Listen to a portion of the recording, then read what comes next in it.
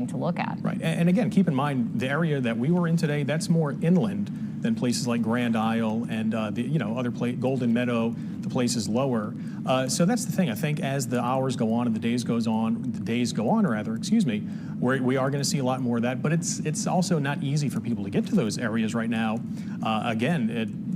Getting around right now, there's just so much debris in the area, wires everywhere. It's not like any other Monday where you can just get in the car and go, unfortunately. But again, the good news is it seems like crews were out quickly, starting to do things and to try to clear at least the roads and literally flag wires. So if you're driving through, you're not going to accidentally hit one or walk on one. So that's some good news down there, at least. Yeah. Galliano, Galliano was one of the areas where the hurricane just kind of stalled out right around that area. Is that where the hospital was? Am I mistaken? No, on that? The hospital was in Thibodaux. It was Thibodaux Regional Medical Center. There was another hospital, Lady of the Sea, I believe. That's where the storm went through Galliano. Yes. And it peeled back the roof. I mean, we watched it on camera. It was amazing. That's right. I forgot about that. Yeah. But any word on Galliano, Danny? The only thing I've seen about that were some of the videos that I saw some people posting last night before we lost cell service. It's as you would expect. I mean, just not over-exaggerating here, kind of horrifying videos just about the wind and the water. Again, it was bad where we were at the Terrebonne Emergency Operations Center, and that's in Gray, Louisiana, just a little bit before Houma. And again, that's an inland area in higher ground inside the levee protection system.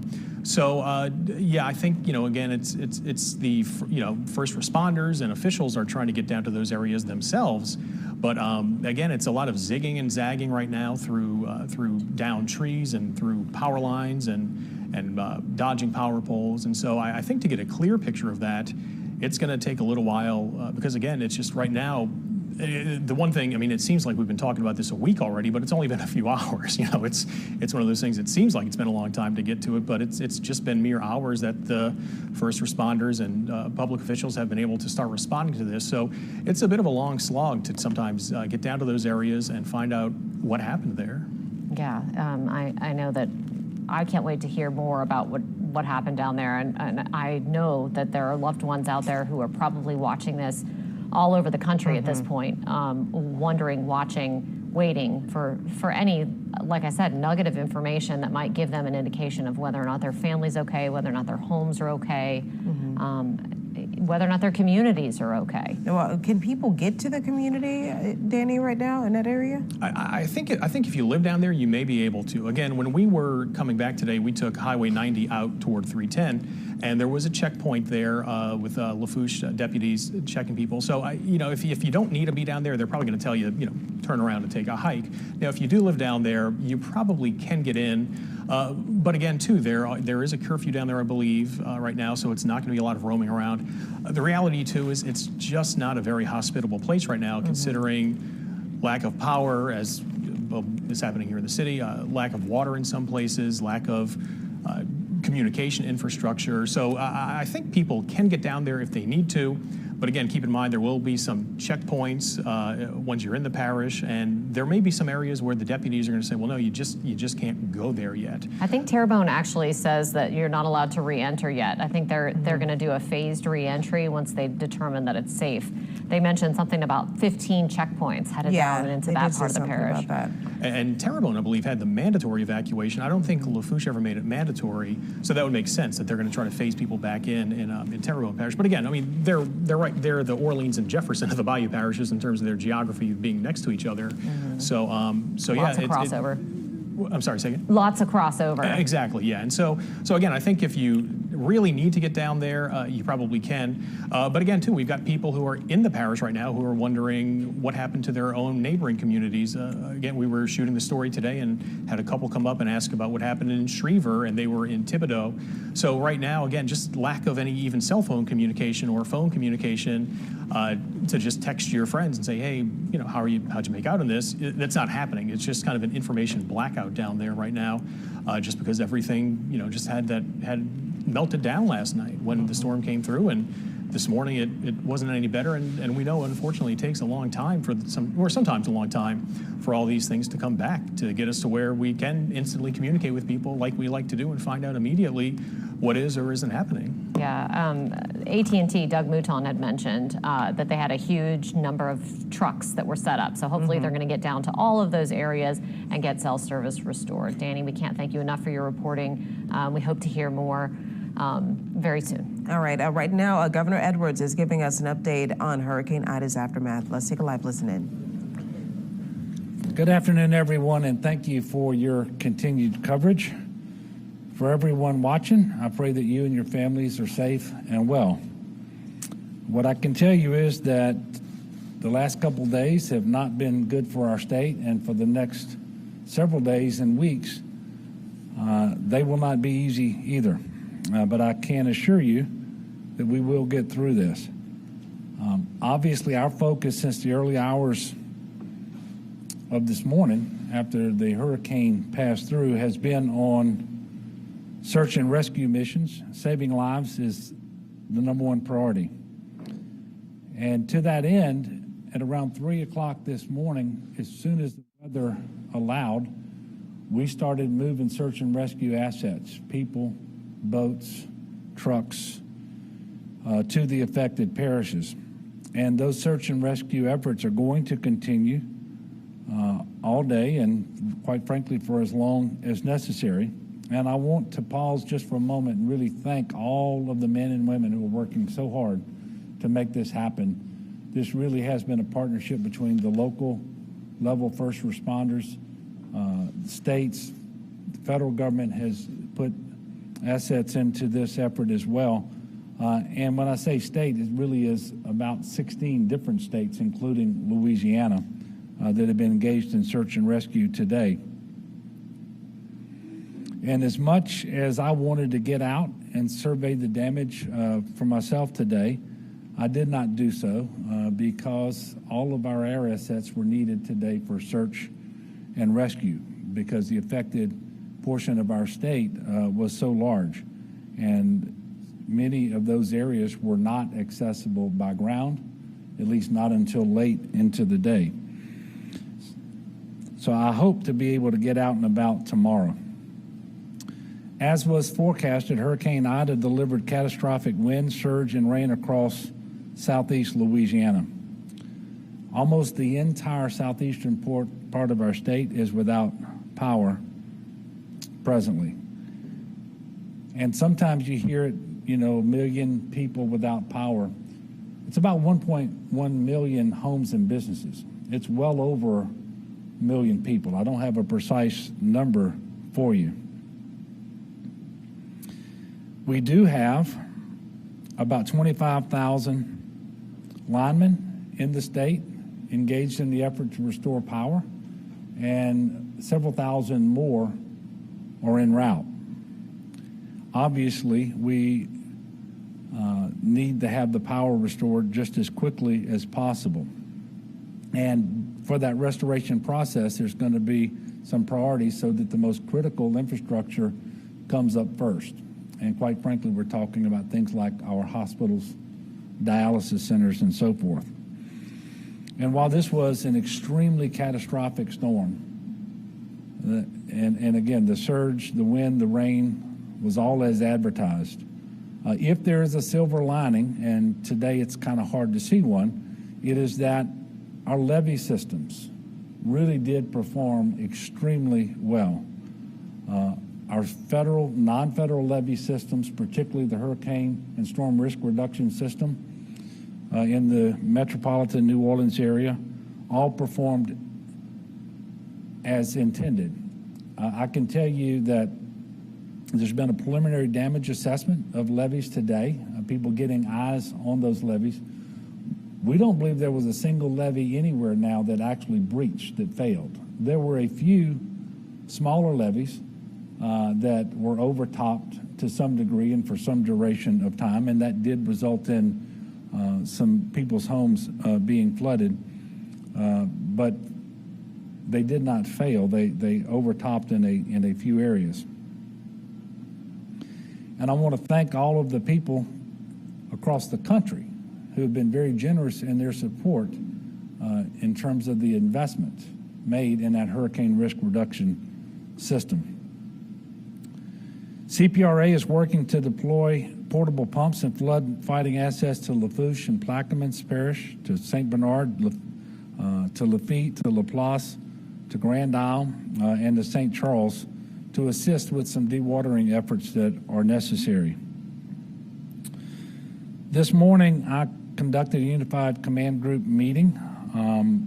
FEMA representatives were on hand, National Guard, Corps of Engineers, all of our state agencies as well, to ensure that all the partners across the state are coordinating, getting help to our people just as quickly as possible. I was also able to participate in a call with President Biden and the FEMA administrator and other state and local officials, both in Louisiana and in Mississippi. I appreciated the President's time today. As you may have heard, the Secretary of the Department of Homeland Security and the FEMA administrator will be in Louisiana tomorrow. I look forward to meeting with them to further explain to them what the situation is here and the needs that we have that they can assist with.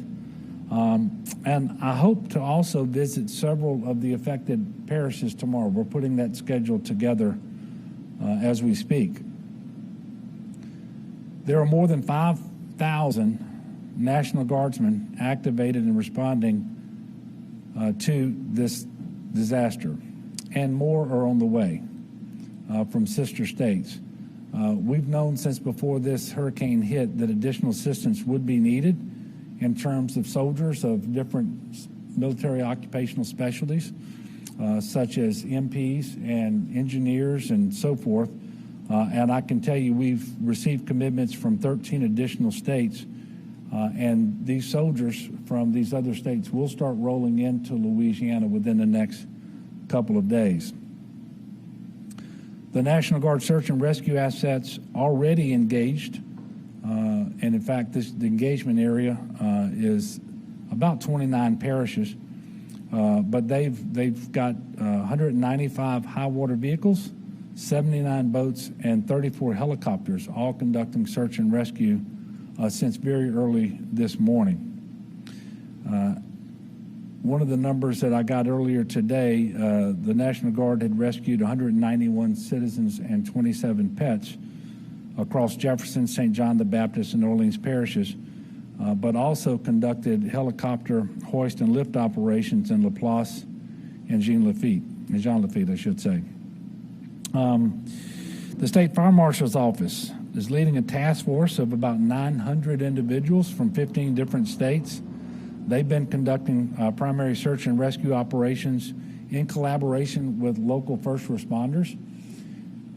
Worked a little differently today because for the first part of the day they were responding to 911 calls and calls for help that had come in overnight that could not be responded to because the weather just wouldn't allow first responders to go out.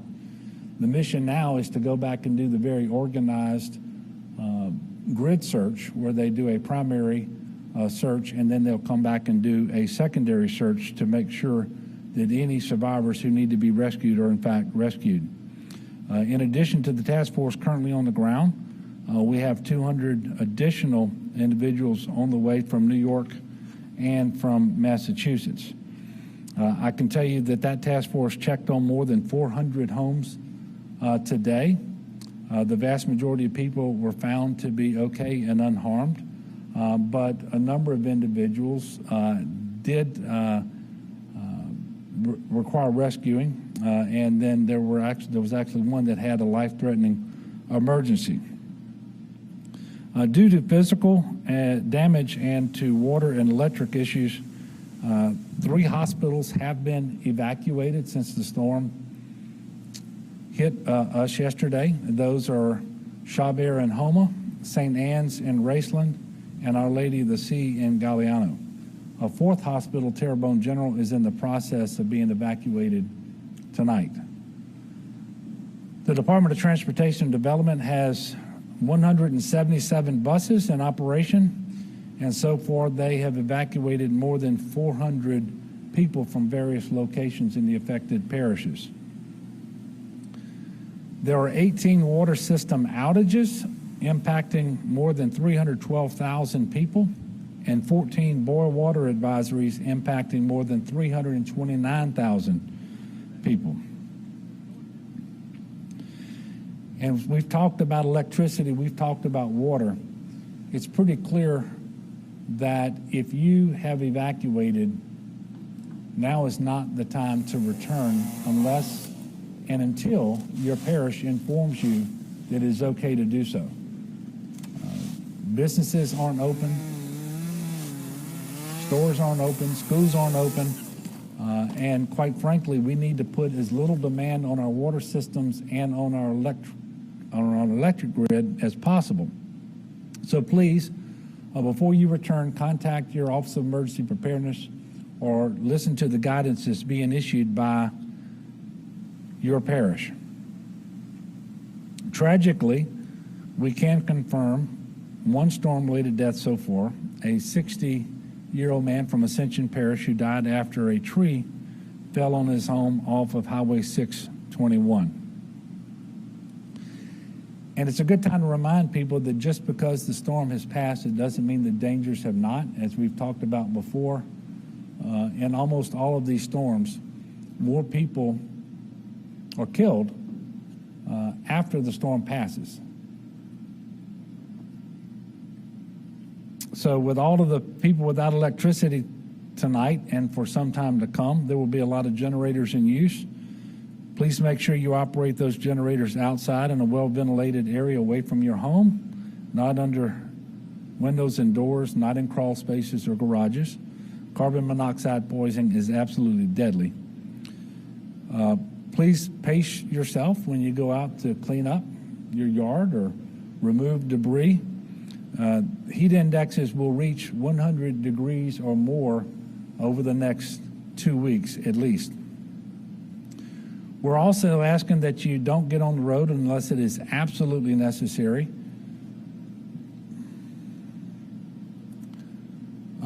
And many parishes have curfews in place, so please follow the directions of your local elected officials. There are currently 76 weather-related road outages. DOTD crews have been out since very early this morning assessing roads and clearing those roads of debris, principally things like trees that have fallen on the roads because of the high winds. And I can tell you that I-10 westbound in the capital region is open. However, I-10 is closed in Ascension Parish due to downed trees that have not yet been removed. That work is ongoing. Crews are also working to clear portions of I-12 that are blocked in multiple areas. Because of runaway vessels in Bayou Barataria, Colonel Bridge in Jefferson Parish in the Lafitte area is damaged to the point where it will be closed for some period of time.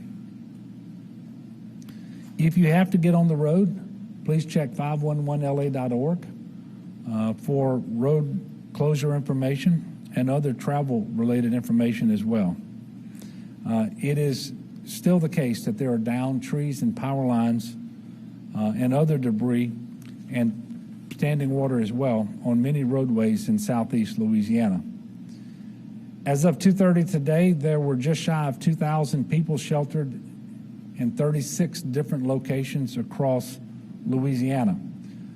For the latest shelter information, text LA Shelter to 898-211, or you can call 211. I have to keep reminding people that whether we like it or not, we're still in a COVID environment. It is a very difficult COVID environment where 100% of our cases today are attributable to the Delta variant, which is highly transmissible. So please make sure that that you're as safe as possible wherever you are and whatever you're doing. And these sheltering operations and transportation and evacuation operations, everything we're doing needs to be done with COVID in mind. So it's important that we mask, that we distance, that we wash our hands, do all of these things to the maximum extent possible. Last night, President Biden approved my request for a major disaster declaration. We made that request yesterday before lunch, and he approved it last night. And I want to thank him for his prompt attention and his favorable response to that request. Specifically, he granted to Southeast Louisiana individual assistance and public assistance, as well as Category A, which is debris removal. And for the state as a whole, he granted Category B, emergency protective measures. The Category A and B is for 100% federal cost share for 30 days from the start of the incident. For the public assistance is at 75% for the federal government. I feel quite certain we will cross the threshold necessary to request that that be increased to 90%. All of this assistance is going to be extremely helpful because people can now register for individual FEMA assistance if they live in one of the affected parishes. Already, more than 18,000 people have taken advantage of the opportunity to register for individual assistance. And so if you live in one of the following parishes, please register for FEMA aid if you were impacted by Hurricane Ida. And those parishes are Assumption, East Baton Rouge, East Feliciana, Iberia, Iberville, Jefferson, Lafitte, Livingston, Orleans, Plaquemines, Point Capee, St. Bernard, St. Charles, St. Helena, St. James, St. John the Baptist, St. Martin, St. Mary, St. Tammany, Tangipahoa, Terrebonne, Washington, West Baton Rouge, and West Feliciana parishes. For many people, the fastest and easiest way to apply for FEMA assistance is by visiting disasterassistance.gov. If it isn't possible to apply online, you can call 800-621-3362. The toll-free telephone lines operate from 6 a.m. to 10 p.m. 7 days a week. And I know that cell phone coverage has been very spotty. Today, electricity is practically non-existent for most people in Southeast Louisiana, and so the internet may be a problem. But you have several ways to register for aid, and certainly you have an extended period of time in which to do so. But as soon as you're able, and if you've been impacted by the hurricane and live in one of these parishes, we encourage you to register for aid. The Division of Administration has also announced that it's closed state offices tomorrow in the same 25 parishes. We will let you know if there are additional closures in the future. In closing, I want to ask the people of Louisiana to do what you always do best, and that is to be a good neighbor. Take care of yourself. Take care of your family. Reach out to the elderly couple next door across the road. Make sure that to the extent that you can, you're checking on family members who may be elderly or have special needs. There are an awful lot of unknowns right now. There are certainly more questions than answers. I can't tell you when the power is going to be restored. I can't tell you when all the debris is going to be cleaned up and repairs made and so forth. But what I can tell you is we're going to work hard every single day to deliver as much assistance as we possibly can. And I can tell you we're going to push Entergy and all the other electric companies to restore power just as soon as they can. And they are busy doing that, again, with more than 25,000 linemen on the job as we speak. Those linemen, by the way, come from 22 different states. Can't tell you when your cell service is going to be restored if it's currently out, although I can tell you that AT&T made tremendous progress earlier this afternoon. And so hopefully your cell phone coverage is back or will soon be back. And I know that cell phones have become the preferred method of of making phone calls for many people. There are a lot of individuals who don't even have landlines, and this made communication very difficult and frustrating today. Not just difficult and frustrating, but if you needed help, it might have been very difficult for you to call for that help. But we do believe that this situation is going to improve very, very quickly if your phone service hasn't yet been restored. And I know that a lot of people out there are tired, and sometimes this can be, too much to bear. It's a lot to deal with. But I know the people of our state are stronger than the strongest of storms. Our spirit is unbreakable, and we're going to embark on this road to recovery together. Don't know yet if we will have a press conference tomorrow. I do hope to visit, as I said, with the DHS Secretary and the FEMA Administrator, and then travel across southeast Louisiana and visit several of the parishes as well. And we may just make ourselves available to the press as we make those stops, or at least one of those stops as we travel. But we will give you more information later.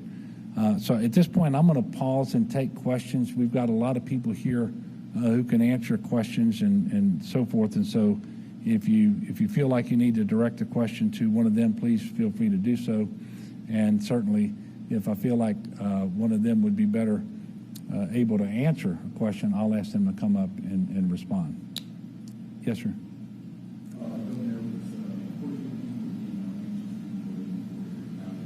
Mm-hmm.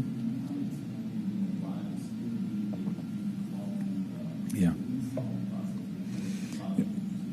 Yeah, and look, it's very difficult to be without power, whether it's because you want lights or an air-conditioned home, or because you're trying to run a business, or you're trying to run a hospital or dialysis center and save people's lives. The storm came through yesterday.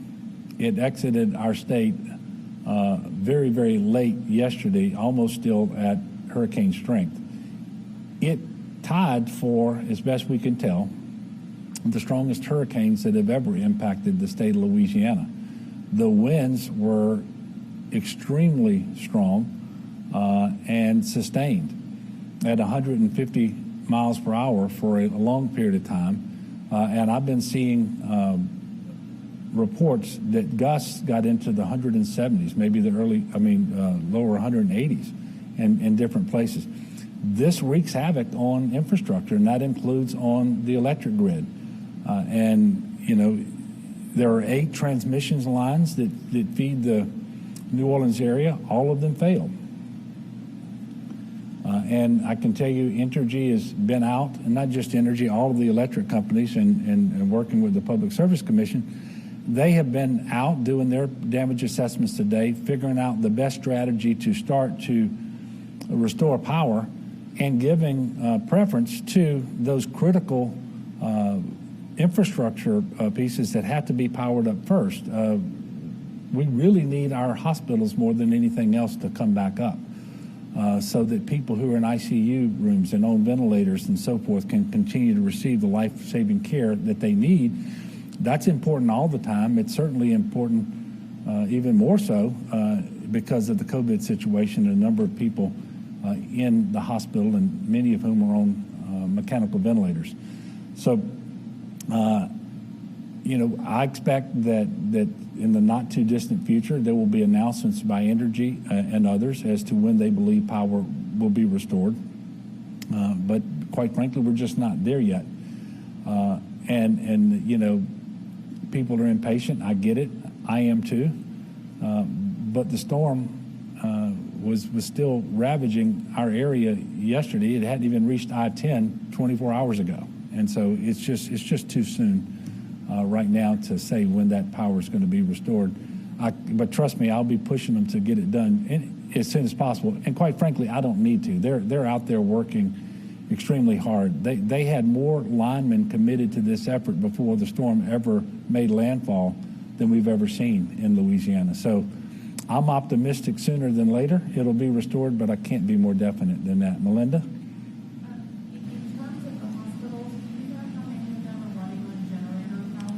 Yeah, a bunch. I didn't, and I have received that information. I didn't bring it, but I can tell you in the LDH regions 1, 3, and 9, an awful lot of the hospitals are on generator power. And there may actually be a couple left in Region 2 here in the Baton Rouge area, although the power has been coming back on here fairly quickly. And this is a real issue for us, and we're working very hard with LDH, with the Corps of Engineers and the Public Service Commission, so that restoration of power to the hospitals is prioritized.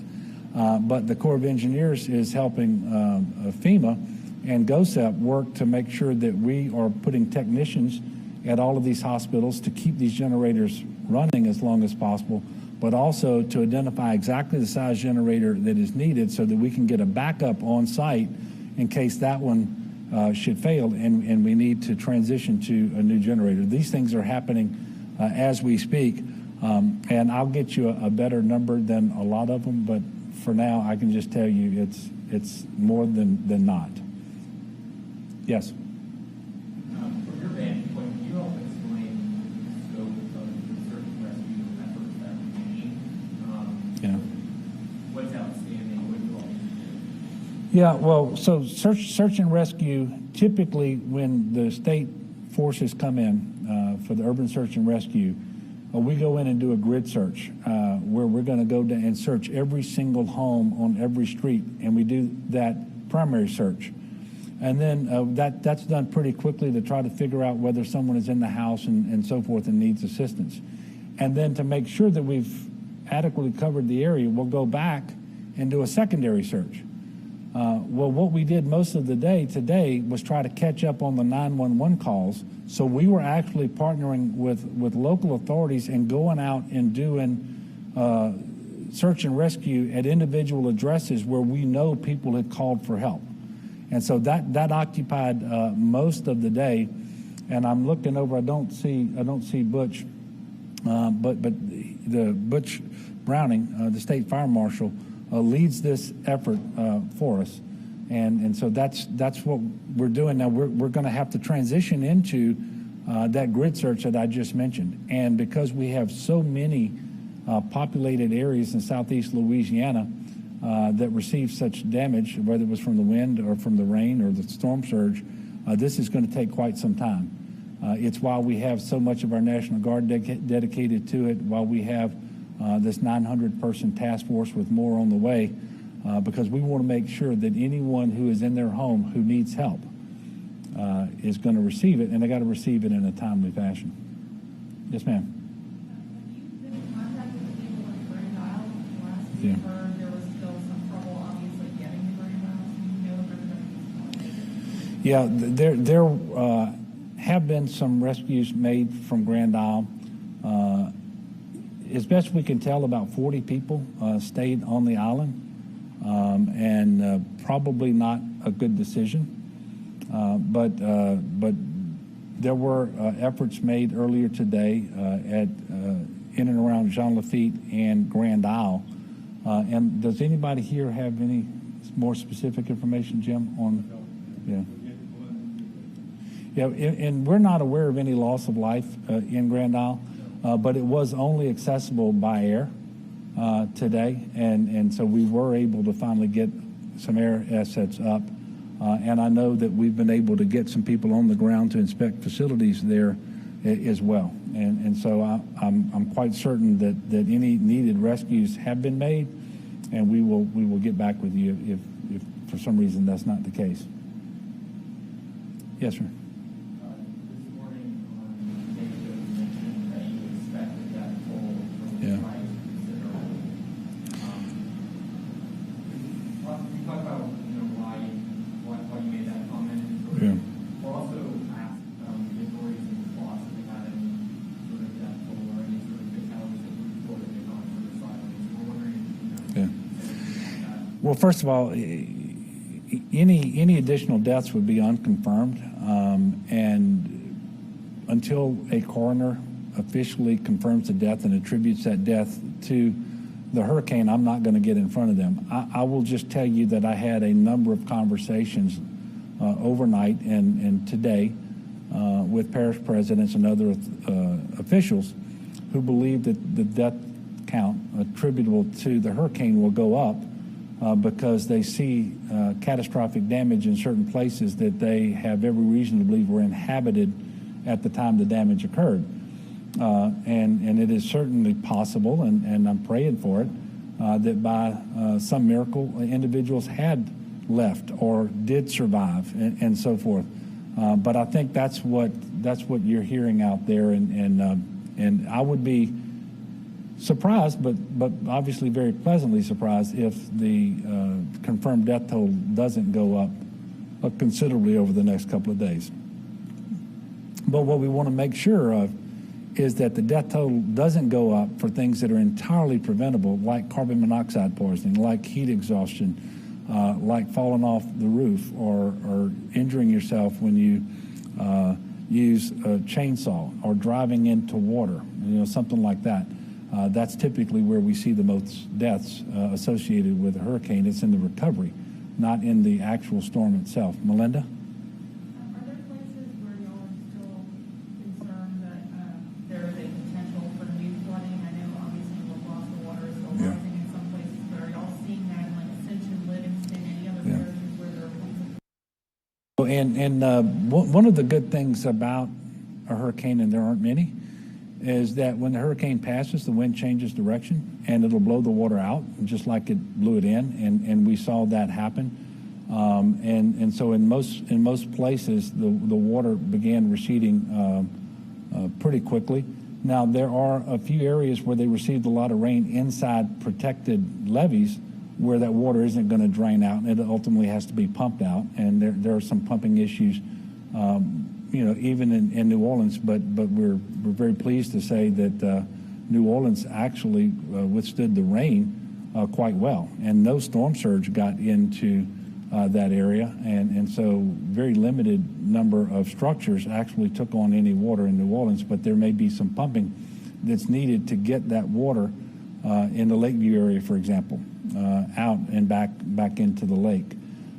The other thing that's helping us is the weather forecast today from the National Weather Service doesn't call for a great deal of rain over the coming week. And so we are going to dry out as well. And might there be an isolated area or two where, something could happen and there be a little more water than they currently have? That's always possible, but that's not something that we are particularly concerned about at the present. Yes, sir. Governor Evans, we've seen destruction this 19 years ago in Charles, and now we're seeing how New Orleans and other parts of the state, honestly, for the U.S. government and the state, for the city. What is your reaction to this? How do you feel? And when you tell the people who are crying, get the assurance that everything will be okay? Yeah. Well, first of all, this is a tough blow. I mean, but things are going to be okay. It's hard to see that today, but we are going to get through this, and we've been through these times before. We're going to get through this one. One thing I can tell you is nothing is ever perfect. It doesn't happen as fast as you want it to happen, and it's a very little consolation to someone that the levees held up if in fact their homes took water. And if your home didn't take water, but you lost your roof or your walls because of the wind, but at the end of the day, this was a catastrophic storm. We're going to work as hard as we can every day to make people's lives just a little bit better, to deliver all of the assistance that we can possibly deliver, and to do it as soon as possible. And we're here less than 24 hours after the hurricane passed through our state. We're still in a search and rescue mode. We're not recovering yet. We're still responding and trying to save lives, and then we will be transitioning into to the response mode as well. But I just want to reassure the people that we are going to get through this, and we're a good, strong, resilient, faithful people, and we know how to be good to one another, no matter what our political philosophies might be or divisions we might have about other things. When it comes to natural disasters, we do see one another as brothers and sisters. for me as a Catholic Christian, brothers and sisters in Christ, and we respond that way. And that's going to continue, and we're going to work just as hard as we can every single day. But it isn't going to be fast, and it's not going to be perfect. Yes, ma'am. In terms of the communication system, and there were 911 outages or cell phone outages, I mean, that is very reminiscent of Tremé, that's reminiscent of the 2016 floods. I guess I'm just wondering if you were disappointed that every time it seems as though those communication structures are supposed to be upgraded, that we still have these failures repeatedly. Yeah. Well, what I can tell you is that it was very frustrating.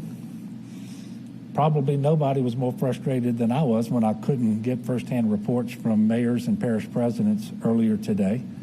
But I think you're going to see one of the differences is that we had enough redundant means of communication that we never lost all communication. For example, when the email system went down, we couldn't do the web EOC requests that we typically receive from the parishes, but we very quickly had a workaround where they could continue to request assistance. Another difference, I think you're going to see these systems back up much, much quicker. I haven't confirmed it yet, but on my way in, I got a message from AT&T, and they believe their system is back up. And since 911 systems in many cases are pegged to that system, I think you're going to see that that's back up. So things are coming back up much faster than we've seen before as well. But yeah, it's frustrating because you put in communications infrastructure to assist you all the time, but especially when you have a disaster. And when a disaster, renders that communication ineffective, it is extremely frustrating. But we have enough redundancy in the system, and the system is hardened enough that we can get it back online much faster. And I expect that right now, for example, the overwhelming majority of communications that need to take place are absolutely happening between GOSEP and all of the parishes. Well, look, thank you all very much. I do appreciate you all for working to continue to provide coverage for this. I do want to ask one more time for the people of Southeast Louisiana to do everything you can to follow the guidance that you're given from your local officials. Make sure you are aware of and that you conform to whatever curfews may be in place, that you don't come back until it is safe for you to do so. And that you'll actually have some of the basic necessities of life, like electricity and water and so forth, and that we all check on our neighbors and our family, especially those who are elderly or have special needs, and then let's work together and let's lift one another up in prayer. We're going to get through this, and it may not seem like it, but every single day will be a day where we take a step forward. And we will be making improvements. And that's going to happen all across Southeast Louisiana with the partnership of the federal government and the state and all of our folks around the various parishes, especially those local first responders and the volunteer groups, the faith-based organizations, the nonprofits, all of whom step up and move extremely fast, and that's all going to come online very quickly too. So thank you all very much. We will announce our next press conference at some point in the future. Thank you, ma'am. From WWL-TV, this is continuing coverage of the Hurricane Ida aftermath. Welcome back as we continue to track Hurricane Ida's aftermath. Right now, you just listened to Governor John Bel Edwards giving us a few updates when it comes to this recovery efforts. Just one day after Hurricane Ida destroyed some communities, damaged a lot of communities, especially with heavy wind damage. Absolutely, and it crippled the infrastructure of many parishes in Southeast Louisiana. And so we are, of course, continuing to bring you live coverage of all of it. And Governor Edwards did give some new information for us.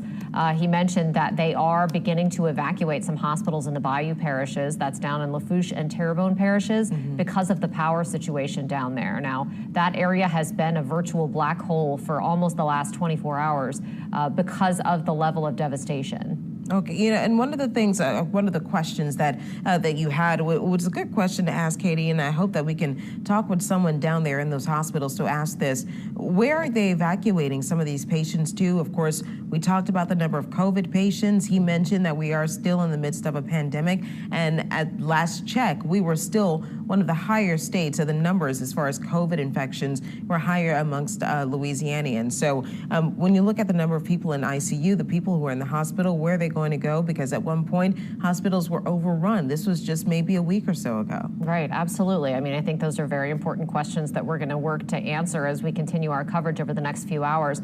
Another thing that the governor talked about was the search and rescue effort that he indicated really began around 3 a.m. in a lot of those hard-hit parishes in St. John, in Lafitte, in Terrebonne, and in Lower Jefferson. He mentioned that that is at the point when the weather cleared well enough that they could actually start getting into people's homes and get some boats on the water. He even mentioned that they did some aerial liftoffs of people in some of those places. He didn't specify which ones, but I know that's something that I know that we're going to be interested in.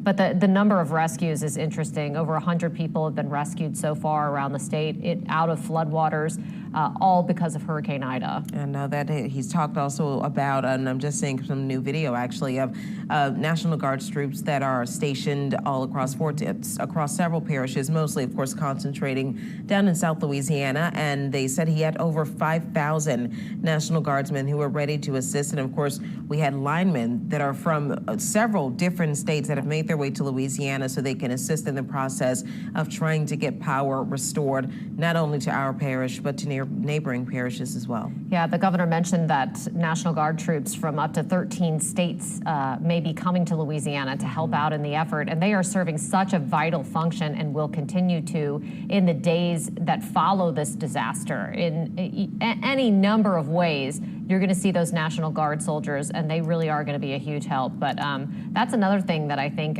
is really interesting about this disaster is that so many people have offered up help.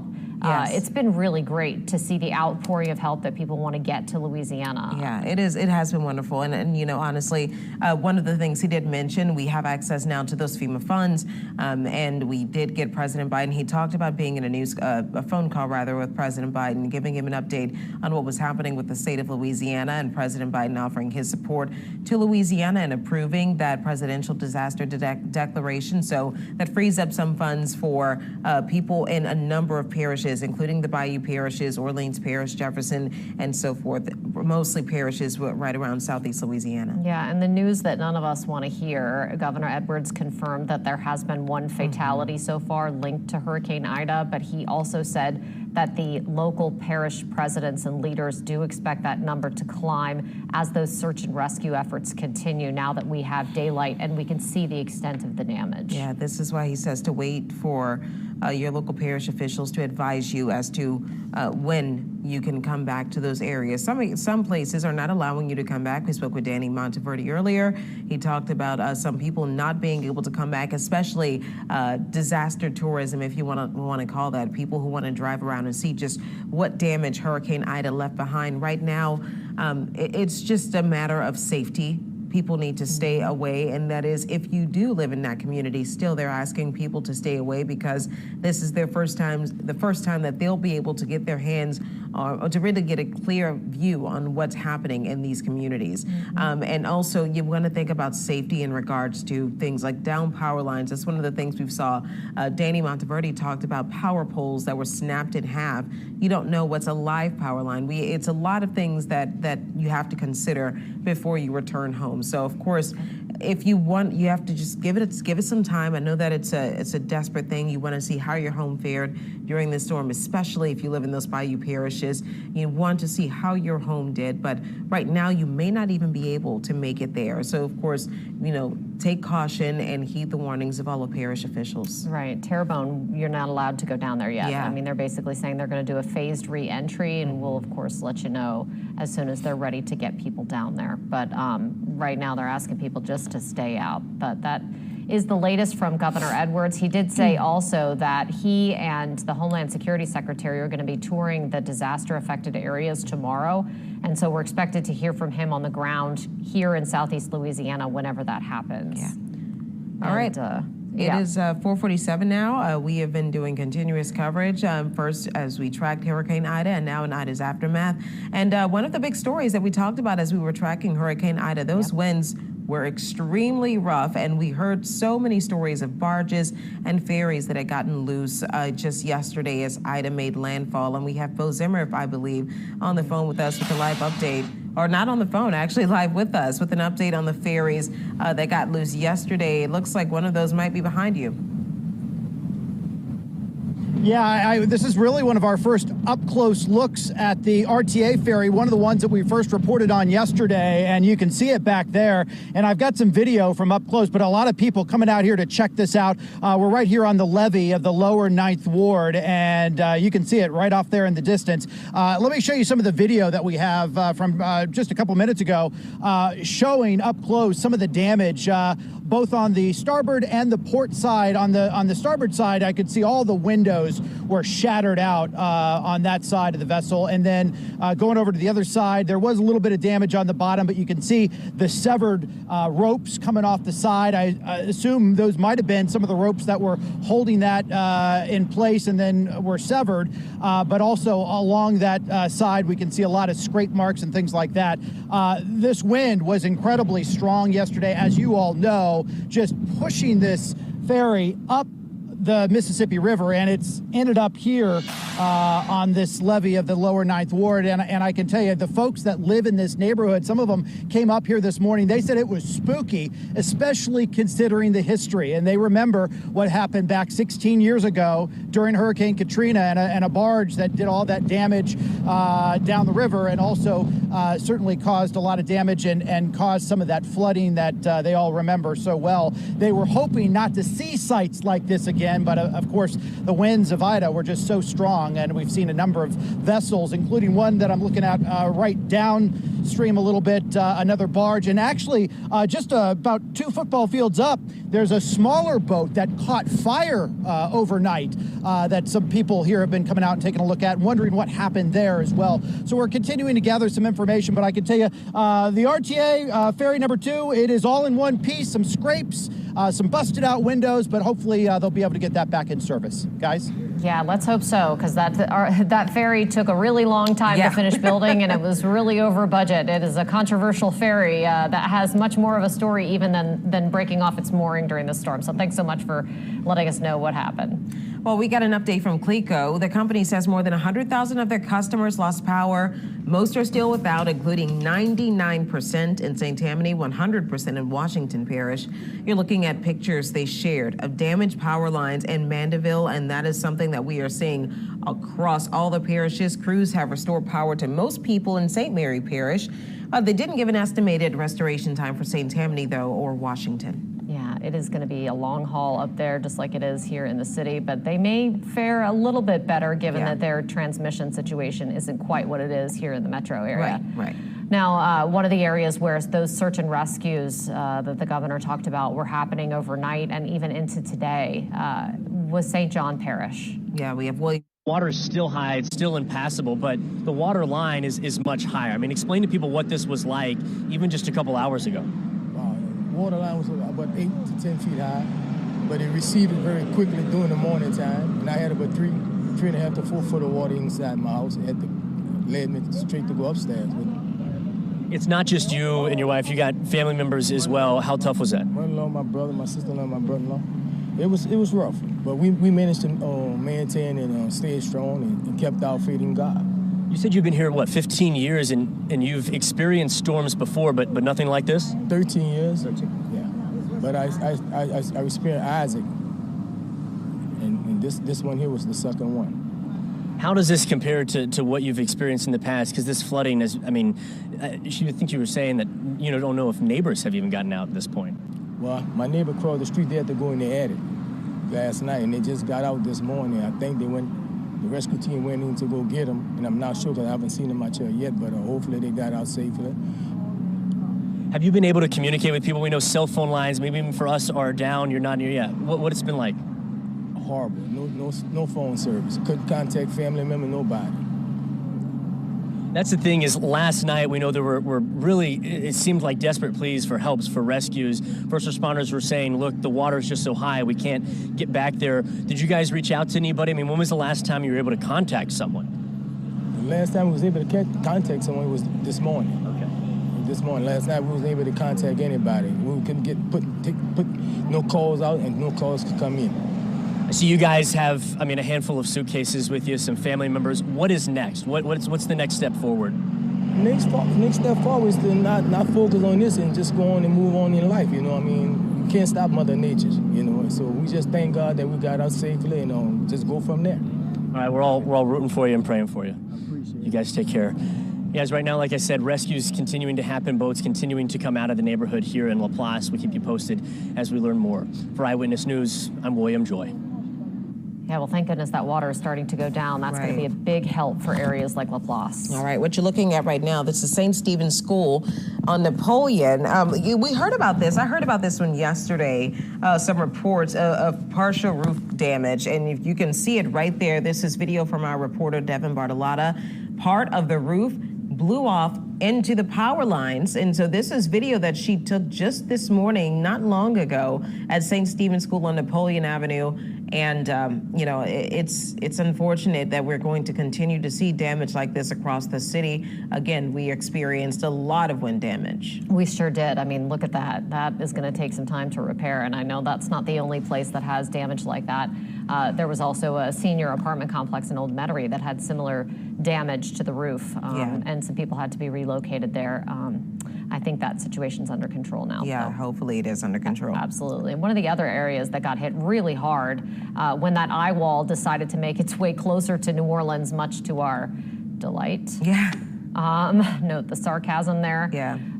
But because that eye wall got so close to Kenner, they did see some significant damage. And one of the problems in Jefferson Parish, as we know, has been with the water system. Yeah, Evan Noorani has been tracking the damage in Kenner for us today. Now, last night we learned about an apartment fire that was there. Evan has another update for us.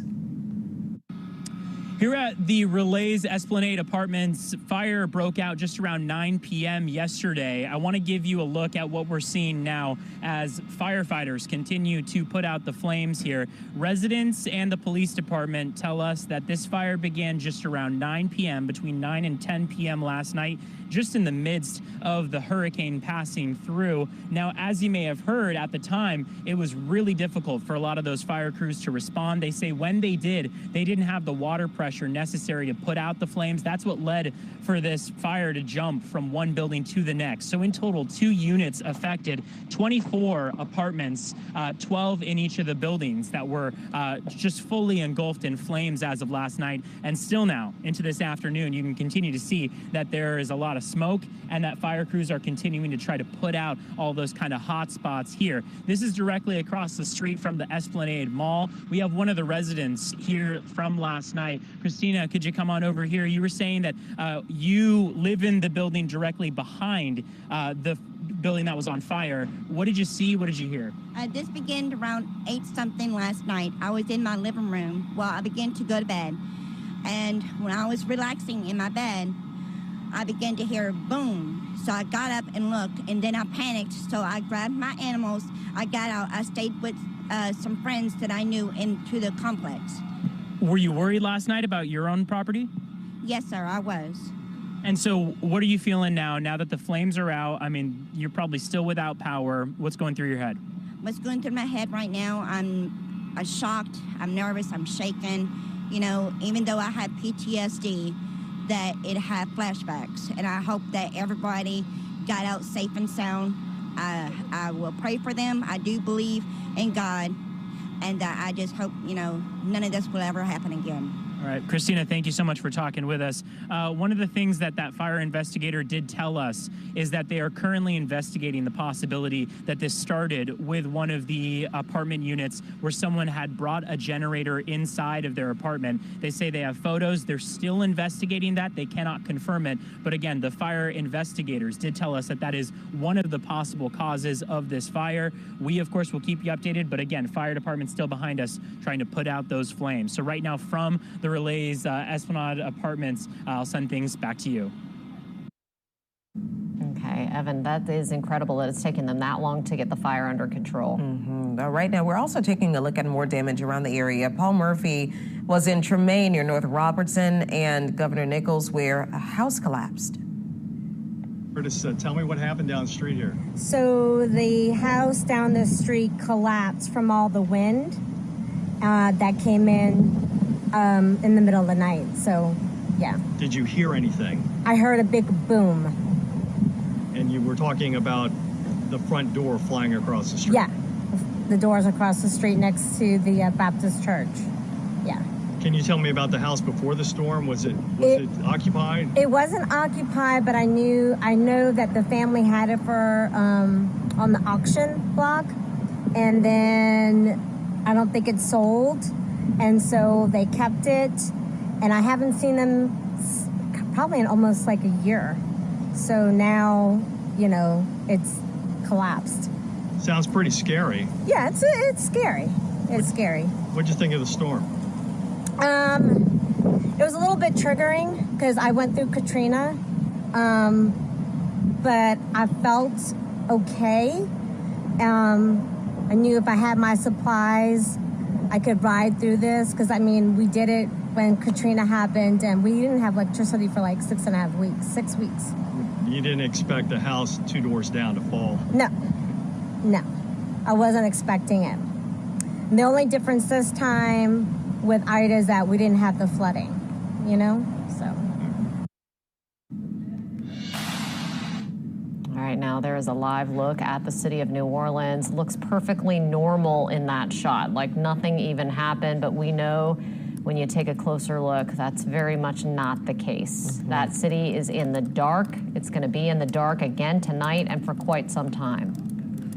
So as we approach the 5 o'clock hour, we're continuing our live coverage of the aftermath of Hurricane Ida, and you know, it's been a tough go today. It's been difficult to see the images coming out of those devastated areas, learning of the rescues, learning of the people who have passed away in this flooding situation, and you know, we're going to keep you posted on everything that we learn here on the ground. All right. I think that we're going to talk about the river levels here with Shane Hinton from our Tegna family. Shane is joining. Oh, there you go. Hey, Shane. All right. So, of course, when we talk about the river levels, you saw a river there. It's good, but different situation for the North Shore. Absolutely. So we've been receiving a lot of questions about what are the current conditions out here in the North Shore area, and more importantly, what can they expect over the coming days. So there we go. Now we're working. So Can we hear you? There we go. There you go. Hi. So yes, like we were mentioning, how we've been getting a lot of questions and concerns in regards to the North Shore area. What are the rivers not only currently looking like, but what can we expect over the coming days as well? So we are monitoring the updates from the National Weather Service and the river level readings, and we are continuing to provide updates on air and online.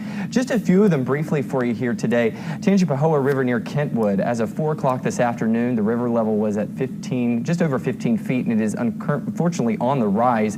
The flood stage, by the way, for that river is 13 feet. Major flooding is expected starting this evening, with the level peaking around 18 feet early Tuesday morning. Now, also the Tangipahoa River at Amite, as of 4 o'clock this afternoon on Monday, it was around 20 feet and is on the rise. Minor flooding is expected to occur this afternoon and peak around 25 feet on Tuesday. Now, the Tangipahoa near Robert, that was at a little over 20 feet as well. Major flooding is expected to begin late this afternoon and could possibly last all the way into the weekend, you guys. It's expected to peak just shy of 25 feet on Wednesday morning. The Chifuncta River near Folsom, 4 o'clock, it was just over 21, close to 21 and a half feet high. Major flooding was already occurring. By the way, the flood stage for that river is just 16 feet and is expected to peak later this afternoon, just shy of 23. The Tchefuncte River near Covington was currently around 27.5 feet. Flood stage is 20 feet. 30.5 is the projection of where it will peak around Tuesday morning. The Bogafalaya River near Camp Covington, that was just around 57.5 feet. Moderate flooding was occurring. The flood stage is 45 feet there. The Bogafalaya River at Boston Street was just shy of 15 feet, but it is expected to peak just shy of 17 later tonight. The Bogachito River, got it? There we go. Yes, I'm trying my best here, you guys. At 4:15, the river level was just over 10 feet. Minor flooding was about to occur, and it is expected, unfortunately, to continue rising throughout the entire rest of the week. Moderate flooding should occur starting Wednesday night. And then Pearl River, finally, was just around 13.69 feet. Minor flooding already occurring. It is expected to continue being on the rise and reach that minor flooding stage by this evening. It will continue to rise and reach moderate flood level stage on Friday afternoon, peaking at just around 17.5 feet. Now, as I mentioned, we are continuing to monitor this. We get updates basically every hour from the National Weather Service, so I am actively updating the article that you can find on our website, and we'll continue to provide updates over the air as well. That is a situation that people are watching very closely. So, Shane, we can't thank you enough for all that great information. Which of the rivers did you say was having major flooding? Because it sounded like it still had a way to go up. We have a couple that are still, unfortunately, in the major flood category. Let's see real quickly. Major flooding is expected for the Tchefuncte River near Covington. Major flooding was already occurring at the Tchefuncte River near Folsom. Okay, so the Tchefuncte sees flooding pretty regularly, but during events like this, it's always a question mark. So yes, that's one to watch. All right, thank you so much, Shane. And Erica Ferrando has been out and about on the North Shore. She actually has been keeping a close eye on the rivers, and look at that. Erica, I guess that is one of those areas with that major flooding we literally just talked about. I know. I was actually really appreciating that update because there's a lot of all this flooding in these rivers that it's not very easy to understand. And so we're actually in Madisonville right now, and you're looking at the Tchefuncte River behind us. We're on St. Tammany Street. And so one thing that I'm actually looking for some clarification for, and our meteorologist will probably be able to help us with this, is that we're seeing the water actually go down here. So I'm wondering, in Madisonville, is it going to keep going down, or is it going to rise up again in this area? I'll step out and just give you a look, but it's definitely going down where we are, and you can see it is clearly still covering the roads out here. There is a street that is right over there, kind of like right off of the a house. It's been a long couple days. There is a house right off the Tchefuncte River over to the right. It is raised up, but we just spoke with one man who said he went over there to check on his parents. They live in that house. They were okay, but they did get some water in their lower levels. We did just hear from the St. Tammany Parish president, and we got a few updates, so I'm gonna just touch on the highlights. First thing is 911 services are back up. They were out for a couple hours. Another big thing is schools are closed indefinitely. They say they don't really know when they're gonna be back. It kind of depends on when power is restored across the parish, and as a result of the power outages, there is a cautionary boil water advisory for Tammany utilities, and other private utilities have been following. We are in Madisonville right now. I think we have some more video to show you of just the Madisonville area. We are seeing a lot of just this street flooding, and spoken with just a couple people who are getting some water into their homes. Now, a lot of the homes that kind of expected some water are raised up, but there are some that are raised and still got water inside. Trees, power lines, power poles are all down across the parish. Major roadways have been cleared, but the parish-wide curfew is still in effect. I spoke with one man just a couple streets from where we are right now. He was cleaning out his home. He got a little bit of water inside, but he said, no sweat. We will be able to clean this up, and we're all in all lucky for, considering how severe the hurricane was. Take a listen. Last night we stayed in Mandeville. It was the worst hurricane that I've stayed through, and we've been through, Katrina and Isaac, and it was by far the worst winds that I think at least me or my family had ever experienced. We had 3 trees hit my parents' house over in Mandeville, but it could have been a lot worse. They didn't hit right in the middle of the house or anything like that, and everybody survived, so.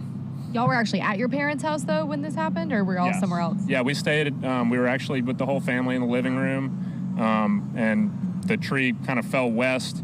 Had it have fallen north when the winds came out of the south, we'd have been in a lot rougher shape than we were, so. Talk about what you came home to here in Madisonville. So coming home, it's the worst I've ever seen, the worst shape I've ever seen Madisonville in. A lot of really bad flooding.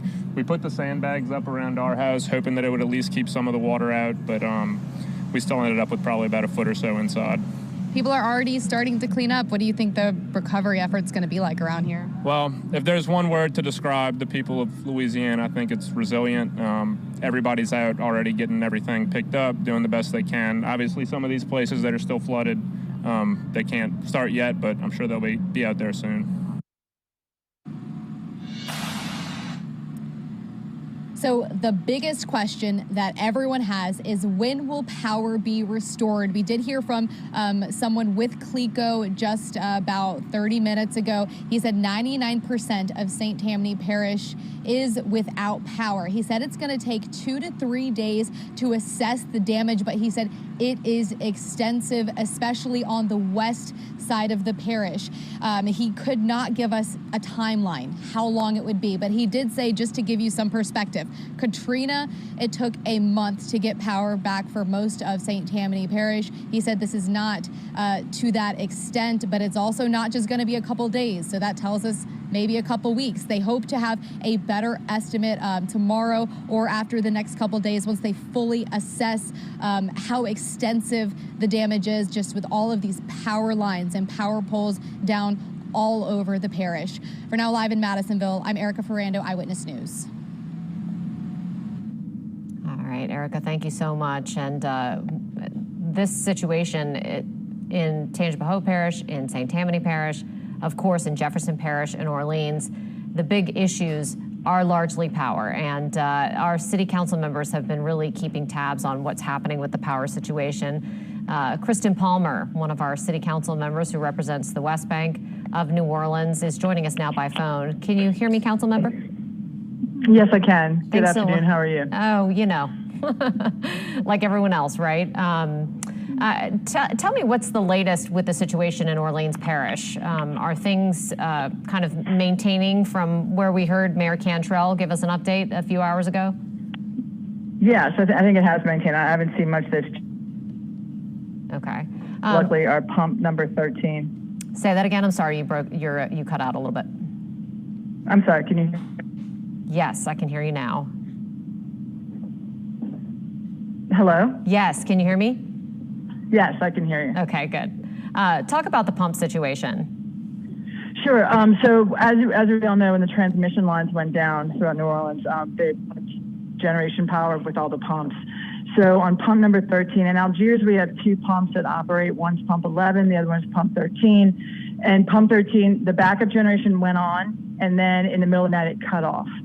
And so it's been without power, which is why we've had flooding, localized flooding in Algiers on areas like General de Gaulle, Arthur, and a couple of our neighborhoods such as Tall Timbers. And we've been watching very closely. They sent, Citizen Water Board sent out a crew as soon as light was out and that they could get there safely.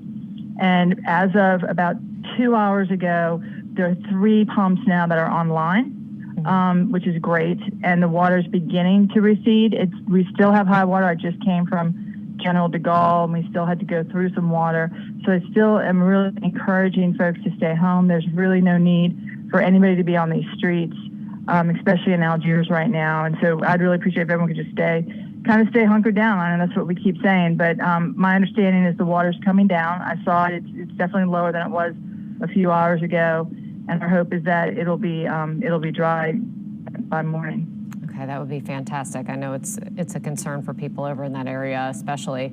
There are a few things that I wanted to ask you about as well. The Department of Health, the Louisiana Department of Health, just confirmed a second death related to Hurricane Ida in Orleans Parish.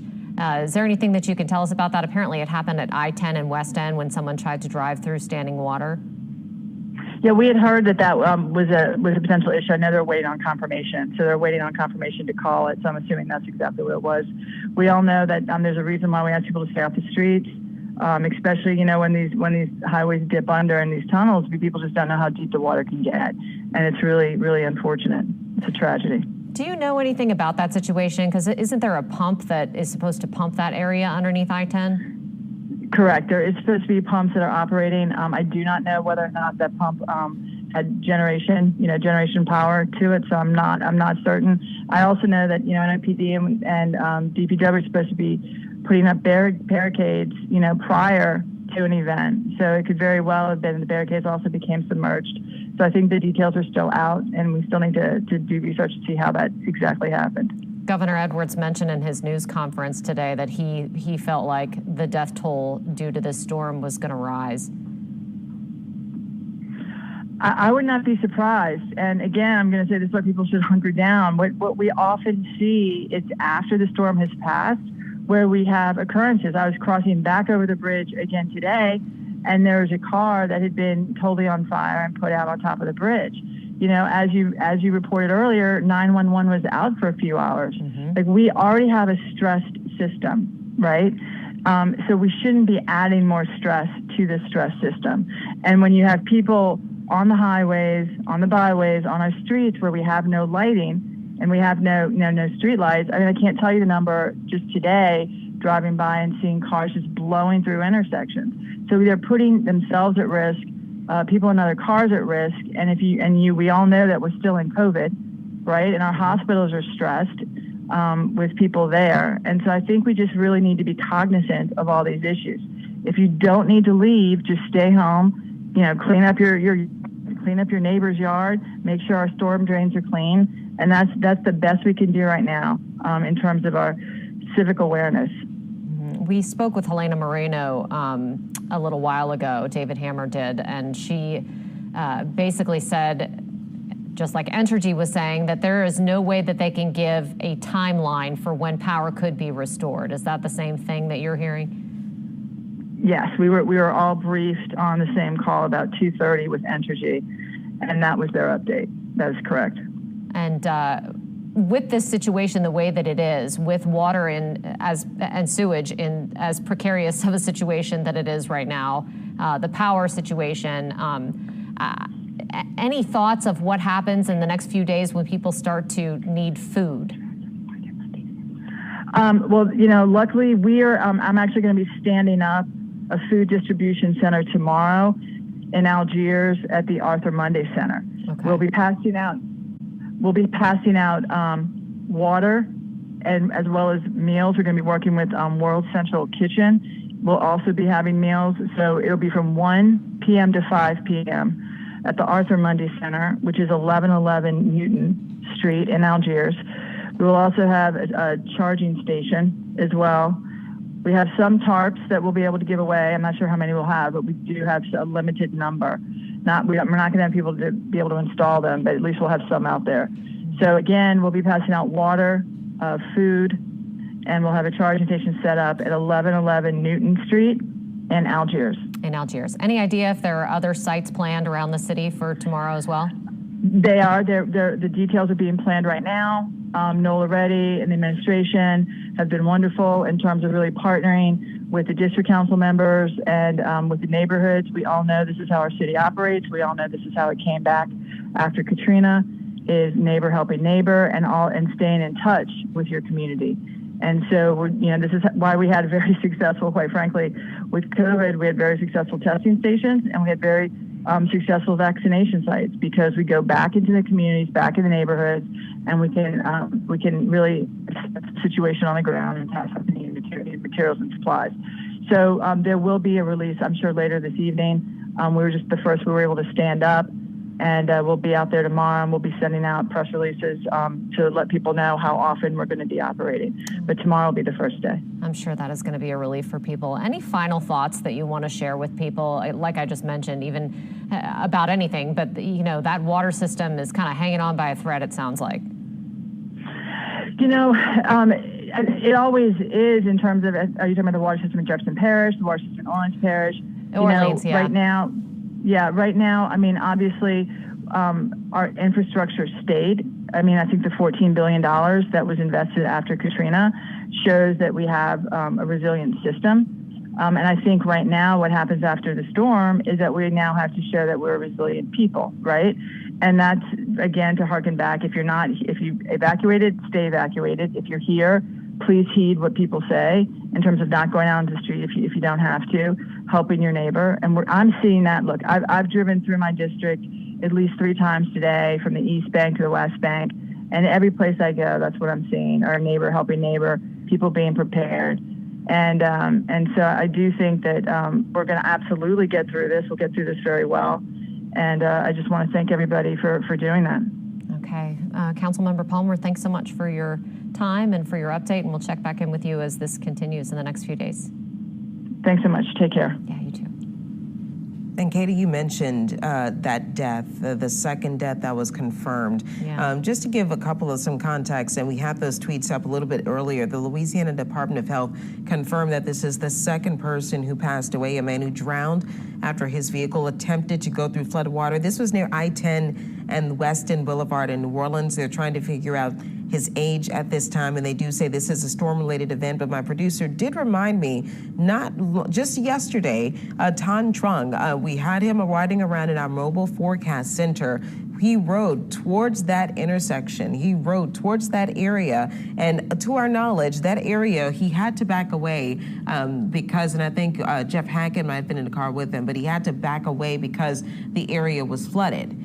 And he says that, he tried to go underneath the flooded train trestle underpass near that location just last night, and a car was stopped there in the floodwaters. And we did hear Tan say that he did get out of the car.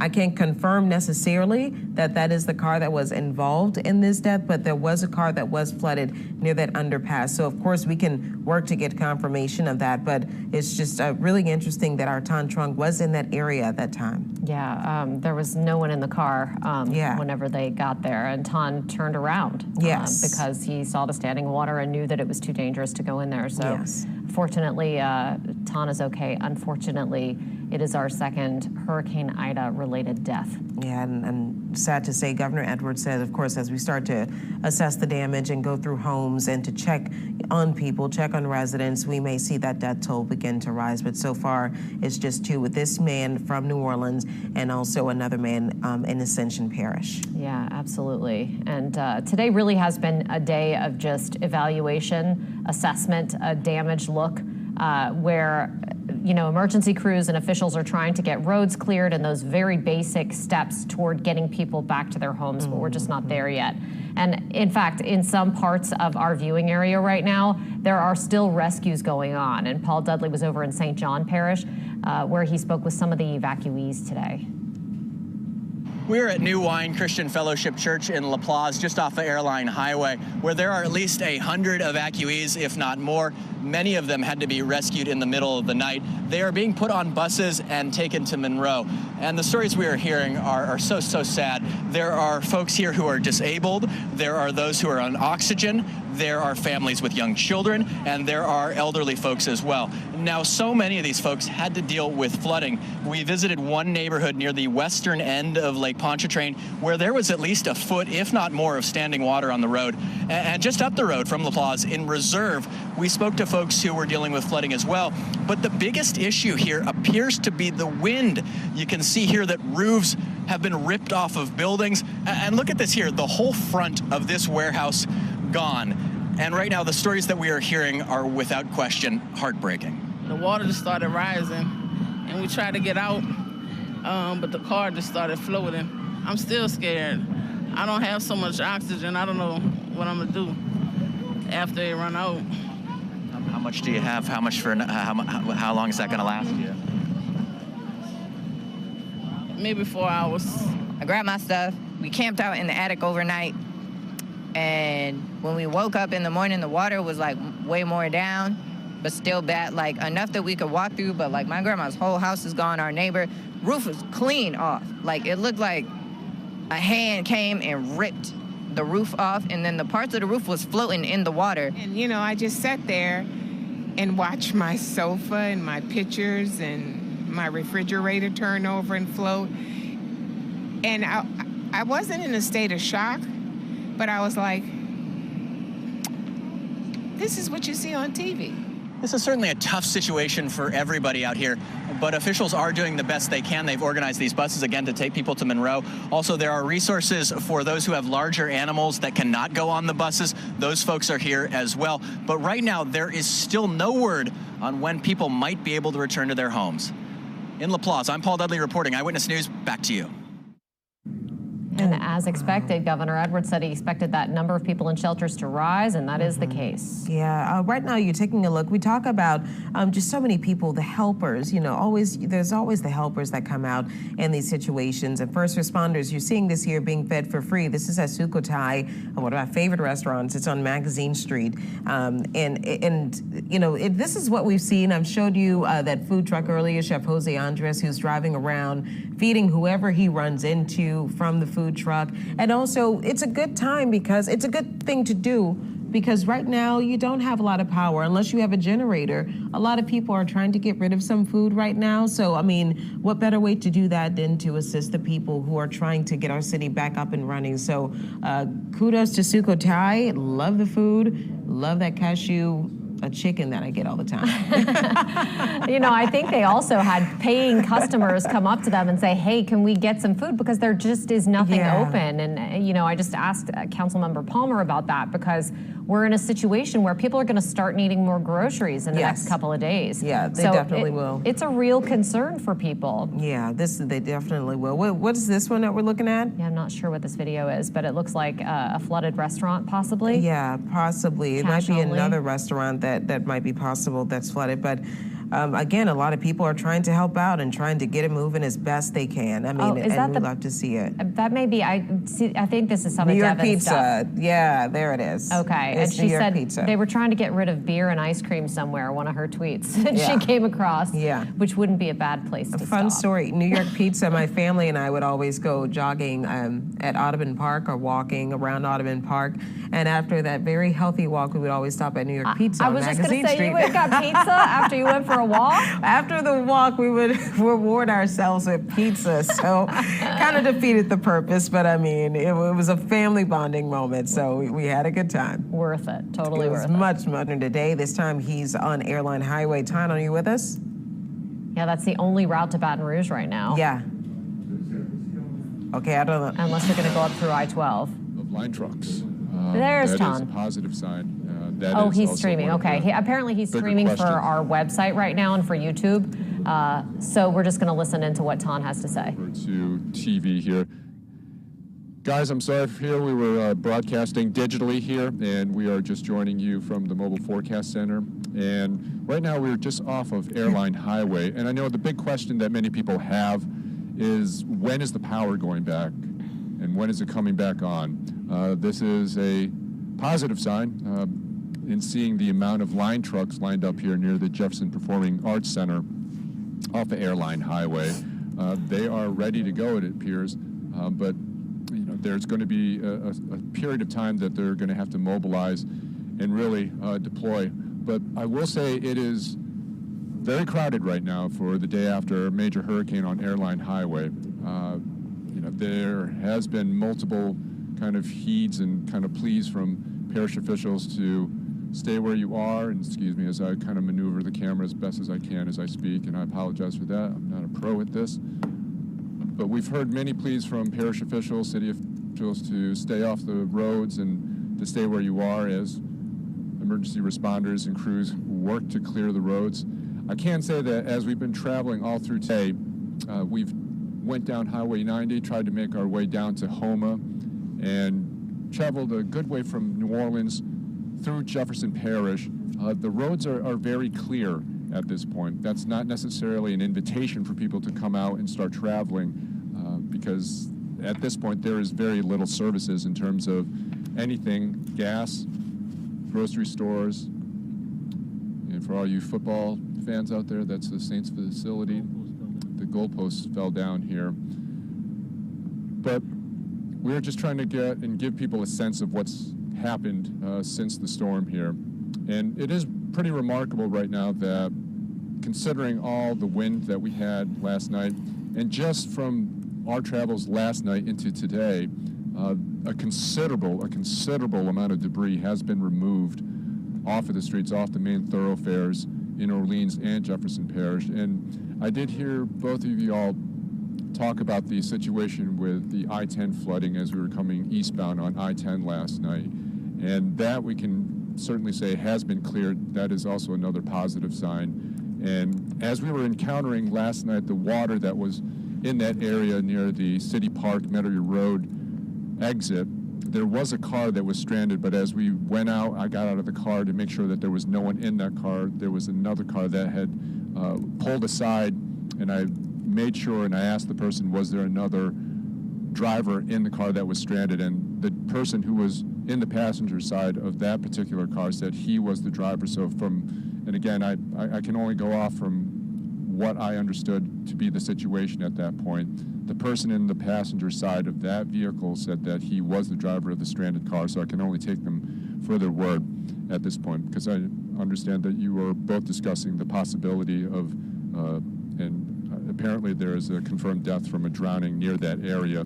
We did see that car, one particular car at that moment, but in driving near that area today, there were several stranded cars pulled to the side of that same area last night that we had driven and then had to pull around. But in driving today, there were several vehicles that were abandoned on that side. So it's hard to say if that death was related to any of the vehicles that were there. But you know, again, this is just a day after landfall, so there's still more to be discovered there. But we also can report that as we were coming down off of I-10, going down into the areas of Houma, into Highway 90 and heading west along St. Charles Parish and heading towards Houma, there was a considerable amount of water that had pooled on the side of Highway 90. And as we turned around, because we couldn't navigate and we didn't feel safe navigating there, and now we're heading towards the Harahan area, just to kind of orient everybody, there was a considerable amount of water along Highway 90 in certain parts on both sides. And some of those images are very impressive.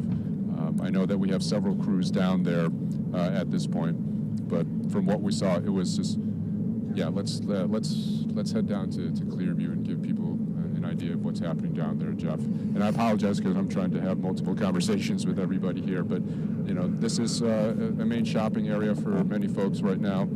It's clear sailing for the most part in terms of just debris on the road.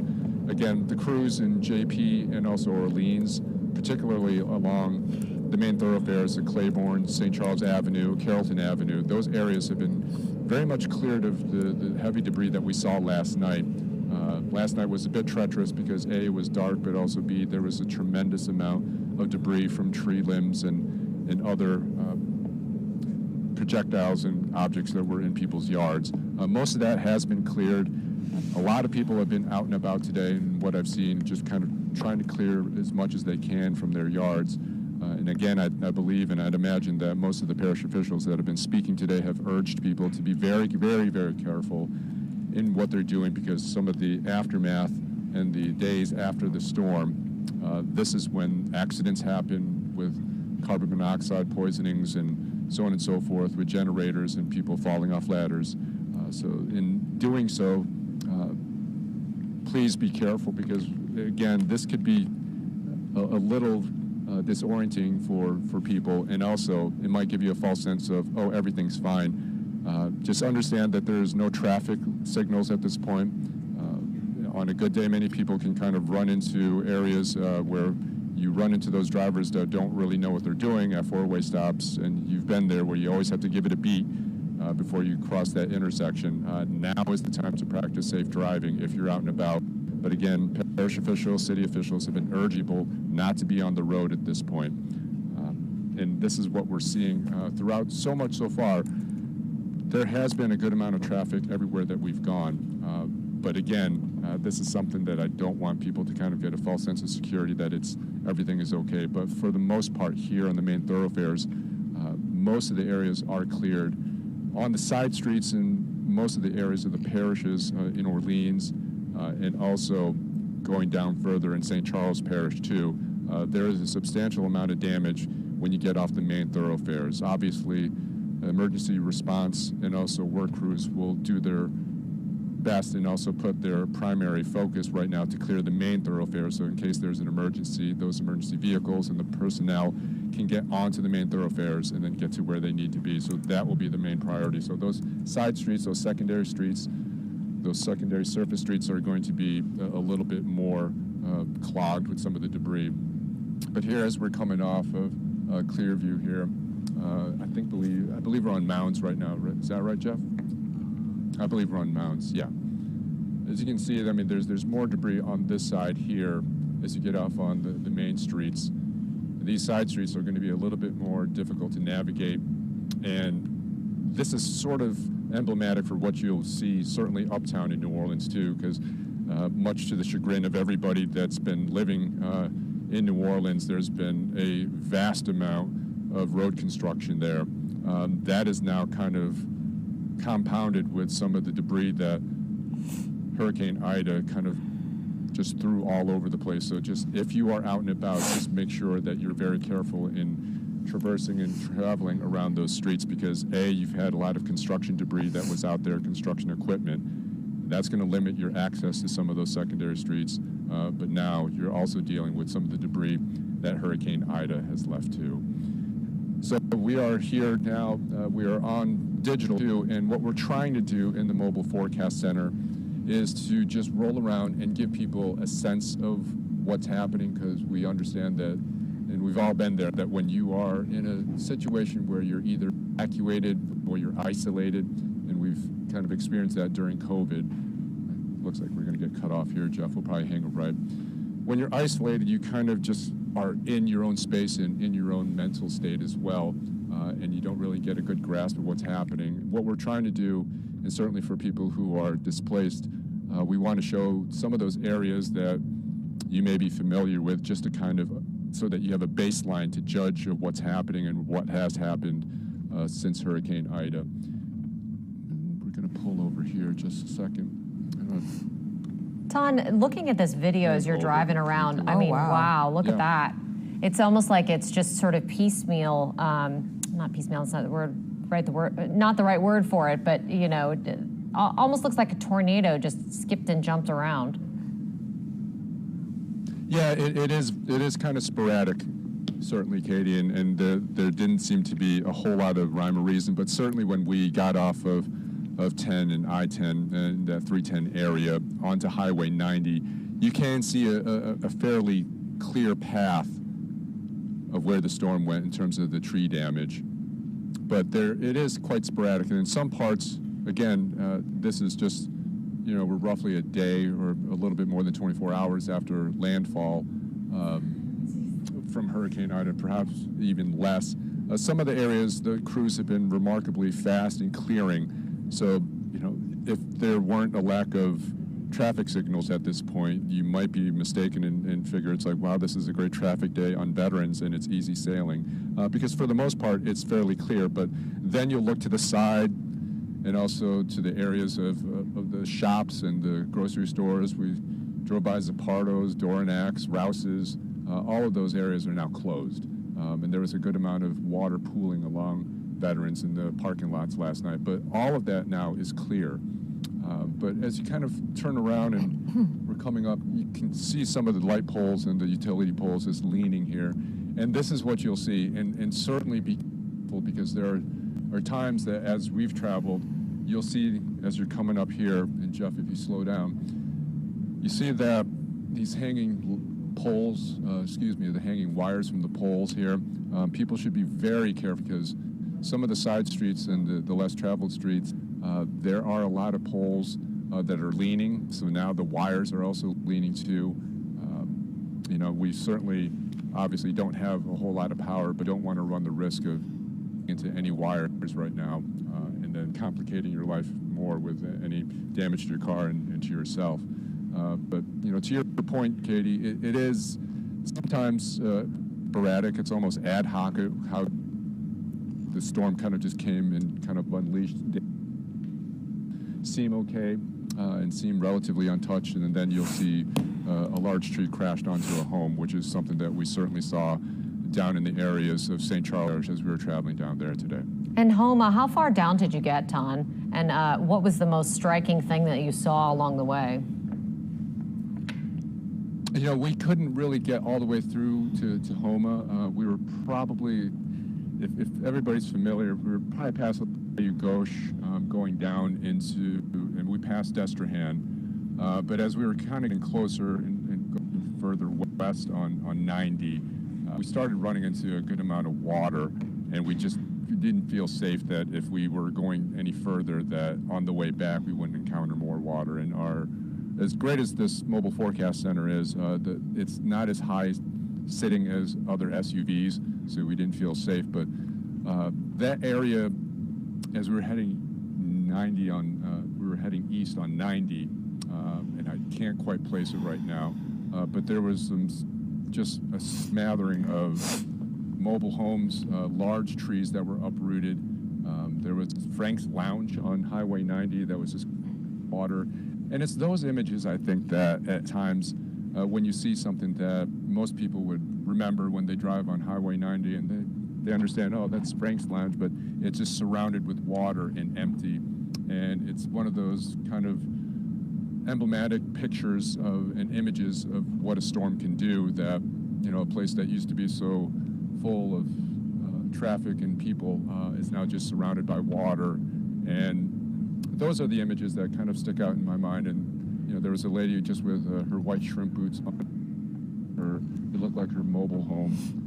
And there was water all over, and she was just sitting looking at it. And it's those situations and those images that kind of last with you. I mean, certainly it's tough because as you've covered storms, both of you as well, it's just, you get to see the amount of damage, but time and time again, if you start seeing the same images, for a lack of better terms, you kind of almost become desensitized to it. But when you kind of look at the humanity behind those scenes and understand the human impact, that woman was looking at her home and wondering what was going to happen beyond that, you know, it reminds you that behind all of these images that we're seeing, somebody's going to have to clean that up, or somebody's evacuated and doesn't know what's happening with their property or their business, and they're worried. And as you probably heard the mayor today, she said now is not the time to come back. And, you know, that's the tough part, is that as we're showing these images, we don't necessarily want to reinforce this idea that everything's okay and everything's clear, you can come back. Just keep in mind that as you're seeing all these stores, they're not open. And there have been very few gas stations that are open, and the ones that are starting to see lines around the corner. And that's what we saw as we headed down towards Homa as well. There was only probably one or two, I think, right, Jeff, that we probably saw gas stations that were open, and it was just line after line. And that is part of the challenge and part of really the misery of staying behind at times, is that we don't have the resources, and the very few places that do have the resources, such as gasoline at this point, are going to be really strapped for staff, but also they have a limited amount of that resource as well. Yeah, quickly, Ton, you said you went through Destrehan. I know I have family wondering how Destrehan is looking. How was it when you drove through there? Well, we couldn't quite get there too, Katie, because I-10 and 310 are cut off. If you're going on 10 westbound, you're going to be diverted. We have to take the back way around all the way from 90 across the west bank. So as we were trying to get to Destrehan, we had to turn around, actually. So we'll try to get there as much as we can today.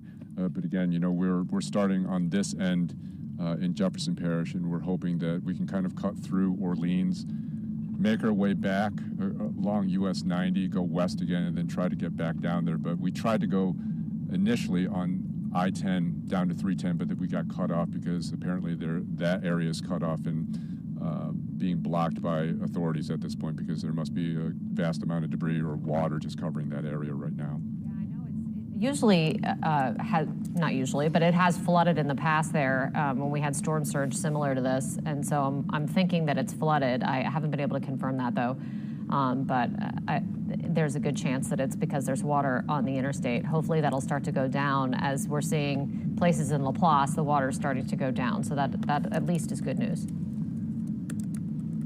It is good news. And you know, the good news here, too, is that, you know, for now, you know, what we're seeing is that the people that are able to safely do it, people are picking up, and we see a good amount of neighbors helping each other right now. And as we're turning down into this area, I think we're headed towards, we're trying to get to River Ridge eventually, but we're starting to see some damage here. Well, I'm sure that what you're doing, just driving around like this, yeah. Ton, is going to be a huge help to people. I know they just want to see what their neighborhoods look like and what their areas look like, and so I'm sure we're going to check back in with you in a little while to see where you are then. If you see anything good, let us know. We're at River Ridge now, and we'll be here all day, Katie. Okay, sounds good. Thank you, Ton. From WWL-TV, this is continuing coverage of the Hurricane Ida aftermath.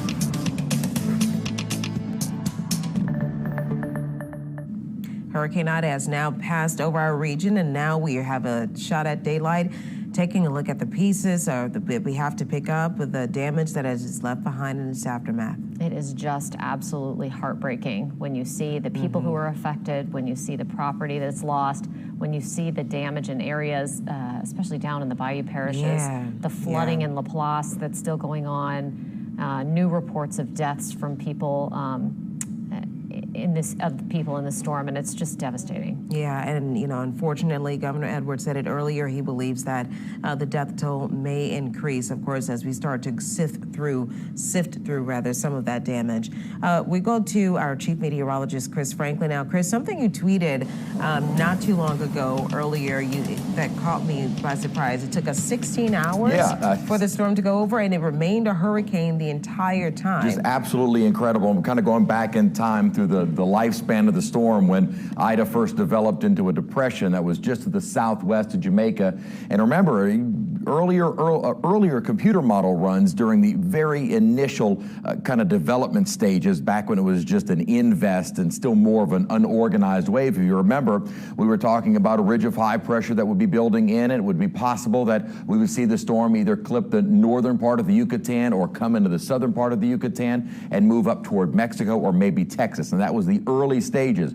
As soon as the computer models really started to get a better grasp of where the storm was going to go, they almost immediately started to lock in on South Louisiana, and that's exactly what it did. But this is the center line track of the center of the storm. And notice, again, as we have said, it does not follow a perfectly straight line. There are little wobbles here and there throughout the existence of the storm, especially as it started to move on land. And that wobble, one way or the other, was going to be huge in just how strong the winds would be in the metro area.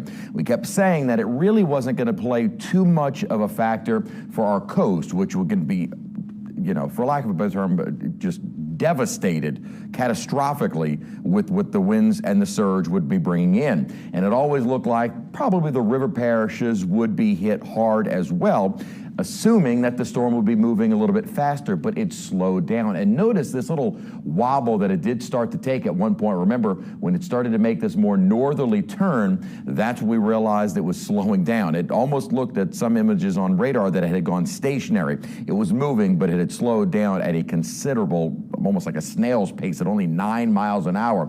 And notice that wobble did put it a little bit closer for a time across the metro area, and so the winds responded and picked up a bit. And there were these little wobbles back and forth as it slowly moved across the river parishes and then up and through the Florida parishes. But yes, it took from landfall at Port Fourchon 11:55 on Sunday morning all the way to finally exiting the state. And at that point is when it was downgraded to a tropical storm at 4 a.m. this morning. So it spent 16 hours through the state of Louisiana to go from the coast to southwestern Mississippi. And at that entire duration, it was a hurricane. It was weakening, but it was a hurricane. Remember, when it was just to the west of the city, it was still a Category 3. As it was finally moving up into the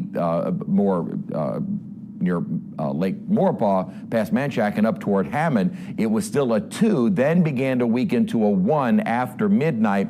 And then, as I said, it continued up as a still Category 1 hurricane before finally becoming a tropical storm once it reached Mississippi. A far nicer day today. And as we start to assess what damage occurred, we can get a better idea of what is now in the long term for our recovery. And again, this was not a Katrina.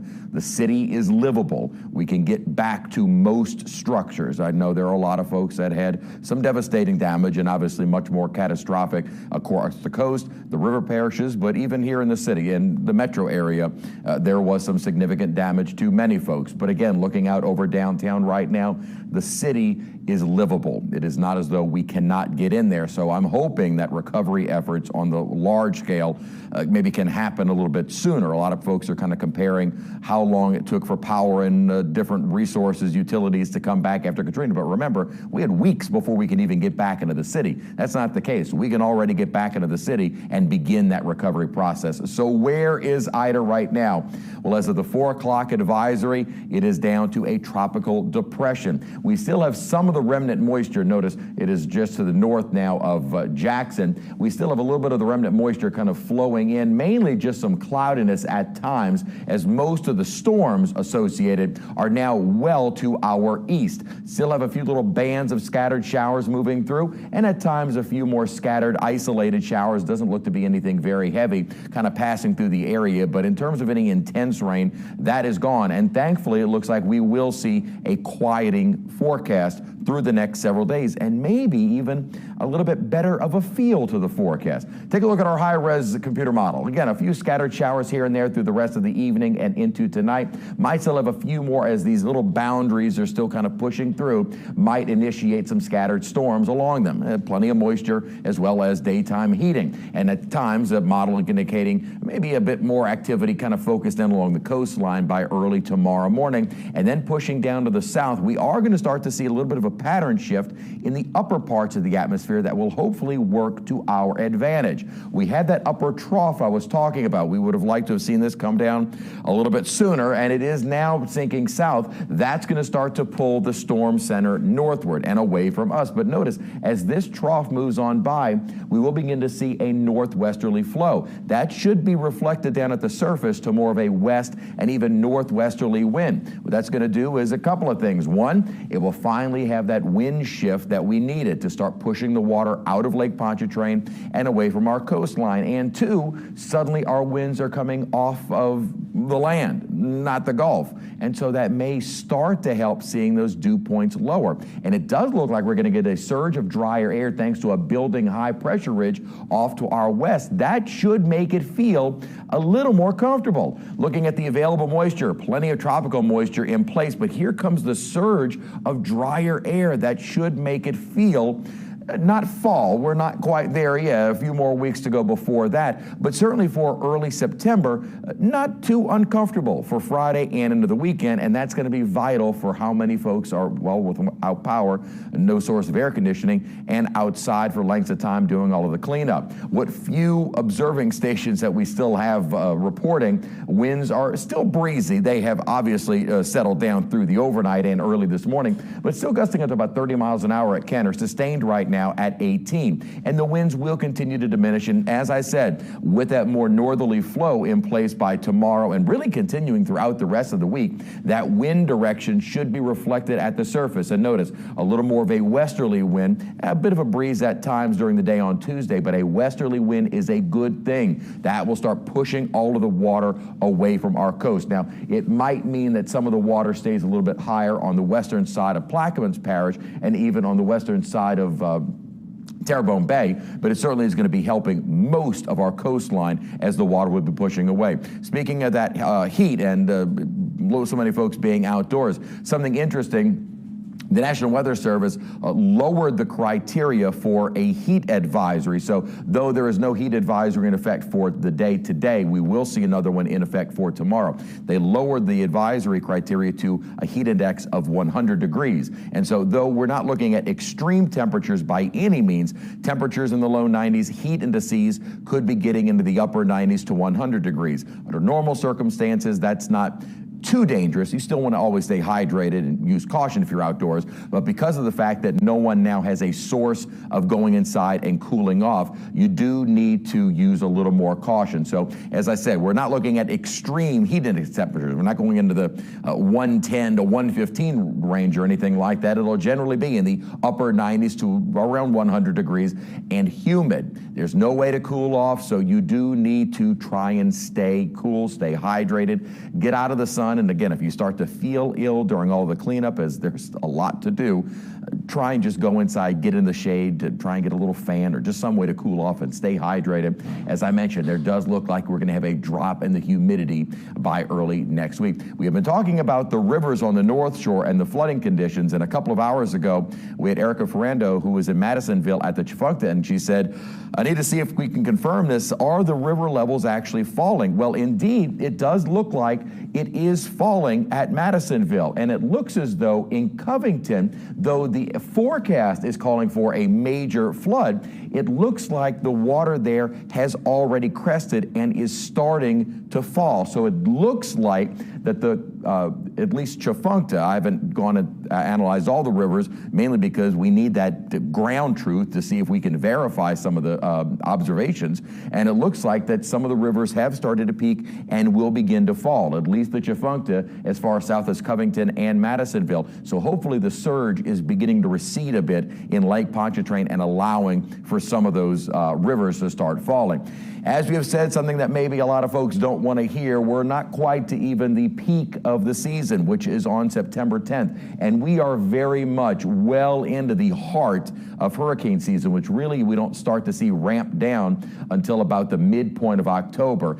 And up until last year, usually I would say, and by the midpoint of October is when you can breathe that huge sigh of relief. It's really done in terms of any kind of strong hurricanes. And then here comes Zeta. Now, I kind of screwed everything up last year, so we still have all of September and just about all of October to go to watch for development. And there are a few areas to watch, I will say.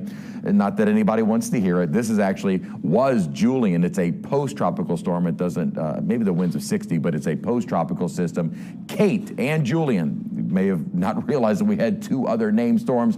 Thankfully, these are both staying out over the open Gulf waters. There is one system that'll be coming off of Africa, but again, that far out, there's plenty of time to watch it. And there is a little wave that has a very low chance of development that most of the computer models have been indicating will just kind of move back over the Yucatan and down into the probably back out into the eastern Pacific. So it doesn't look like that's going to be a threat at all. And even looking at a lot of our long-range models, it looks like we will see the tropics kind of settle down for a little while. Let's hope that trend takes us right to the start of November. By November 1st is when we can breathe that big sigh of relief. So we still have some of the wraparound moisture and may still have a few little passing showers here and there associated with Ida, but the worst of the storm is long gone. We still have this little boundary that is sitting off of our coastline, but as I said, the upper trough that is going to start pulling the storm north should also help to get us a more northerly and westerly wind, which is a drier wind for us. And it does look like we're going to see a surge of some less humid air arrive by the end of the week. Again, not a fall-like feel, but we'll take what we can get.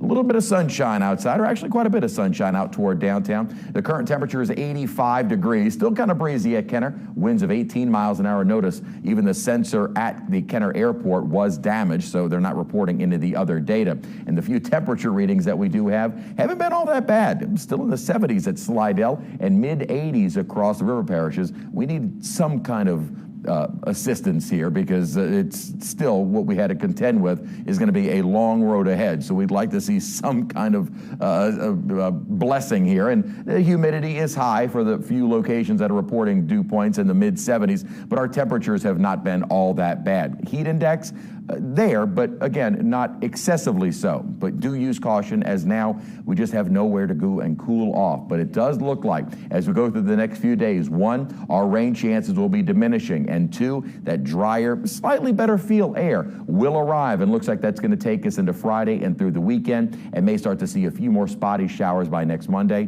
which is Labor Day. So some good news in the forecast. One, nothing threatening in the tropics. Two, the weather actually looks to start drying out a bit more, even though the next couple of days are not going to be particularly wet. And three, we should have some slightly less humid air arriving probably Thursday and into Friday. Yeah, we could use some good news on the forecast front. Well, I know. I'm trying to find anything and everything I can give you. That's great. Thank you, Chris. Well, we're trying to make things as easy as possible for you to get information about your area. This is a really cool new thing that we did, and hopefully it's helpful for you guys who are watching all around the country wanting to know what's going on. Just text the word HOME to 504-529-4444. You'll get a menu like the one that you see on your screen right now to choose for emergency information. And once you get the list, just respond with the number that matches. So if you want Orleans, for example, just send the number 1, St. Charles number 5, and on and on and on. But you know, that is a great new tool that you can use if you want to get the latest information for your parish. In areas like Terrebonne and Lafitte, where at least Terrebonne, they're going to do a phased re-entry, I assume that you would be able to get some good information by texting that to 529-4444. Well, Paul Dudley was in St. John Parish, and actually he's joining us in the studio now, back from St. John Parish, on more on what it was like there. We tried to speak to the parish president.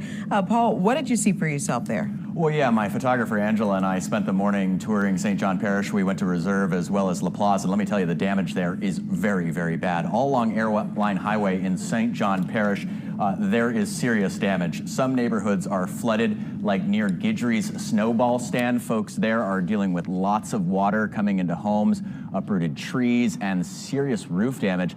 Also along Airline Highway, there are plenty of places that look like this warehouse here. I think we've got the video. I don't actually know if we have it, but the front of it was completely ripped off. There it is. Look at this building here.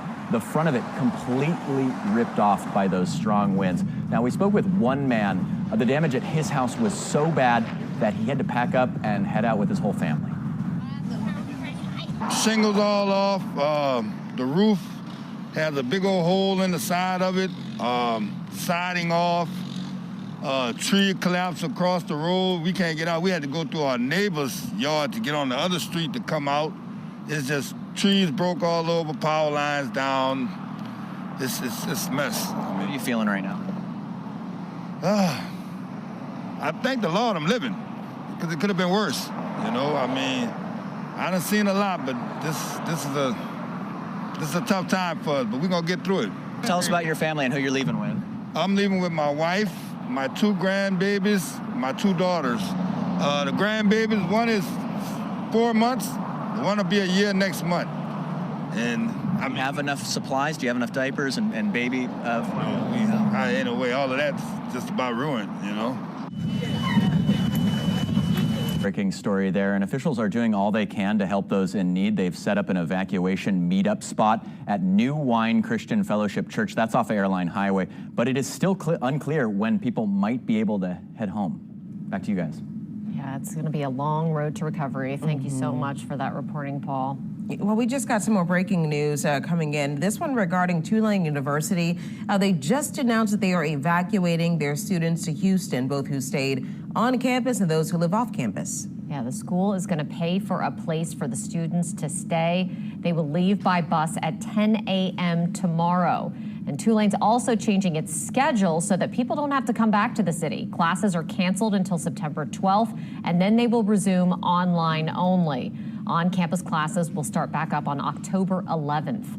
With 2 weeks of canceled classes, they will be rescheduled by the end of the semester. So obviously that's the first step, what we've seen for one university. I know that this is just the beginning of the school year and also beginning of college for a lot of people. So we may see changes, across the board. I just saw that Southern University in Baton Rouge, including all of their campuses, not necessarily SUNO just yet, but Southern University system that's in Baton Rouge just announced that they're going to be closed for some time as well. So they're trying to work through that, and hopefully we can hear more about SUNO, UNO, and other universities too. Yeah, absolutely. It is a big question mark, I think, for a lot of people, is what's going to happen with all of our schools.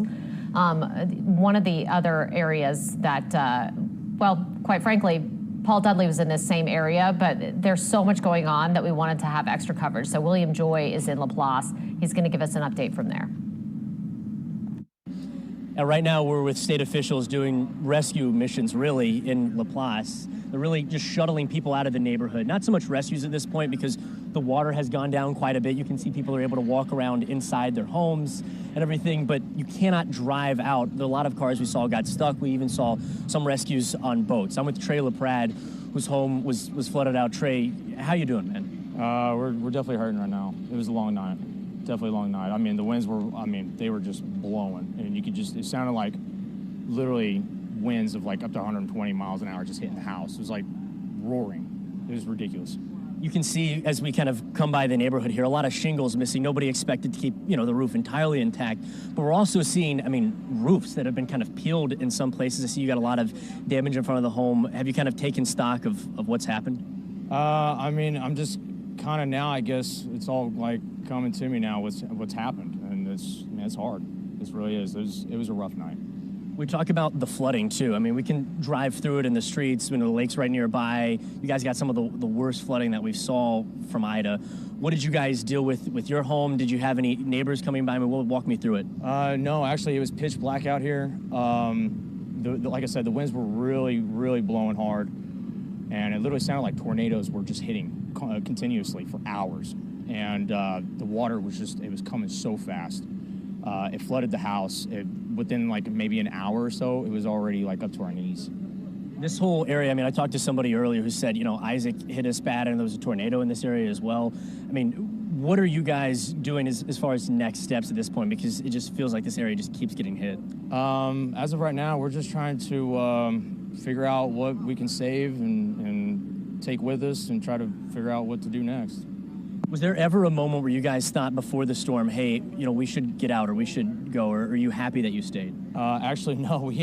By the time we were like, it's time to evacuate, the water was already, like you can see, it was already up into like our cars, and it was too late. We were flooded out. How much water damage is inside the home? Like, how high did it get, and where did you guys stay last night? We stayed on the tabletops. The water was up to my knees. Like I said, it was flooding quick. Was there ever a moment, we saw on social media, especially some of the homes, people talking about, hey, I don't know how high the water is going to get. Was there ever a moment where you really did fear? Yes, just because honestly, we didn't know what to really do. We couldn't get out. The water was still coming. The wind was blowing. We didn't really honestly know what our next step was. Have you had a chance? I see some people have been walking around their homes, kind of taking stock of anything. Have you talked to any neighbors? what is the next step for everybody? As of right now, they're trying to figure out what they're going to do with their homes, repair-wise. Also, too, some people are trying to find food, water, especially water right now. We have no water, and so everybody's pretty much leaving in this vehicle. You decided to stay, though, right? You're staying for right now? Why? Yeah, so we want to get the house cleaned up, just figure out what we can save and manage, just kind of regroup and just process it all. All right, Trey, we're all praying for the best for you, really are. Thank you very much. Thank you very much. Take care. Hey, guys, right now, Trey's story is really just one of a number. You look around and any home probably has that same story to tell, which is what makes this storm just... All right, we had to drop out of that for a second, but right now you're taking a look at something that is a very welcome sight. Entergy crews working at Camp in Valence right now. I know that they have to go through some power lines that went down into trees, and right now we just actually received an update from Entergy. They said that right now crews are assessing the damage from Hurricane Ida. They anticipate a team of more than 20,000 and growing to start assessing that damage, that vast damage and that is destruction across New Orleans, not only New Orleans, but Southeast Louisiana. Yeah, this is such a welcome sight. I know that we're not even close to getting power restored at this point, but we heard from city council members, both Kristen Palmer and Helena Moreno, that it's going to take at least 4 days just to assess the system, which means work isn't really going to begin in earnest until after that point. And then, it depends on the extent of what they have to rebuild. And Helena Moreno was unsure about whether or not that includes that massive tower that fell over in Avondale. So that's a big question mark still. But it is good to see the crews out there working. They were such heroes after Hurricane Zeta, I have to say. It was unreal to watch the conditions in which they work and how well they work and how fast they work. I know as soon as we saw them in my neighborhood, it was like, woo, we love you. Yeah. We wanted to give them jambalaya and stuff, and they wouldn't take it. Yeah. They just were there doing their jobs, and they were amazing. Well, honestly, everyone is just excited to see them. But like you said, that excitement is kind of, overshadowed by the fact that we now know that it's going to take some time before we get to see power again. And that's the big question for a lot of us. You have people, which, by the way, on your screen right now, if you're just looking, this is video riding around Houma, taking a look at the damage there, and you can see it is severe. Power poles snapped in half that are down to the ground. Power lines are everywhere. I mean, really, you have to be careful with that. Power lines are everywhere. I mean, this is a first look, and look at this tree that went straight into that home that has been uprooted. That is a massive, massive tree. Wow. And this is from Mike McDaniel, who's down there covering that area for us. And earlier I saw on Twitter, Tanner McGee, who's a state representative from that area, said Terrebonne is in bad shape. This is a tweet, I'm quoting here, no power, no water, no gas. It is not a stretch to say every structure is damaged. But the most troubling thing at this point is no hospital. Both hospitals were damaged to the point of being closed, which tells you that not only was it a situation with the power with those hospitals that's leading them to be evacuated, but it was damage from the actual hurricane, so to the hospitals themselves.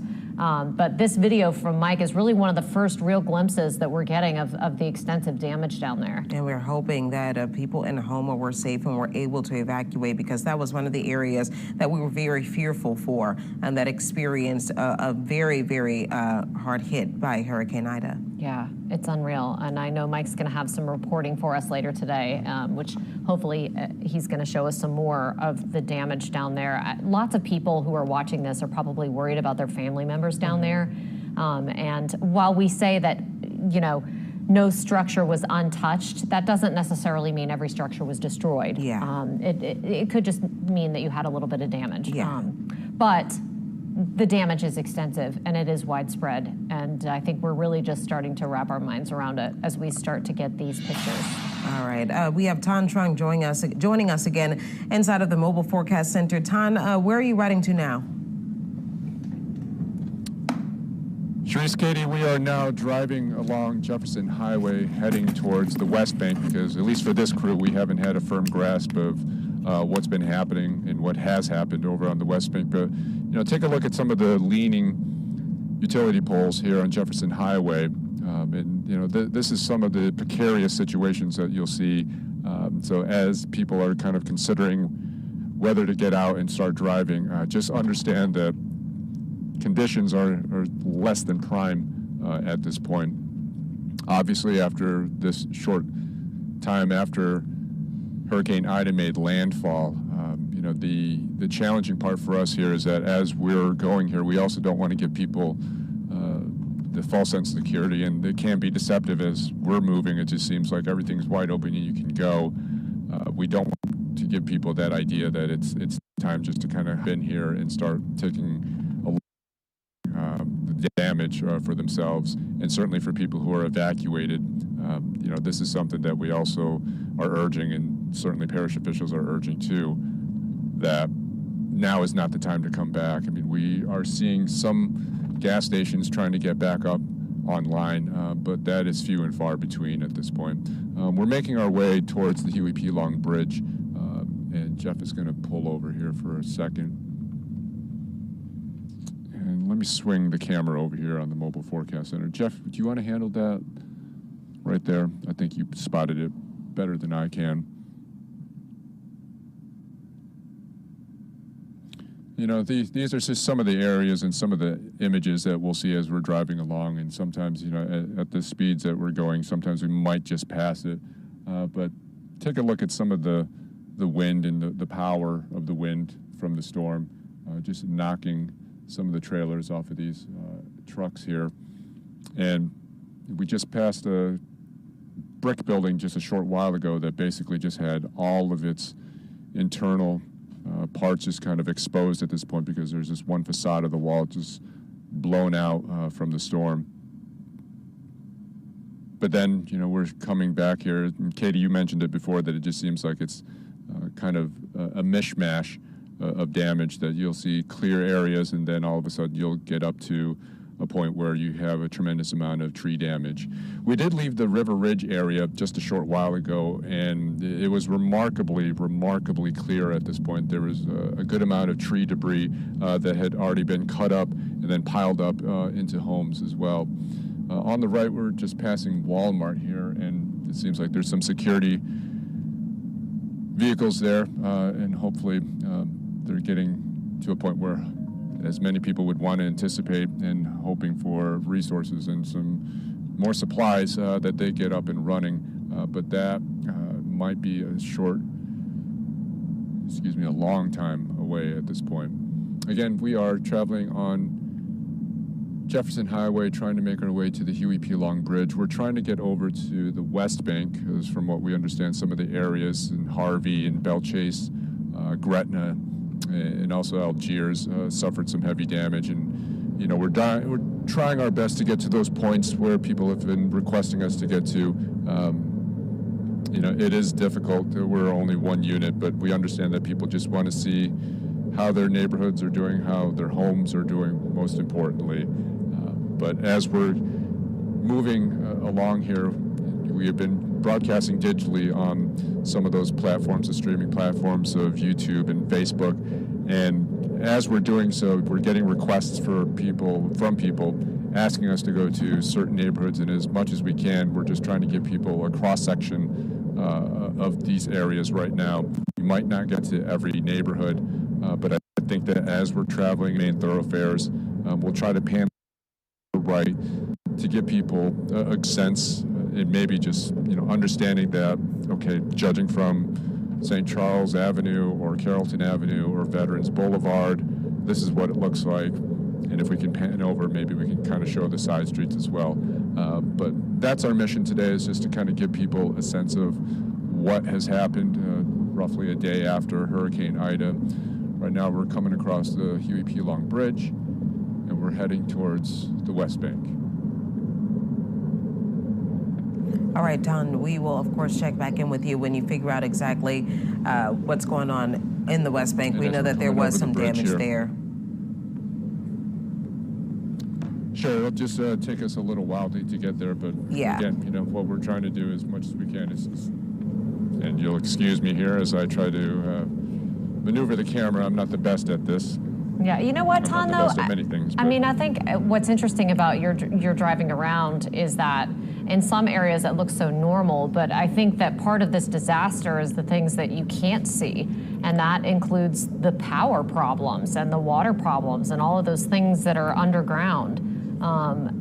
You can't see any of that, but it sort of manifests itself in the fact that everything is shut down. I mean, even the airport. 171 flights already canceled for Tuesday in and out of the new airport because they're operating on generator power. They are fixing some of the jet bridges over at the airport. The loss of water pressure from the Jefferson Parish Water Department is affecting their ability to have air conditioning and other, essential services, functioning restrooms out there. So, this is having major impacts even with things that you can't see.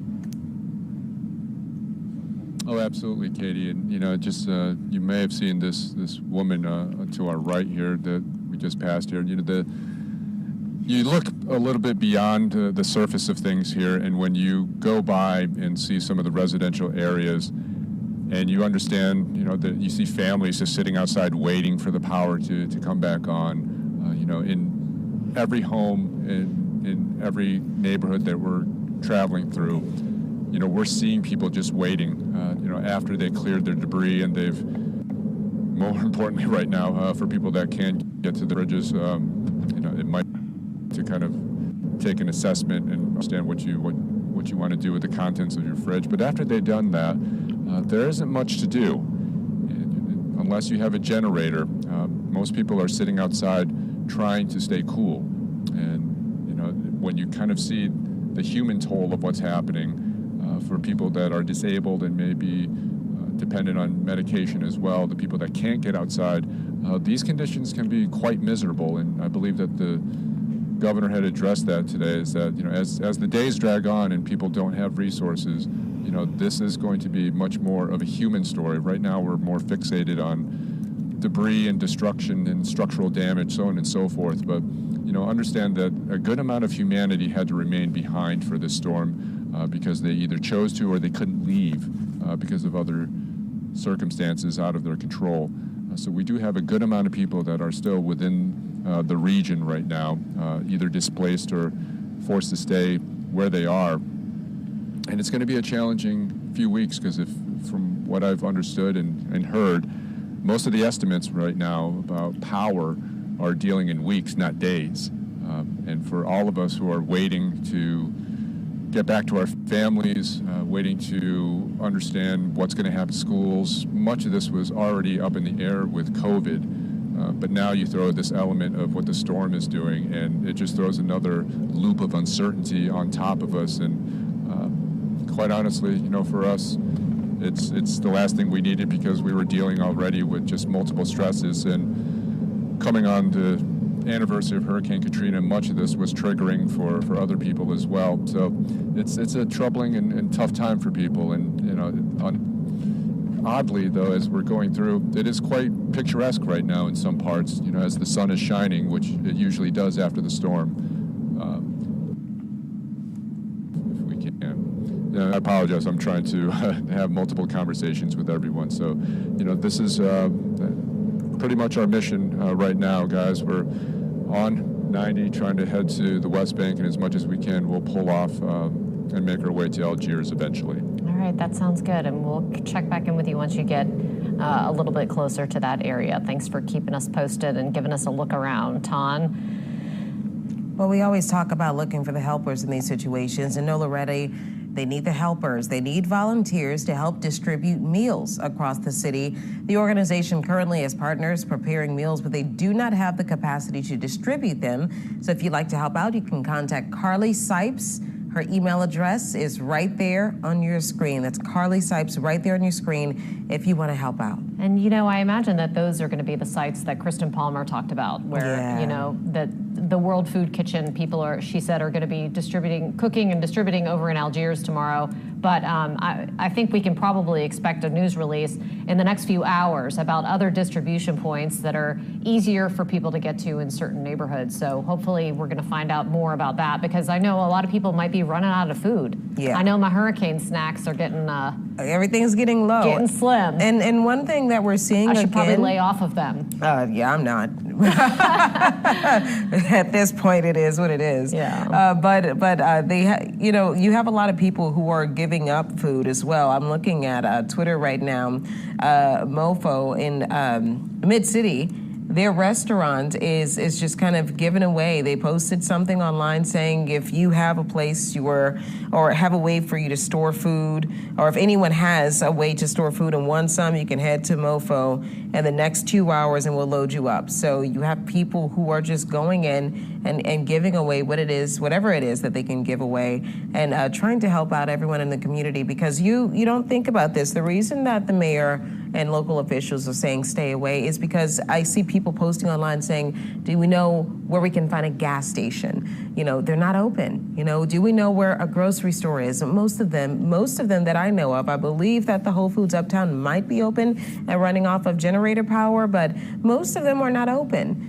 So a lot of people, you won't have those resources. So if you do have to come back, you have to, wherever you evacuated to, hopefully you've done your shopping and get everything you can from there and bring it here. But we still don't have a timeline as to when we can have the basics. In Kenner, you have the situation where you don't have water. So that's a situation right there. And then you don't have the basics of just trying to go to the grocery store, go to get gas, if you have to drive around, or if you have to power up a generator that's running off of gas, having to continuously do that. So it's a difficult situation, but even the NOPD recently tweeted out a message asking people, if you evacuated, to stay evacuated, because right now it's just not the time. Yeah, no, it's not. And I understand that people want to get back in. I completely understand that when you're starting to see pictures of other houses in your neighborhood, and that feeling of longing of just wanting to be able to put your hands on it and do something about it is, it's instinct. You want your home. You left, and you want to be able to come back home, and your home doesn't look the same as it did whenever you walked out the door. And I get the fact that you want to be able to get back as soon as possible, but it's difficult right now. I think what's even more difficult is that people who have stayed, they really need to have a serious dose of patience.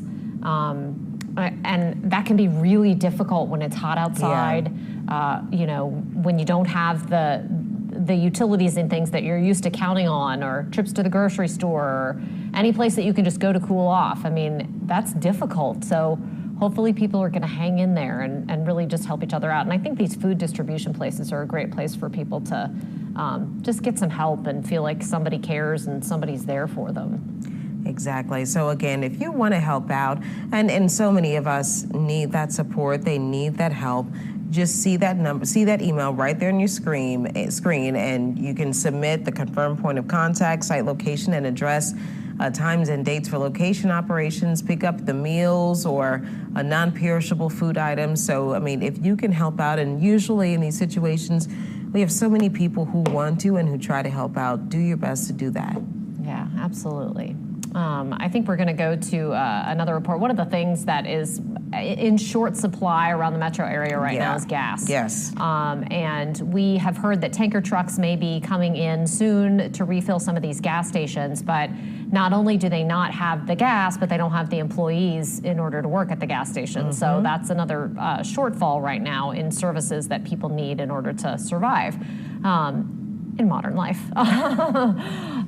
But gas is a place where everybody ends up having to go, and Paul Dudley was in St. John Parish at a gas station that was damaged in Reserve. We're at the River Palace Casino just off of Airline Highway in Reserve, and you can really see just how bad the damage is to this casino here. I want to draw your attention to the top of the casino there, where you can see that a portion of the roof has actually been ripped off, and the debris is now in the parking lot. There's also a fair bit of standing water in the parking lot. Not super significant, 6 inches, maybe less. What is really telling of how bad these winds were are these gas dispensers here that have been knocked over, toppled over on the ground here right now. And then the other thing that really shows how bad the winds were here last night is this power pole that has been snapped in half, and the top of it now precariously hanging on the line there. So that really shows just how bad the winds were. Of course, this area is without power, as is much of the metro area, and this is really just to show just how bad it was. We're going to throw it back to you guys right now. All right, yeah, it's just the damage is so extensive in St. John Parish. Unfortunately, they dealt with this with Hurricane Isaac back in 2012, and it was a devastating situation then. It's a devastating situation now, and right now the emergency part of it isn't necessarily over for everybody. Yeah, it definitely is, and if it bears repeating over and over again, everyone please to stay away. There's still the big emergency and a lot of things to really go through and to sift through, and we want to keep everyone safe and everyone definitely out of harm's way. We are taking a look at all of the updates right now. We're literally looking at all of the updates that are coming in literally at this second as we are speaking with you. We just gave you an update on Tulane University evacuating some of their students to Houston. That starts tomorrow at 10 a.m. That's on-campus and off-campus students. That's so far all we've heard from a local university in regards to what they plan to do for the rest of the semester. Obviously, several New Orleans universities have to make some sort of contingency plan because it's not like they could work from home. Right now, there's no power at all. So, you're scrambling or left scrambling to figure out kind of what to do next. Yeah, I mean, some of those students may have already gone home to be with their parents if they're from out of state, or the others apparently are going to have the option of relocating with the university, which is a good service that they're providing for their students. Yeah, but the question is, what are all the other ones going to do? Exactly. I know right now they're kind of in a holding pattern where they figure it out. Yeah, and I know, and Katie, as a mom, you're trying to probably figure out what to do with the kids. I mean, school, this was just the beginning. I don't know how long they just started school. They just started school. Yeah, so I don't know exactly when schools will be open. We know that we heard from New Orleans Public Schools that they're closed until, I guess, they can figure out what exactly to do next. I mean, this is something that kind of threw a big wrench in a lot of plans for a lot of people. So, I mean, just going back to school now, having to be out again after already being out for a year due to COVID-19. Yeah, it's difficult. I can say that firsthand. It's extremely difficult. COVID has been difficult. This has just adds another layer of difficult. So, I mean, you know what? We'll get through it. Yeah. We'll get through it Well, day by we day, always do. step by step, right? Well, fortunately, for me, my house didn't flood. But Good. there are some areas where people's houses did flood, lots of them. And there are places all on the North Shore where they are closely watching the rivers, especially the Tchefuncte River, the Pearl River in Slidell. The Tchefuncte, Erica Ferrando said earlier in our coverage that it's already gotten water into some homes up there. And that's just from the auxiliary flooding, from like the secondary flooding from the rivers after the rain and all of that related to Ida. Yeah, I mean, I was listening to Chris earlier talking in regards to this forecast. And again, I said this thing being a hurricane, usually, and Chris, I don't know if you can pop your mic up for a second, but usually when you guys, when something is a hurricane that comes on land, I mean, correct me if I'm wrong here, don't we necessarily typically see it weaken a little bit at least, or go back down to a tropical storm or depression when it makes it on land? Yeah. Well, usually not, I don't know if you can hear me or not. Not yet. Not yet, there you are. All right. Usually not right away. It's typically is a gradual process, especially when you have what was likely a almost Category 5 storm. One of the reasons that we do think that it was likely almost a 5 at landfall is, well, winds were supportive of it, but we were talking about that double eye wall.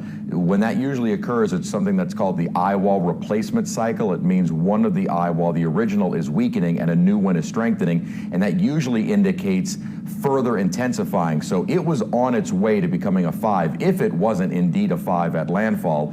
And so you had a very powerful hurricane, and something we had also talked about yesterday, especially when it was still along the coastline, even though inland it was over marshier areas, and it's called something called the brown ocean effect, where even on land, even not just our marsh, even in just very saturated soil, a storm like a hurricane can either maintain its strength or even intensify even over land. This is what we saw earlier in the season with Claudette. If you remember Claudette, it was a potential tropical cyclone and actually became Tropical Storm Claudette once over land. So it's just a slow process, and we saw it as a very painstakingly slow process yesterday. Wasn't expecting that, I tell you that much. No, and we're hearing from people that this is the worst hurricane they've ever been through, and that says something for people in Louisiana. We've survived a hurricane or two, and for people who have been here for decades, for them to say this is the worst that I've ever seen, it is significant. And so I'm interested to see what happens when that forecast comes out. But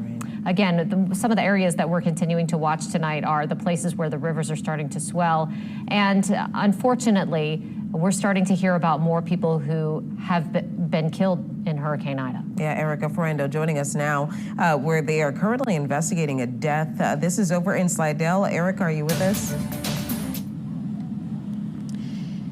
Yes, we're actually on Avery Drive in Slidell. This is very close to Lake Pontchartrain. That's why you're seeing a lot of high water behind me. We are just learning this information. The St. Tammany Parish Sheriff's Office confirms they are investigating a death. You can see those St. Tammany Parish Sheriff's deputies' trucks behind me. There's a boat trailer behind them. They are not where we can see them right now because we are told they are actually out on the boat. And they say this death is possibly related or a result of an alligator attack. I just spoke with Captain Lance Vitter with the St. Tammany Parish Sheriff's Office. According to Captain Vitter, a woman called, said water was surrounding her house and her husband was in the water. Now, according to Captain Vitter, this woman told them that an alligator bit off of his arm. Apparently, he did not survive this attack. Now, investigators are out there and they have not located this man's body. According to Captain Vitter, the woman told them she went back inside, and when she came back out, his body was gone. Of course, this is a very gruesome investigation for STPSO, and they are still out there getting information, but they did confirm that they are investigating this. They've had boats or people out there for 5-6 hours trying to locate the body and get any sort of information. Of course, initially this may sound suspicious, but they say their initial investigation was telling them that she is being truthful. I just spoke with Captain Vitter just before we went on the air. He said someone with STPSO is coming out here to meet with us, and so we will have another live interview coming shortly. Someone is on their way right now. For now, reporting live in Slidell, I'm Erica Ferrando, Eyewitness News. Erica, any indication of what makes them think that she is being truthful? Did they see the alligator or anything? From what I am told, they have not actually seen it, but that water is up very high, and they say this may have just been an elderly couple, and not to get too gruesome, but they say that it's not a pretty scene out there, and so they I guess believe she is being sincere. We're hoping to get more clarification on that soon. We do see a Acadian ambulance here. We don't know if this is related at all. They just pulled up, and because deputies got out here hours ago, we don't know if this is related. There have been people kind of coming up out of on their boats to this drier land out here. So I'm not sure if this is related. We're hoping to get more information soon. Again, we are just learning this information, and so we're hoping to bring you more details later, because obviously there are still a lot of questions. I mean, you think about the possibility of drowning during a hurricane, you think about the possibility of getting hit by debris, you think about all of the other scenarios in which you might lose your life riding out a hurricane, but an alligator attack is not typically one of them. Well, and this is not confirmed, but we did speak with a neighbor. He said he heard this as well. He didn't know the man personally, but he said he heard he may have been reaching down to work on his generator or something like that. And, he said the water's high. So, he believes it as well. And there's a lot of questions. We're hoping to get more answers soon. Erica, where are you exactly in Slidell?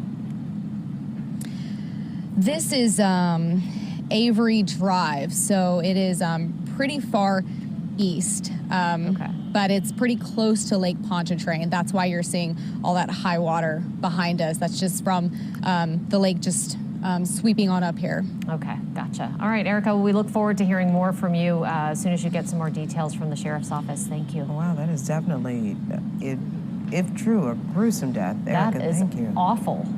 Awful. Horrible to hear that.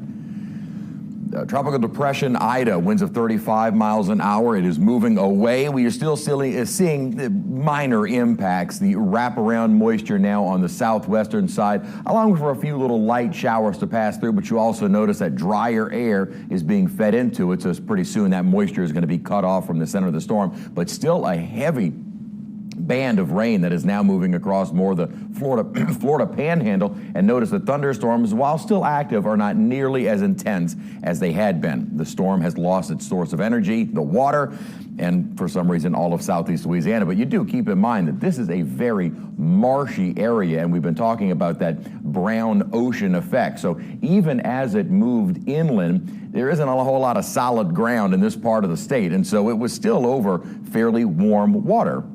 And that is likely why it kind of maintained its strength for a little while and then was just so slow to weaken, because it was still kind of feeding off of that warm, marshy water along this entire path. So really, where it came inland, it never really had much of a loss of that energy. You had some land interaction, which does create some friction, but that loss of energy really wasn't all that great. It's not as though it moved into solid ground. We do have some scattered showers that are moving across even some thunderstorms, kind of a band of which moving across southern Mississippi, and even some scattered showers which have been popping up again, kind of along that more northwesterly flow that is coming in from the overall circulation associated with the storm.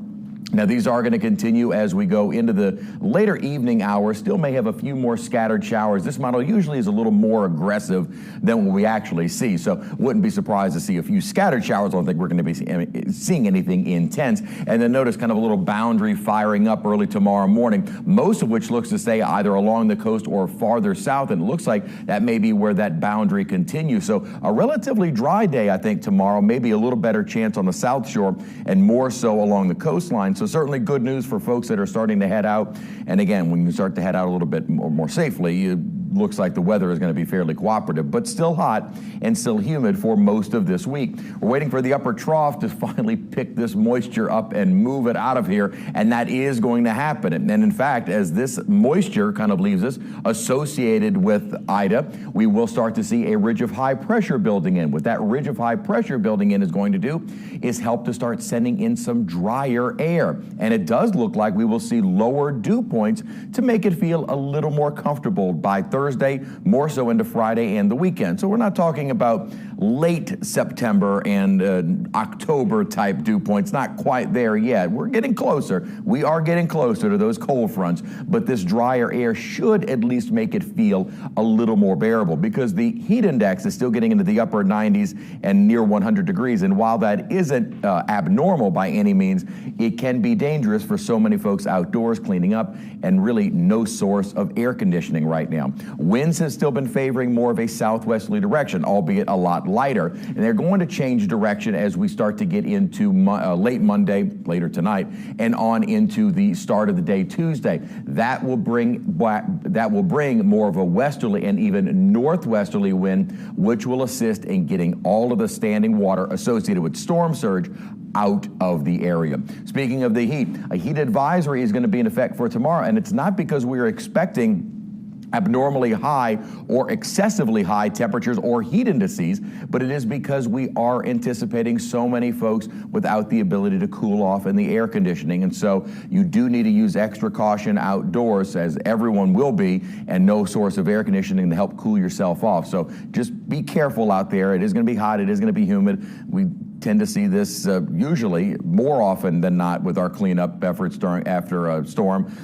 We kind of got lucky, I guess, last year with Zeta occurring in late October, to where right after the storm, we had a strong cold front move through, and it was actually pretty chilly. We are going to see that slight drop in humidity, not like what we saw after Zeta, but certainly a little bit of a relief as we get toward Thursday and Friday. Those North Shore rivers will certainly start to benefit from that change in the wind direction, because that will allow these rivers to start draining into the lake. Right now, they're still kind of backed up with all of that rainwater accumulated, moving into those rivers, trying to drain into the lake, but the storm surge prevented that from happening. Now, there has been some good news, as it does look like the Jafuncta, at least from Covington south toward Madisonville, has already peaked and is beginning to fall. Erica Ferrando was up there a little earlier this afternoon and showed that the water was indeed receding. So some good news. And it may be that some of these forecasts are a little too high, and we'll start to see improving conditions throughout the night and into the next few days, as opposed to some of the forecasts calling for the rivers to stay even high on into next weekend. We're not done yet with hurricane season, unfortunately. We are only almost at the start of September, which is September 1st, Wednesday. What is today, the 30th? We got the whole peak of the season left to go, which is really the entire month of September and October. Now, really, by the midway point of October, the frequency of any storms dramatically decreases. However, we had such an active year last year.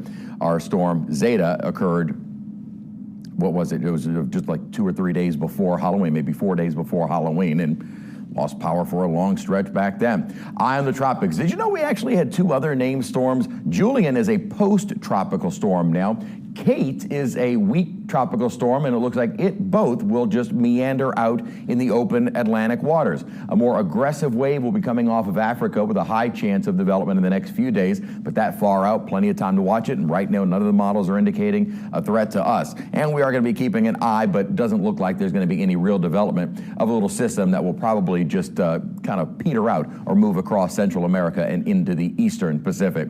The winds and rain associated with Ida are finally moving on. on, but we do have a few little passing showers at times and may continue to see those through the overnight period and into early tomorrow. Then by tomorrow, notice that boundary kind of setting up. Now, this model keeping us relatively dry during the day and really keeps any of that rain along that boundary either along the coast or even farther offshore. So I might even decrease our rain chance for tomorrow if most of the activity stays along the coast or farther offshore. So most of us will likely see a drier day. Outside at the moment, we have some sunshine. It actually has been a pretty afternoon, but warm. 86 degrees, but really temperatures have stayed below average. In the low 80s up on the North Shore. A little bit of passing clouds and those scattered showers across the North Shore and Mississippi did help to drop the temperature slightly. Dew points are in the mid-70s, so it is still humid, but the dew point expectation by the end of the week looks like we may be getting into the 60s. So it won't be as dry as we were. Remember, a few weeks ago, we actually had a very rare and fairly strong cold front move on through, and it helped to drop the dew points by quite a bit. Don't look like this front will be quite as strong, but it'll be enough to kind of get rid of any heat indices where it would be a little more on the dangerous side, or at least enough so that you do need to use caution if you're going to be outdoors for the next several days, which most of us will be. I'm going to decrease that rain chance maybe about 40% and primarily along the coast, and then drier for Wednesday and Thursday. And as we do get into that surge of drier air, less humid air, I've taken away the rain chances for Friday, Saturday, and maybe only an isolated shower by Sunday and into early next week.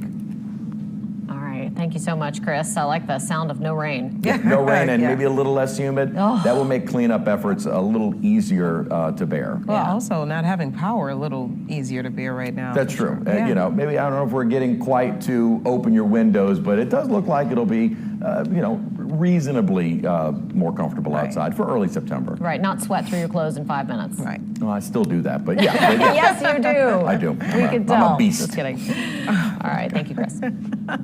I'm a beast. You said it. You said it. You opened the door. You could disagree. I've also said I have a big head, and you agree with that too. Well, you said it. Yeah. You have huge hats. No love here. No. Not at no all. love here. All right. All right. Little levity in our coverage. It's been a long, rough couple of days. It definitely has. Well, William Joy, he spent a lot of time in Laplace and St. John Parish. He joins us right now in studio, and we've been following your coverage from Laplace, and that's one of the areas where we've seen a lot of tweets of people that needed assistance, that needed rescues. And the last time we checked in with you, someone was actually in the process with the National Guard of going through the community to do rescues, right? Right, yeah, no, it was Louisiana. Their Fish and Wildlife had basically duck boats that were going through and rescuing people. I'm sure it has a technical name. But we were out there with a drone earlier, and we have video basically of what Laplace looked like. And you can see it's really large portions of it are just entirely underwater. I mean, there were people, you can see a truck there. There were some trucks much larger than that tried to make it through. Really a lot of boats that were out there trying to rescue people. The drone just flew by that Motel 6. That's where some people were staying. We saw a couple people trying to wade through the water, which, as a reminder, you know, crews say don't try to wade through the water because you never know if there happens to be an energized line down around there. But there are people who were literally carrying suitcases out of that motel that were, you know, trying to hop onto boats, into trucks, basically trying to get out. And it wasn't just there as well. As you mentioned, we were actually in a neighborhood as well. We were on the ground. And there, you can see actually a truck driving through as well, trying to wade through that water, which again, can be dangerous. This is just to give perspective on Main Street. So that truck is headed away from I-10, kind of coming south there on that Main Street, US 55 is what we're talking about there. So again, you can just see how widespread the flooding was in that area. And what was really heartbreaking is we were over in neighborhoods too, really like on the ground. As I talked about, Louisiana Fish and Wildlife people were in there trying to basically shuttle people out. And I asked them, I said, how many people have you been rescuing? And they said, really not that many. I mean, there were some people that we talked to out on kind of the corner street that were waiting for friends, families, or really shuttles to take them other places. And we have video from inside those neighborhoods as well. And as we were driving through, you could really tell there were I mean, shingles missing from homes and certainly siding as well, but even more than that, I mean, there were certain places where there were just roofs ripped up, and not just homes, but a church as well, a nearby school that we're talking about. And I think that's really the takeaway I had, was just how widespread it was. I mean, I talked to one family that was in that neighborhood where there was really bad flooding, and they were saying that inside there, they actually had to carry one of their elderly relatives upstairs to avoid these floodwaters. Believe it or not, the water has actually gone down a lot from where it was earlier in the day. The family said several feet. And that's one thing we noticed as we were riding through. That's actually the mom that I was talking about earlier that had to be carried upstairs. So you could see as we were riding through that water line, like 3 feet up on front doors. So you're seeing right now these images from this neighborhood. Picture this several feet higher. Now, as I've talked about, you can see some of the damage to homes. One man that I talked to said that he was on a tabletop with his family trying to stay above the water. And what was frightening, and we saw these reports on social media last night, was a lot of people didn't have cell service. And if they did, it was spotty, and people didn't know. I mean, when water starts coming into your home, you don't know, oh, that's going to stop after a couple feet. I mean, it was really rushing in at some points, and people got, incredibly concerned. I mean, fearful is what they said. And the damage, again, just really widespread. And I'll be honest, I mean, that was really my takeaway from driving around all day. We started the day in Lower St. Charles Parish, right, in Des Allemands, and just driving around and seeing just how widespread the damage was. And there's not one place where you can point to and you can say, oh, this place was really hit hard. I mean, it's just going to be a very large cleanup effort, really, for a lot of people, both from the flooding aspect and the wind damage. But I'll tell you one other thing, too, and you guys have done an awesome job just hearing you and watching the coverage when we can and giving these moments of hope. And I want to say that, too, before I kind of finish this up, which is, as we were driving around, you see these giant power lines down everywhere, right, and these massive trees. But there are also like these little moments of hope, right, that you can cling on to. And I saw like one woman picking up, just shingles in her front yard, which, wasn't making a huge difference, but it was like, all right, I'm going to do what I can when I can, right? I saw another person just picking up small branches in their front yard. We were interviewing a family down in Des Allemands, and while we were talking to them, the man who had actually given them shelter because their roof had collapsed had put up his American flag, right, like while we were talking to them. So it's just these moments of hope, nothing big. The crews are out doing those big repairs, but after a storm like this, it can just feel, and it does right now, overwhelming. But I think that's one thing we need to really hang on to is just the small moments, and we're going to get there one step at a time. Well, the humanity in people. Yes. And just the wonderful ways that we help each other and we come together. And unfortunately, these people have done it before. We're looking at that video again, William. This is really spectacular flooding that we're seeing there. We last night had asked Parish President Hotard about the hotel because we had gotten reports that hotel had needed evacuations, and she couldn't confirm it last night because the weather was still too bad when we were on the air. But that's interesting to know that they actually did have people that they had to get out of that hotel. Also, we saw a lot of tweets last night. I don't know if you heard those particular rumors necessarily about a bunch of people who were saying, I'm trapped in the attic, I'm stuck, I needed to be rescued. When you went out there earlier today, did you see many rescues like that happening? So yeah, that's what families told us, is they were literally in their attics. And I remember last night as we were in a shelter, just seeing those tweets and getting chills and going out there and talking to those families. I mean, people really were in attics and second floors. And fortunately, the water, to my knowledge, I mean, in talking to people, didn't get so high that anybody was in I say immediate danger. Again, that's always relative, right? In the moment, it was very much immediate because nobody knew how high those floodwaters were going to get.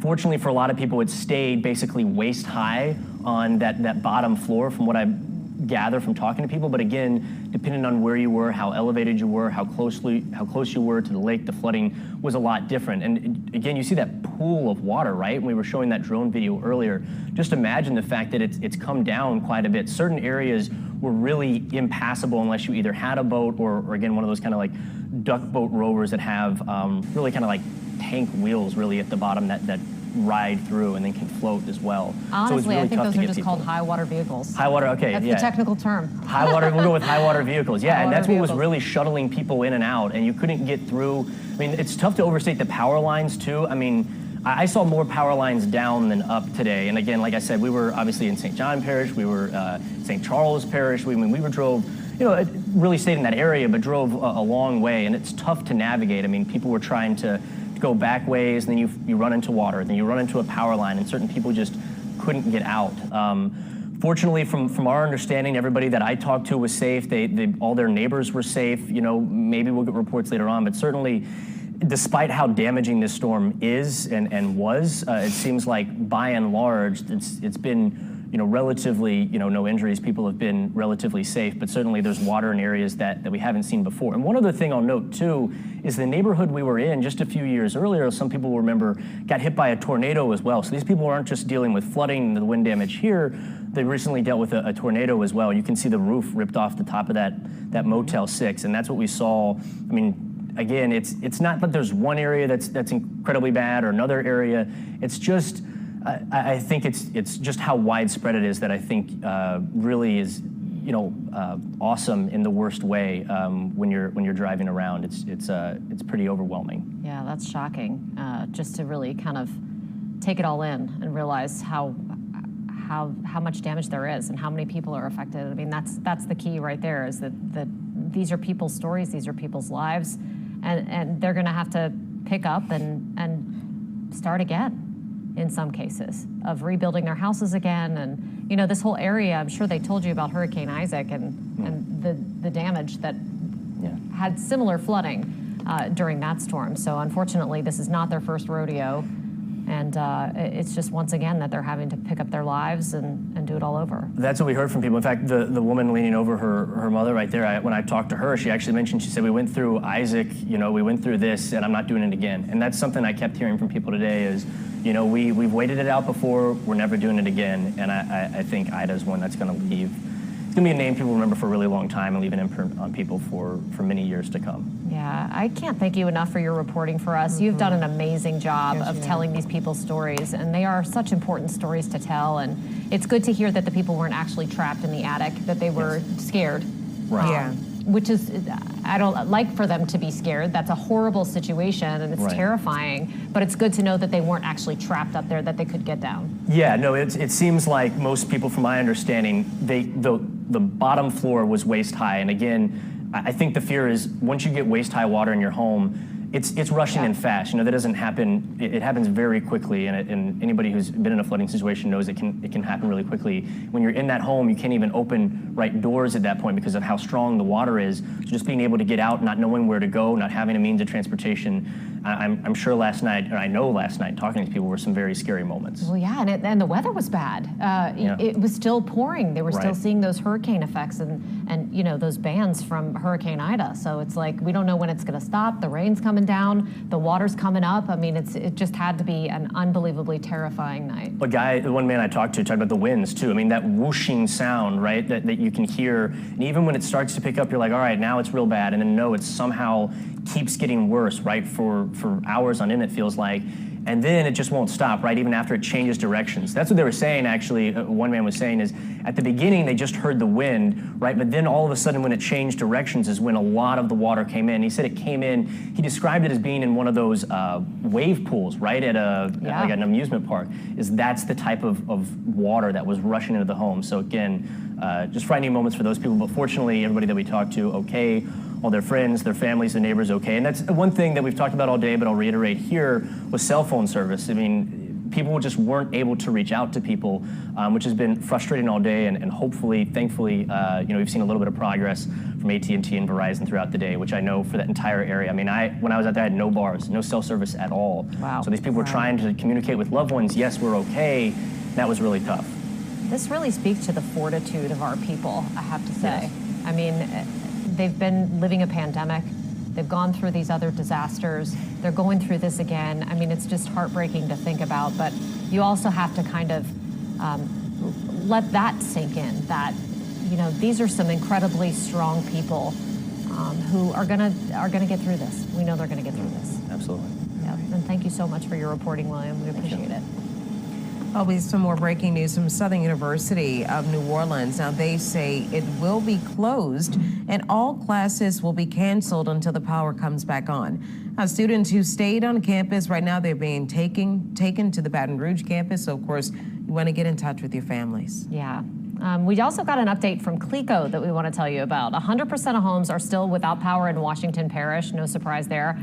98% in St. Tammany Parish. There's 2% of lucky people over there. Crews are prioritizing the critical infrastructure. Slidell Memorial Hospital should be restored by the end of the day. That's great news. I know the hospitals are again, critical. They're still working on St. Tammany Hospital and Lakeview Hospital, but CLECO says the initial damage assessments showed lots of broken power poles and downed trees, and we're seeing that all over the area. You know, William said today that he doesn't think that he saw a power pole standing up in some of those areas. Now, of course, we're talking about the North Shore, but Erica Ferrando told a similar story. It just has been unbelievable. Yeah, it definitely has been unbelievable. And it's just looking at the forecast that Chris just gave us, 90 degrees, and I was trying to pull up something Alexandra just actually shared with us regarding the forecast, because hopefully we can have some relief after this week. She said the next couple of days will be hot and humid. We heard the same thing from Chris, but for those of us without power in the wake of Ida, but if you hang in there until the end of the week, we'll get a slight break in heat and humidity and some drier air filters on it. And that's what we're hoping we get, because when you're already in a situation where you're trying to clean out your home, or if you have any water damage or any damage to the roof, you're working on your house. A lot of people I saw out today were working on getting debris out of their homes, cutting down trees and doing what they can. But it's extremely, extremely hot outside. So make sure you're careful. And I know that, water is few and, hard to come by right now. But just be careful, because it is hot out there. And I know that a lot of us are walking inside of our homes, those without generators as well, walking inside of our homes with no air. Yeah. And, the only thing that is harder to come by than the water is the power. And that devastating loss of power across the whole New Orleans area is being traced back to the failure of 8 Entergy transmission lines. All went down during the storm. An investigative reporter, David Hammer, found one of those huge transmission towers this morning completely collapsed. He also got key interviews with Entergy's CEO and the city council president, and he has this for us. The sight is as staggering as it is devastating. A transmission tower in Avondale snapping in Hurricane Ida's winds. The twisted wreckage afterwards. The power lines, lifelines to the entire metro New Orleans area dunked into the Mississippi River. New Orleans City Council President Helena Moreno put the scene in perspective. What I find unfortunate is that so often it takes something like this for changes to be made. Entergy Louisiana CEO Philip May said the 400-foot tower that fell was robustly engineered and had just been inspected, but simply could not take the power of Ida. Those towers, all of those towers, went through Hurricane Katrina without wavering. But this wind event experienced much higher wind fields, much more devastating wind to those structures and to our system than even Katrina. But the catastrophic transmission failure Entergy says it experienced is more than this one tower and more than the corridor it's a part of, which feeds electricity from a larger regional power grid through this point at Avondale on the West Bank and on to the East Bank of Jefferson Parish at Harahan. May said all 8 transmission corridors that transmit power from the outside world into Metro New Orleans all failed. That leaves the entire area from St. Charles Parish in the west to the Twin Spans in the east and down the coast through St. Bernard and Plaquemines isolated with no power. Entergy even calls it an island. But May says Entergy cannot commit to a timeline. Moreno expects it could take several weeks. I just want to be very honest with the people of New Orleans.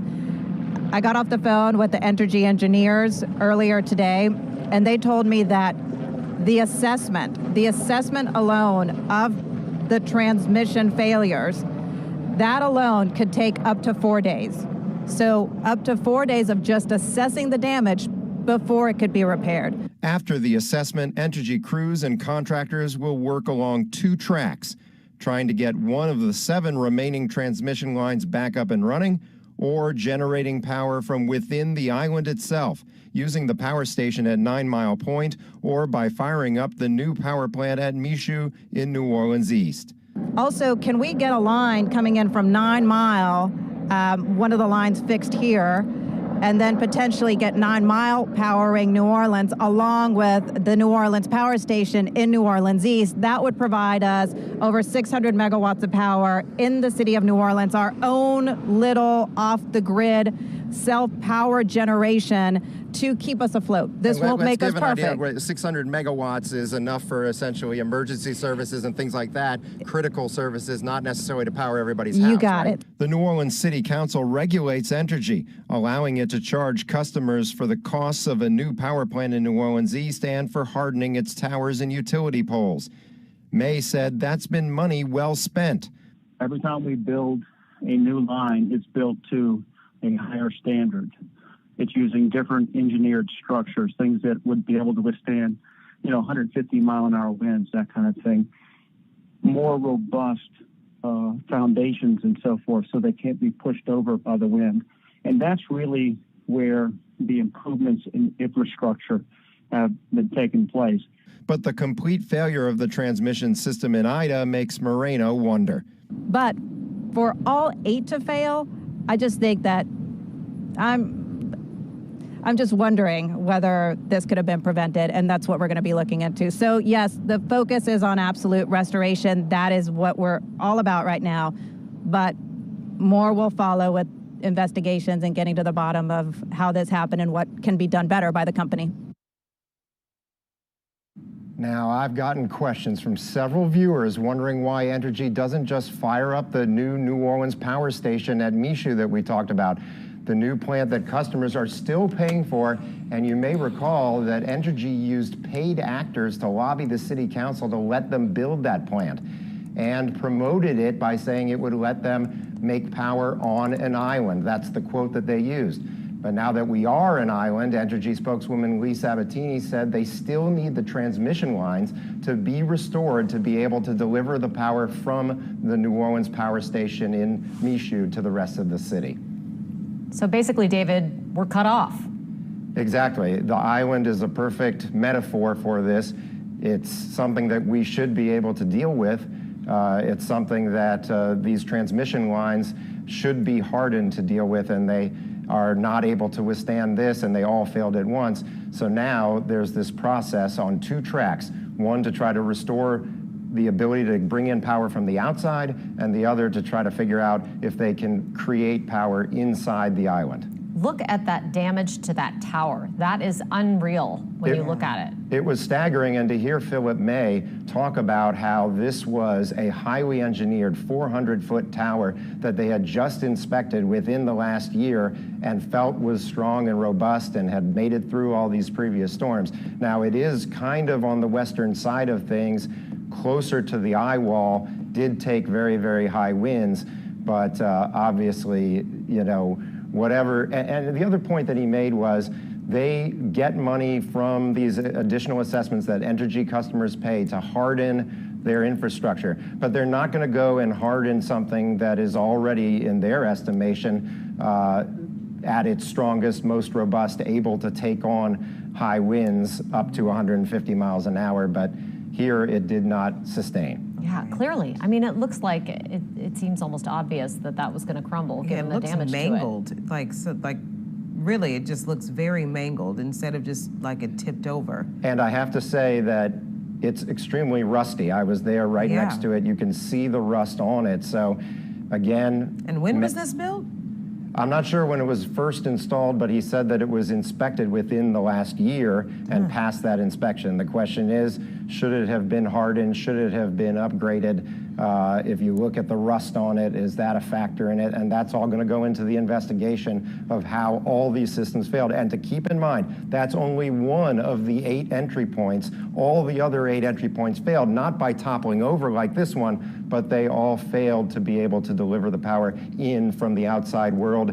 That's that MISO network that you hear about, or you might have heard about. It's kind of the mid-continent group that sends power in from the middle of the United States down to us when we need it. Wow. Yeah, it's like the regulating sort of overhead group. Exactly. That watches out for the power. And it's a sharing system. When something is needed, they would send it from those other areas to us. But it's a moot point because we could not receive it because all of these 8 points failed. Well, let's hope that they ask some tough questions about it, because this really is going to be the disaster after the disaster, this power situation. It is, it can bring a city to a halt as it is right now. Exactly. This is going to be the key to being able to restore all the city services, and it's not just the city. Again, it is the whole metro area south of Lake Pontchartrain, essentially. All right. I mean, right now we have the hospitals affected, we have the airport affected, we have all of those key critical infrastructure pieces that are at a standstill. So anyway, thank you, David, for that report, and I'm sure you're going to have more in the coming days. Absolutely. From WWL-TV, this is continuing coverage of the Hurricane Ida aftermath.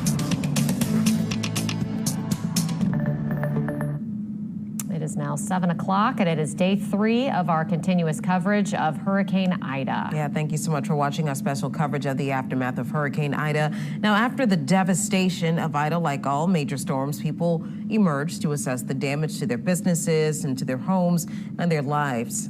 Yeah, one auto repair shop owner in New Orleans rebuilt after Hurricane Katrina, so he knew to keep his expectations in check. And still, what he found today was quite a shock. And as Mike Perlstein explains, it was a shock that he is determined to overcome. Major hurricanes dish out indiscriminate damage. Some people face floodwater. Others deal with wind damage. And still others emerge unscathed. And this was my first major remodel on the building.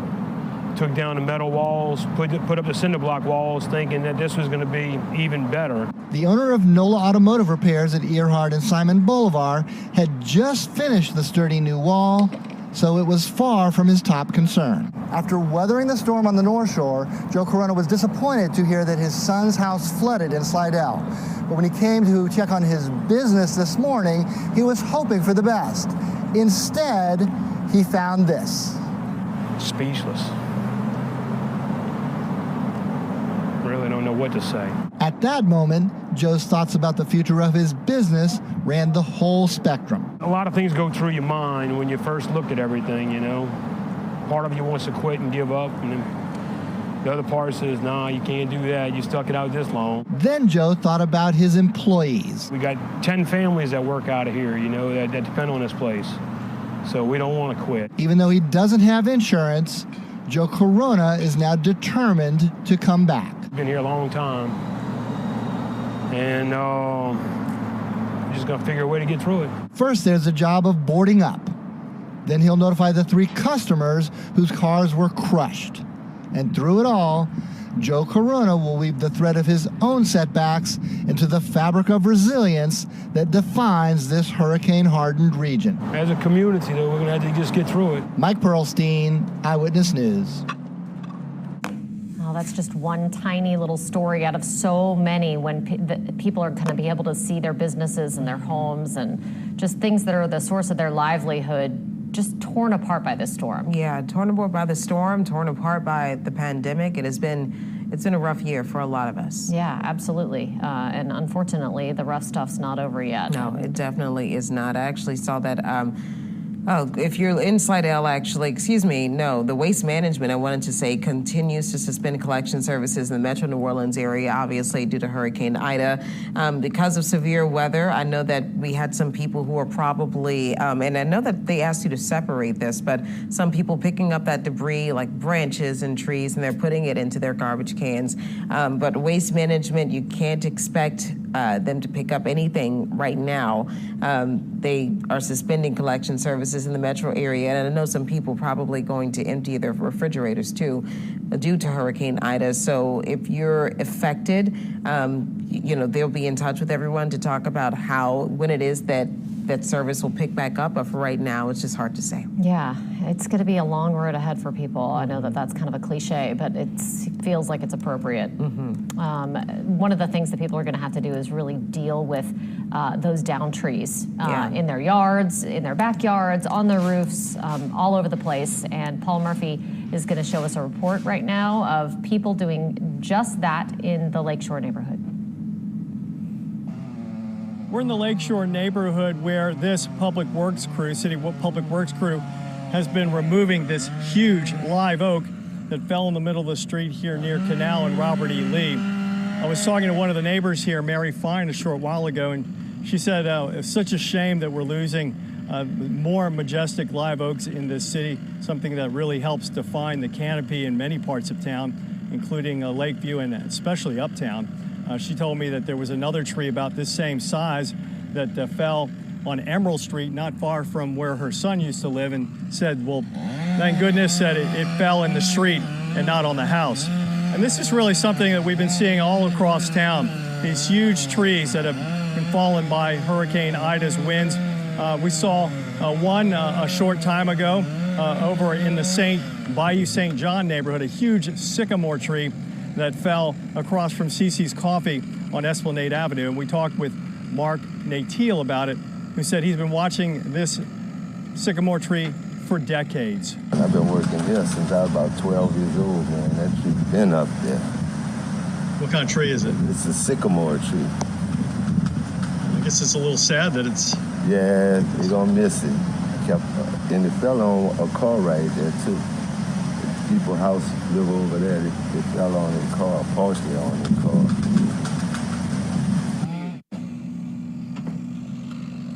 And as we've said, this is the type of thing that we've seen across New Orleans. So this is one reason why it's really still too early to get out there and do some sightseeing, because you still have a lot of trees like this, a lot of debris lying in the road. So be careful and wait till the public officials tell you it's okay to come out. We're in the Lakeshore neighborhood. Paul Murphy, Eyewitness News. Help a little.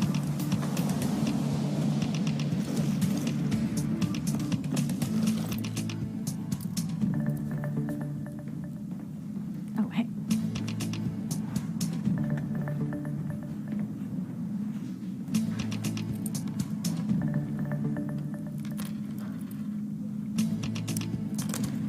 All right, we're standing by. I'm just looking to see.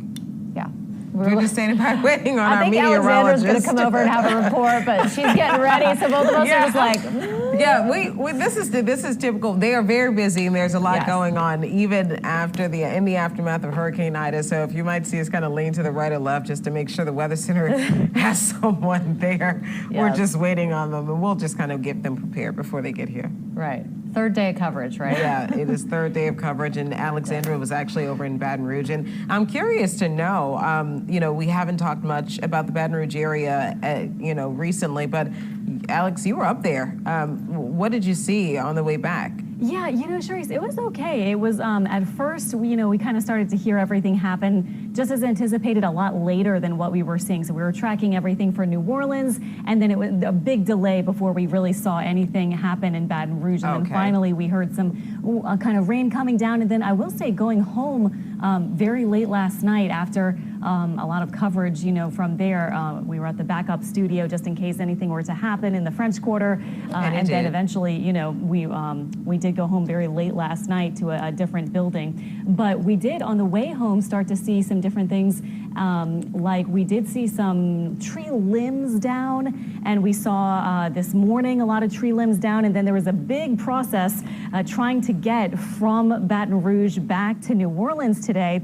So we, had to come because we were a news unit, and we did see other people on the road actually, and we did see a lot of trees down. In fact, some of the worst going from Baton Rouge. We had to go all the way across to Slidell and then down the Twin Spans. And really what we saw on the way was a lot of different trees down, and I saw some of the worst right around the Holden area, which made sense because that was where our big line of eye wall was coming in across parts of Lafitte, of course, and Terrebonne parishes, and then farther north to the river parishes. And for us, it was really right around the Holden area on toward Hammond, Ponchatoula, kind of all in that cluster along the I-10 there. We did see, Chris is so tall, I turn up tiny when I have his camera setting in front of the green screen, but we did see a lot of pine trees down, especially around those areas near the interstate. So there was a lot of damage. We did kind of have, at that point, while we were coming in kind of midday afternoon today, the interstate was fine. You may have heard that. I-10 all the way to Slidell and then down the Twin Spans, but you could see that there were some areas where there had been trees pretty close, and then people had to kind of move them out, but by the time we went through, we were able to make it. So We are now seeing Ida, thankfully, off to the north of us, and now we are getting at least a bit of a break. We did also drive through a little bit of rain on our way, a pretty heavy little downpour, because we still have a couple of these bands kind of feeding in, and we did earlier today. But I just wanted to show you really quickly, as we get into our precision cast model here, what's going to happen as we get into the next couple of days. Chris was noting that we still have a chance for a few showers and storms tomorrow, and then all the way, you can see it there, into Tuesday. This is kind of midday. You can see some showers and storms. So we're not quite finished with the rain just yet, but we're thinking it'll be more toward the coast on Tuesday and on Wednesday. And then at the end of the week, this is what we have to look forward to. We've been saying if you can make it past tomorrow and make it past Wednesday, really, maybe starting Thursday, Friday, and then into Saturday, we're expecting this area of drier air to move in while our humid air kind of gets pushed a little farther to the south, and our winds will be changing. And so that's going to make a little bit of a difference as we get into the end of the week. So again, tomorrow, Wednesday, hot and sticky feeling, and we've been pointing out also that we have a heat advisory. A little bit unusual to have that tomorrow because our heat index is only expected to get to about 100. So that's not really excessively hot, but the National Weather Service noted that they did this same kind of thing after Hurricane Laura for southwest Louisiana last year. And they noted that without power, there's nowhere to go inside, cool down, or we don't have air conditioning. So if you're out cleaning up things and kind of in the recovery and cleanup effort, it's going to be really hot and you won't have a lot of relief. We don't have refrigerators and freezers, so even a cool drink kind of hard to come by in spots. So that's why the heat index is only going to be 100, but just keep in mind, we also won't be able to take those breaks in the air conditioning and things like that. But if we can make it to the end of the week, this is the thing that I've been looking forward to. We will have a little bit of drier air working in, and so that will be something to look forward to. Won't be really extreme or drastic. It's not going to feel really cool just yet, but our highs may only be perhaps in the upper 80s. We'll get a little break in the humidity, our dew points falling from the 70s into the 60s. And so it should feel pretty comfortable, especially mornings and evenings and night times, and then the afternoon even won't feel quite as hot and humid as it could. Here's our satellite and radar imagery. Let me go back to it. Sorry, we're kind of in flux here with our different computers, different meteorologists using them at this point, but I just kind of was throwing this graphic in here, and I just wanted to show you we do still have a few of these showers. So if you're in the Mandeville and Covington areas and you're getting some of this rain, there it is right there. And we also have some off toward really kind of outside of our Mississippi, Hancock and Pearl River counties, but over on the other side into Alabama as well. And then here's a big band feeding into the Florida Panhandle as we see Ida, which is now a depression, a tropical depression, really centered over north of Jackson in Mississippi. And Ida's going to take a track passing over Tennessee by tomorrow night and then all the way toward the mid-Atlantic as a continually weakening storm. So by then it will just be a remnant low pressure area as we move into Thursday, kind of toward the mid-Atlantic, and then off toward really kind of off into the Atlantic as we get into Friday. So we are watching a little bit of this shower and storm activity. We are expecting a little bit more tomorrow too,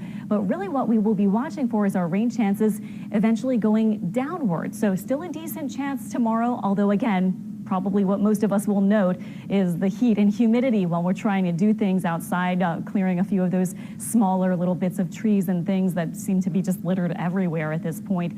Tomorrow you can see, or Wednesday, our temperature is still kind of steamy, but then this is the point where it will start to be a little less humid, and that actually should trend all the way into the weekend. We'll be looking for a little less humidity, still kind of hot, highs around 90, but the feels like temperature or the heat index with the lower humidity may only be a few degrees higher than the actual air temperature. All right, well, let's hope. Any little break helps. Any little break helps. I'll take it. All right, Alex, thanks so much. And a quick question for you again. I know that we were talking about Baton Rouge possibly like getting some flooding. Did they get any flooding at all in Baton Rouge, you know of? You know, we heard about some rain bands, not that I remember. Okay. I'll look into it, but kind of what we saw around the area was really just some rain for sure. We definitely got some rain. It picked up a little bit, and we got some winds, and we did get some high wind gusts, near 60-mile-per-hour wind gusts. Wow. In fact, in Baton Rouge. But again, as we saw the eye kind of take that little more easterly path, as far as I know, we didn't have a whole lot of widespread flooding across Baton Rouge. All right. Yeah, I saw some people, just friends, who had some damage from winds. So things in their backyard blown around, kind of like what you experienced, Sharice. Yeah. In your backyard. My poor backyard. Oh, no, it's so sad. By the way, I say my poor backyard because everyone knows that my backyard has been my pride and joy because I've been working on it like a maniac. And I always, anytime there's an update, decide, I come and I show Katie and Karen like all of the changes that I've made. And I was just about to make the final change of adding a little garden in the back, and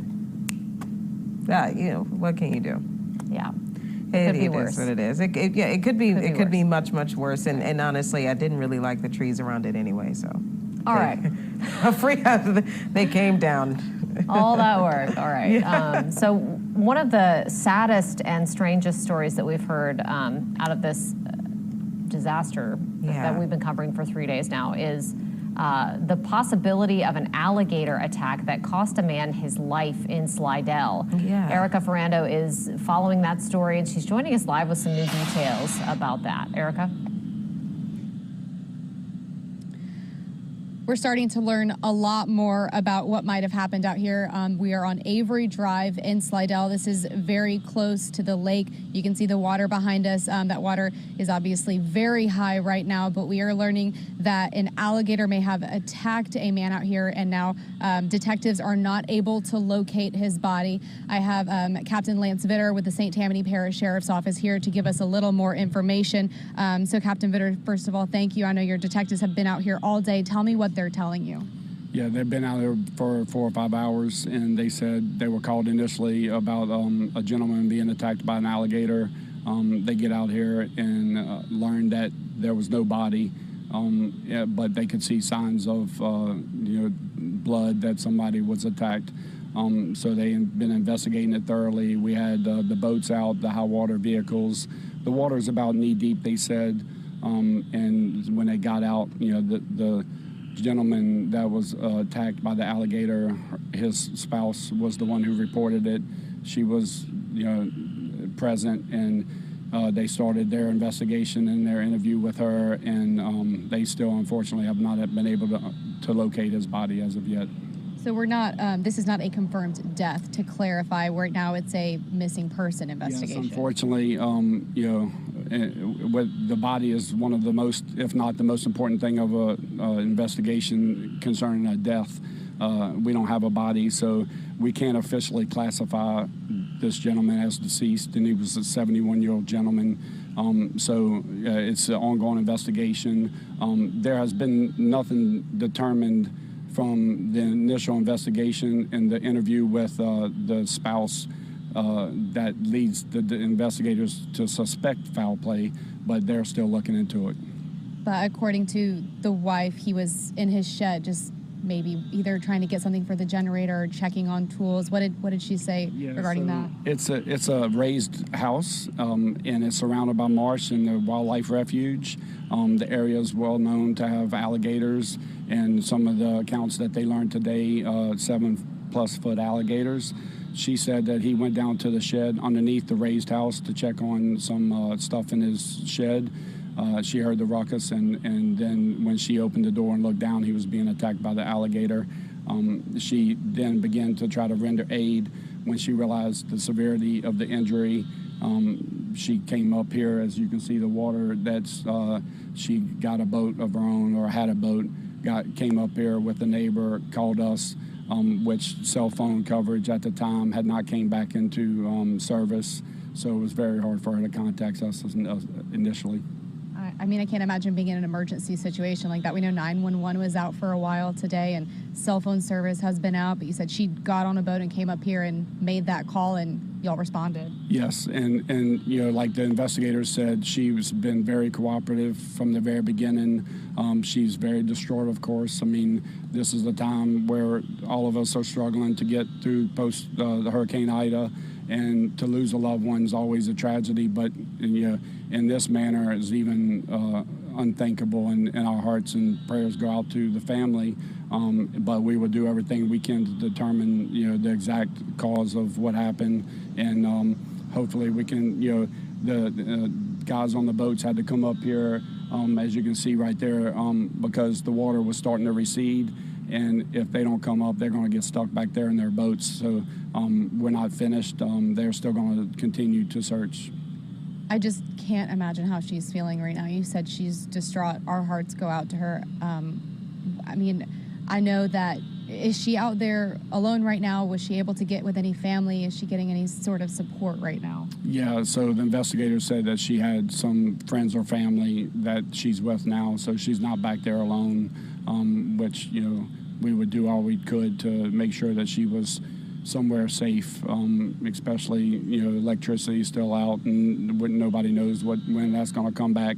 But, again, we're going to do all we can and use all our resources to find her husband, to give her some closure, and also, too, so we can, put a final, touch on the case, and again, with the body, like I said, not having the bodies, kind of hampering us right now. But foul play is not suspected at this point? No. Again, like I said, it's under investigation until, it's closed by investigators. But at this point in time, we haven't discovered anything that indicated foul play. And as you mentioned, there are large alligators that have been spotted out here from time to time. Yes, we're, pretty much in the marsh, and the federal wildlife refuge. There, from what I'm being told, there's a few houses down this road in Avery Estates, and they're like the second house from the lake, second or third. Don't hold me to that, but they're pretty close to the lake. Have you learned anything about this man? Do you know if he was from Slidell? Do we know anything besides his age? Nah, all I was told was that he was 71 years old, and out of respect for the family, we haven't released his name or anything, so. Captain Bitter, anything else that you would like to share with the community? This is just a tragic story. Well, just also, this is very tragic. Like I said, our hearts go out to them, but, this is another indication with the water high. Please, be careful, and if you do not have to go in the water, don't go in the water, because, we live in the South, and South Louisiana, they have alligators, wild hogs. No telling what could attack you, so just please be careful. Captain Bitter, thank you so much. Just to kind of wrap it all up, we are on Avery Drive. Detectives just kind of got back out after investigating all day, searching for the body of a man whose wife says he was attacked by an alligator. The water is high up. Seeing big 7-foot alligators is not exactly rare out in this area, but that water was high. Apparently he was in his shed. His wife heard the attack, tried to help, but they have not been able to locate his body. But as Captain Vitter said, they are going to try and get back out here and do anything they can to locate the body or the person and just kind of wrap up this investigation. But our hearts go out to this woman who, whose husband is missing right now. For now, that's the latest here in Slidell. I'm Erica Ferrando. Back to you in the studio. Erica, thank you so much. Such a tragic situation. Hopefully they can give her some closure soon. Yeah, definitely. Here in the metro New Orleans area, while some of the wind damage isn't as severe as it is in other parts of the city, or the state, rather, there is a significant amount of damage. And apparently there's a situation at a gas station in Mid-City. Mm-hmm. Yeah, let's go to Candace Charles right now, live on what's going on there. Yeah, I'm on Orleans and Broad, and usually this gas station is open, but as you can see, the pumps are closed. This gas station is open for 24 hours usually, like I mentioned, but it's closed today. They just had a long line here, that the Coast Guard here, as they had people coming through and getting gas, and then it was a wrap. The gas was all gone. Now I have Curtis here with me, who came all the way from Metairie to get gas, get water. What has it been like trying to find gas and water out here? It was like hell trying to find water from gas station to gas stations, different locations of trying to get water and gas. And so now I was informed that the gas was here, and now that I come here, the gas is gone, and the only thing I can get out of it is water, because I need water. So I still need gas, so I just got to keep moving along till I find gas. And so many crazy and amazing stories as well of folks who have just been trying to get through this storm. I know it's been a rough one for you guys. How's the storm going for you? Well, pretty much right now, we just starting off. It's still early. We got the generator, we got water, and I got electric. You know, I got a couple of gas cans and stuff to keep me going for maybe a couple of days or a few hours. So I don't know how long. So right now, I'm just on my way, just trying to find more gas to keep surviving this storm right there. Now, you told me you just came back from Dallas as well. You've been gone for a little bit after Hurricane Katrina. Yes.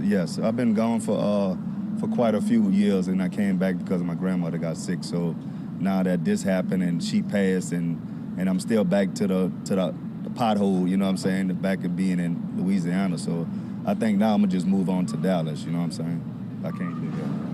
Okay, well, we hope that you remain safe out here and just take your time trying to find food and water. Curtis, thank you so much. All right, thank now, we have been told that there is a gas station everyone is being directed to a couple of streets down on Orleans and Orleans and Claiborne. But we've been told also that it's really long lines there. We're going to go try to swing by there and check it out for you guys as well. Right now, looking for food and gas in the area, as in many parishes, is really difficult. So you want to try to be safe, folks, and just go ahead and take your time and stay at home if you can. For now, in Orleans Parish, I'm Candace Charles, Eyewitness News. All right, Candace, let's hope people keep level heads in this situation. I mean, it could get out of control quickly.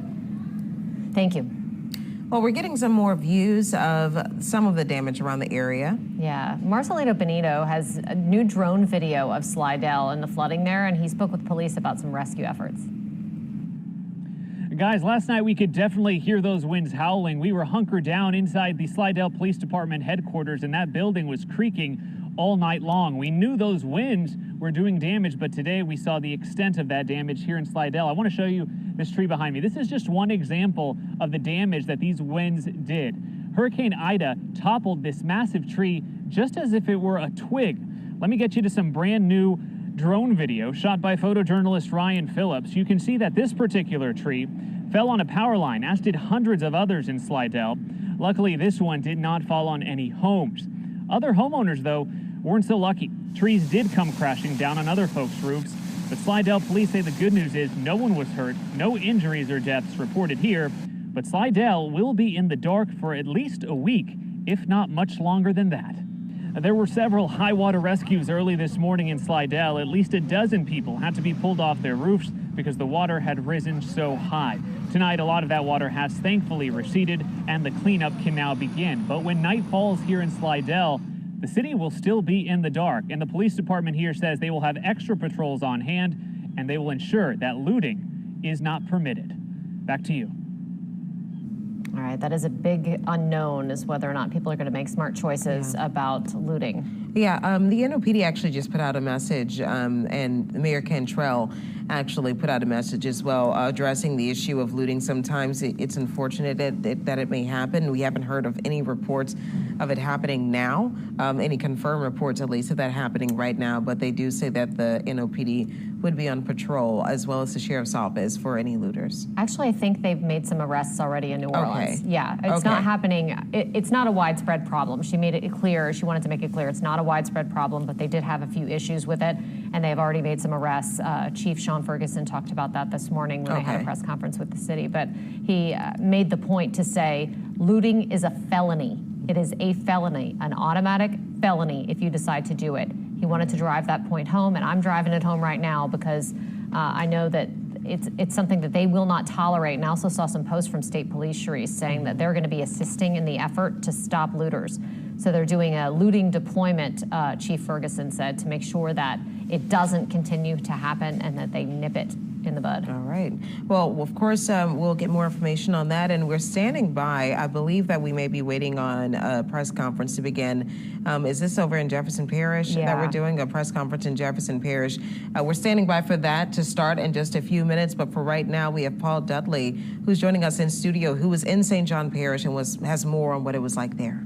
Yeah, Sharice and Katie, the damage across St. John Parish is really tremendous. Driving up and down Airline Highway in St. John, you really get a sense of just how bad this storm was. There is widespread flooding. There is plenty of downed trees and power lines. You can see the damage in this video here.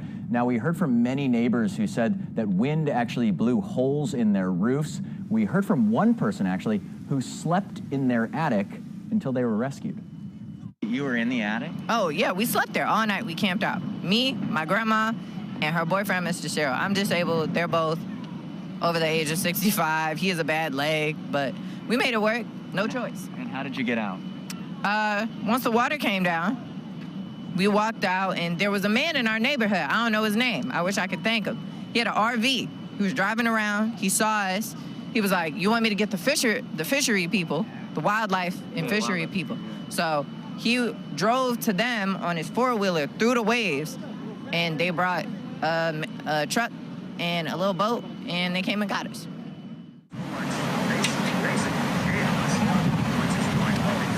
Now, officials are doing everything they can to help those in need. They've set up an evacuation meetup spot of sorts at the New Wine Christian Fellowship Church off of Airline Highway, but it is still unclear when people might be able to return to their homes. Back to you guys. Okay, Paul, thank you.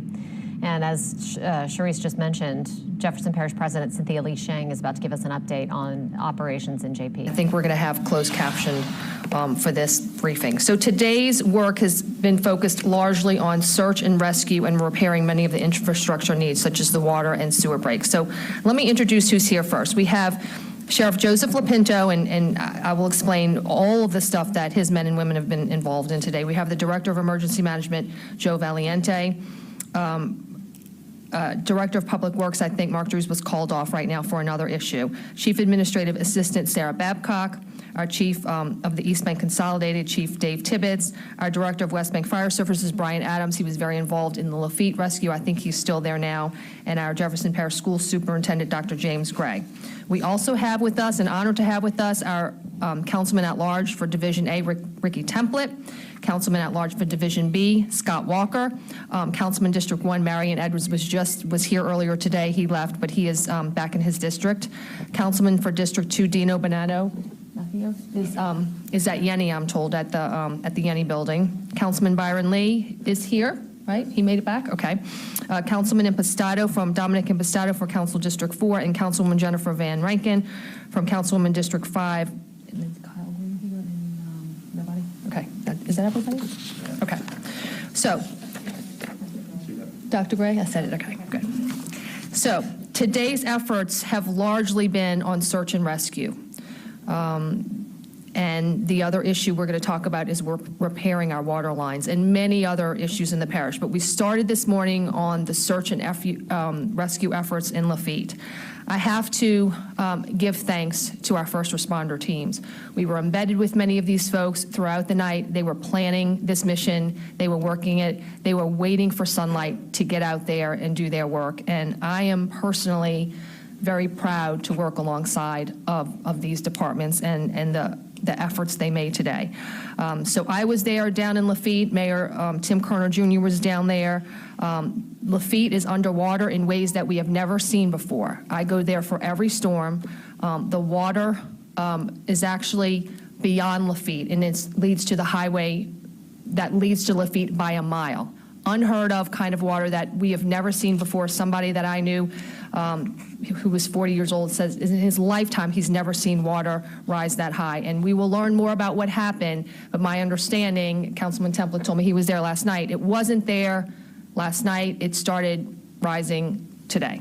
So we want to thank them. Mayor Kerner and his team yesterday, when he told me that he thought the water was rising in Lower Lafitte, as soon as the winds died down a little bit, he went in. Last night, they saved 27 people. And then at last count today, with the many teams that were there today, another 108. This is a scene where boats were just going in and out of Lafitte all day long. So we have to thank many people for this effort. The Jefferson Parish Sheriff's Office and Sheriff Lapinto will be here to address you. Our West Bank Fire Services, Brian Adams, who you've seen before, and he's probably there now still. Our East Bank Consolidated Fire with Chief Dibbets. The Louisiana National Guard has been wonderful partners to us. They were there as well. There were a lot of animals running around, so we had the Jefferson Parish Animal Shelter. They rescued a lot of animals. Louisiana Wildlife and Fisheries. And then a big shout out to Councilman Dino Bonanno and Ricky Templet, who were really out there a lot today, and many of the members of the town of Jean Lafitte. And I'm also heard that the Cajun Navy showed up and helped us with these rescue efforts. So I will let the sheriff brief you on that extensive mission. Finally, I was able to reach Mayor Carmodell, Mayor David Carmodell in Grand Isle. We have been out of touch with Grand Isle since the storm's been over since yesterday afternoon. So at 6 o'clock, I was able to speak with him. He was supposed to get a helicopter. I don't think the helicopter could pick him up or land there. He actually made it to Grand Isle. Those of us who know Mayor Carmodell knew he was going to, right? It's the Grand Isle way. He made it to Grand Isle some kind of way, which we probably don't want to know, but it involved a tracker and a lot of cutting different pieces of property. So he made it in. They have no cell service. He has to get to the top of a bridge. He called me from somebody else's phone. The great news is that he thinks everyone survived. He thinks that when it got bad, people ran from their homes. They ran to stronger buildings. They ran to the fire department. They ran to the multiplex. I know there's damage at the multiplex. The sheriff might be able to brief you on that. I think he saw it. I have not seen it. So he thinks that everyone survived. In terms of the building and the structures, he said it's 100% damaged, and many of the buildings are not gone. So I have not been able to see it, but some people have been able to get their eyes on the damage there. Of course, he needs help. He needs the roads to clear. He needs clean water to start rebuilding his community. And if any of us know David Carmodell, he will begin rebuilding his community immediately. In terms of Mayor Carmodell, he said this storm and the people who stayed will never stay again. They've all said they will never stay again. In his words, Hurricane Ida was Katrina on steroids. The wind was such an incredible event. It wasn't so much a water event for them like Katrina was, but it was a wind event. And I'm sure you will look forward when he can address you on the damages in his community. So while Lafitte and Grand Isle were dealing with rising water and storm surge, here in Upper Jefferson, we have other major issues. I liken it to calling it a system breakdown.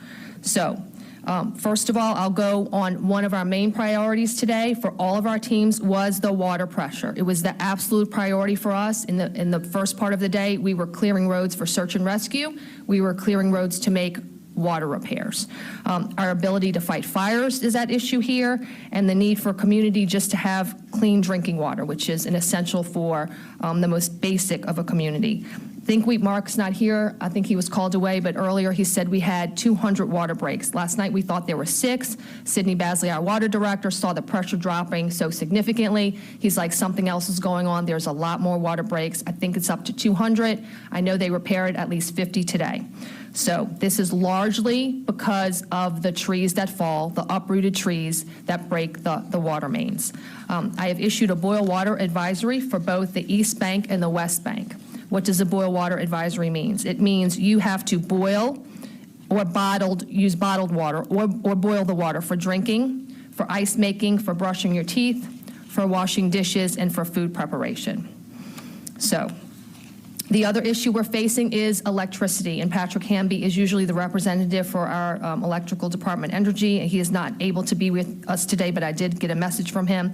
Essentially, we are 100% out of electricity. As you know, a very large transmission tower near Avondale collapsed that served Orleans and the East Bank of Jefferson Parish, but if you drive around, you can see poles in all neighborhoods that need attention. So Entergy is now going through a damage assessment portion.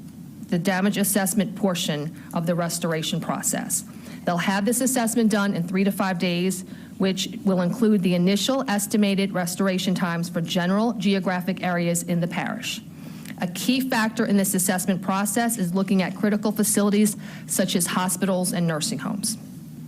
terms of telecommunications, as those of you know who have been trying to reach everyone, this is very spotty. Our level of communication is extremely limited. So obviously, those of us know that sometimes we're able to make calls, sometimes they go through text, sometimes they're not going through. So I was able to be on a call today with the White House, and I know there were some agreements signed at the FCC to have these agreements between carriers so that you could get on a line that even you're not a customer of one carrier, you're able to use another carrier's line. So that is being done at this time. Okay, the next issue when I talk about a broken system is our sewer system. Our sewer system in Jefferson Parish relies on electricity at the lift stations. We're asking everyone to limit the amount that you put into that sewer system. We're talking about washing dishes, washing your clothes, taking your baths. This is about limiting your water usage. I'm told some areas in the parish don't even have running water, but it's about preserving your water and not putting too much into a very fragile system. We all know on rain events, we can easily get sewer backups in our neighborhoods, sometimes in our homes. So this is the issue we're talking about. It is very fragile right now, so we need everybody to cooperate with us and minimize that usage.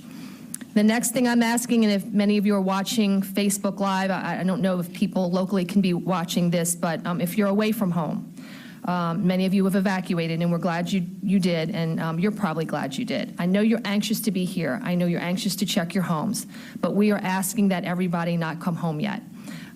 We cannot provide you the modern amenities that you're used to. You are more comfortable where you are. We have a very fragile, a very vulnerable community. You heard me say we have no electricity. You have a boil water advisory. We have problems with the sewer system.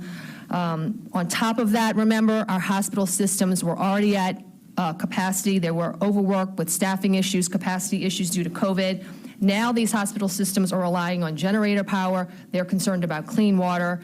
The gas station nearby that was one of the few gas stations open, the line was 5 blocks long for this one gas station. And I'm told that no stores are open. And when I was driving around today, I did not see anything open. So this is not the community that you left. So we're asking that you stay away until you get further notice. And I promise you we're working very hard so that you can come back. Okay, I'm talking in conjunction with our sheriff. We have a curfew in effect now. It is in effect now until 6 a.m. Tomorrow, we're going to do a nighttime curfew from 6 p.m. to 6 a.m.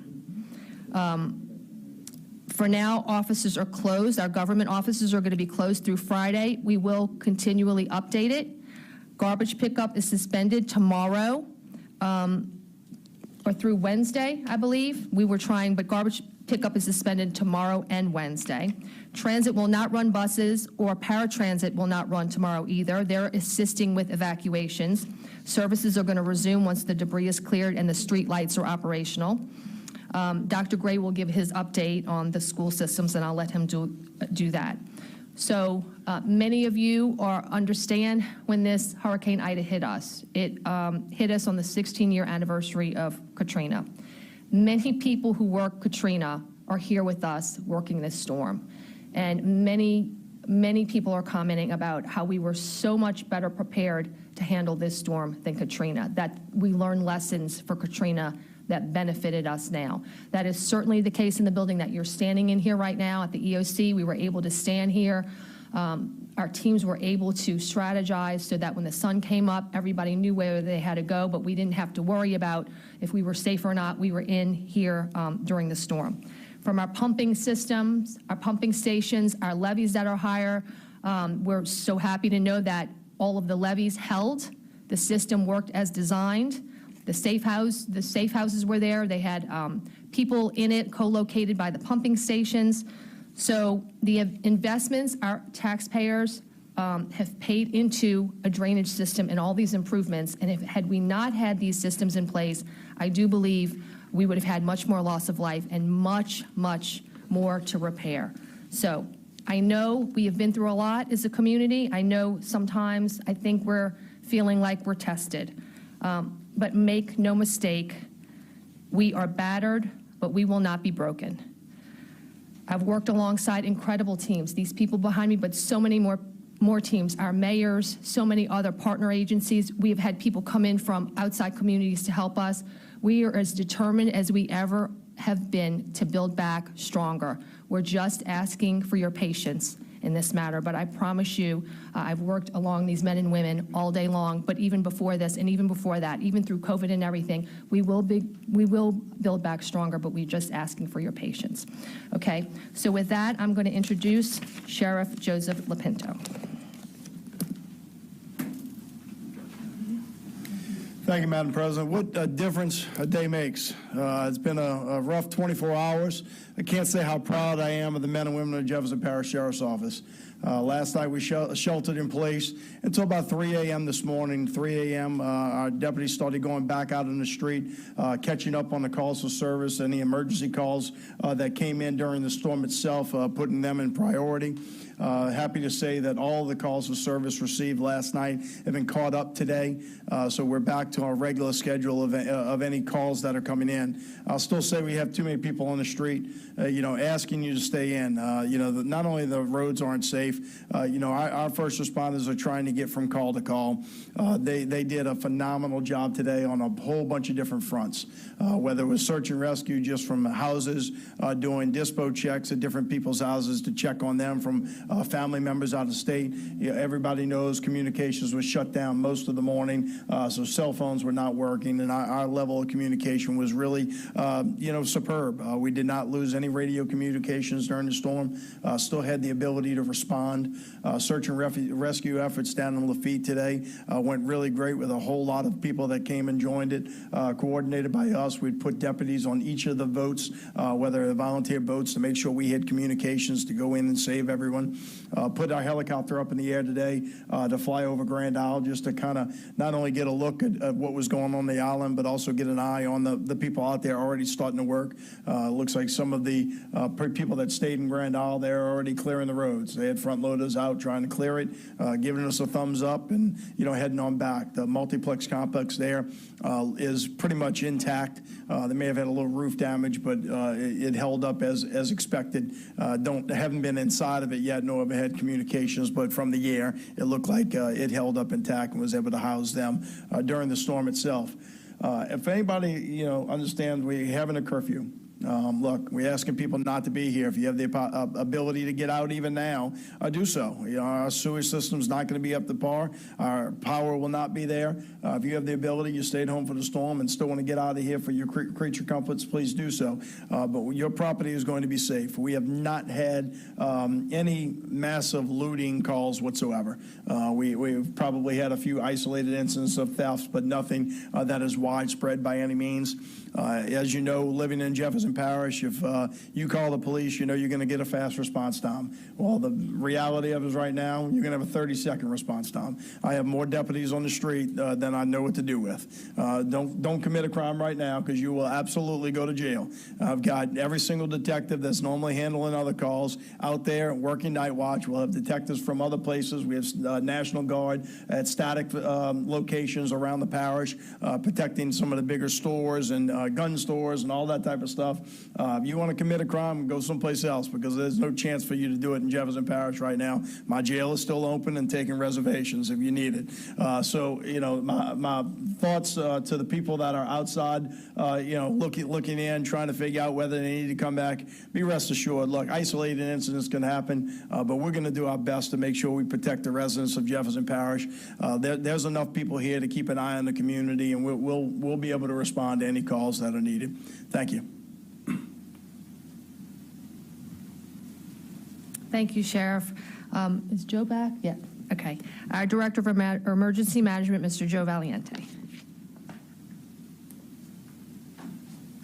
Thank you, Madam President. Good evening, everyone. So I just wanted to mention that as a result of the incredible efforts this morning from the interagency teams that were conducting the search and rescues, they were able to rescue 114 evacuees who had stayed behind. The Emergency Operations Center is still in full activation, and all of our ESFs are up and running so that we can support the efforts of the Public Works Department, answer questions for our school board, and to support all these search and rescue missions that are occurring, so that in the event that they need resources, we're here to interface with Baton Rouge and GOSEP and get those resources for them. Anyone that sees anything whatsoever that's out of place as far as down power lines, down wires, trees that are blocking the roadway, please make sure you contact us at 349-5360, 349-5360. We have just started with our windshield assessments, and our teams are going to be going out in larger and larger numbers starting tomorrow and the day after to check and see exactly what we have to fix out there as far as us as a parish. And as the parish president mentioned, Energy has already conducted some aerial surveys of their transmission lines so that they can determine how they're going to reroute some of these power sources so that they can bring power back to our community quicker. We're still conducting numerous calls a day. We have a leadership call that we do once a day where we have over 100 participants and stakeholders throughout the parish agencies participating. And of course, we have our daily meeting with GOSEP, and so we're able to update what our efforts have accomplished, and also information they pushed us on any changes that are made in policy or equipment that's available, or any funding that's available through FEMA. One question that we got numerous calls on today was whether or not the I-10 was open. And there was some issues with the I-10 heading westbound at Laplace, and cars were being diverted at Williams Boulevard. However, that has been resolved, and now the traffic east and westbound is open. I-55 northbound is still closed due to heavy trees and debris that's on the that part of the interstate.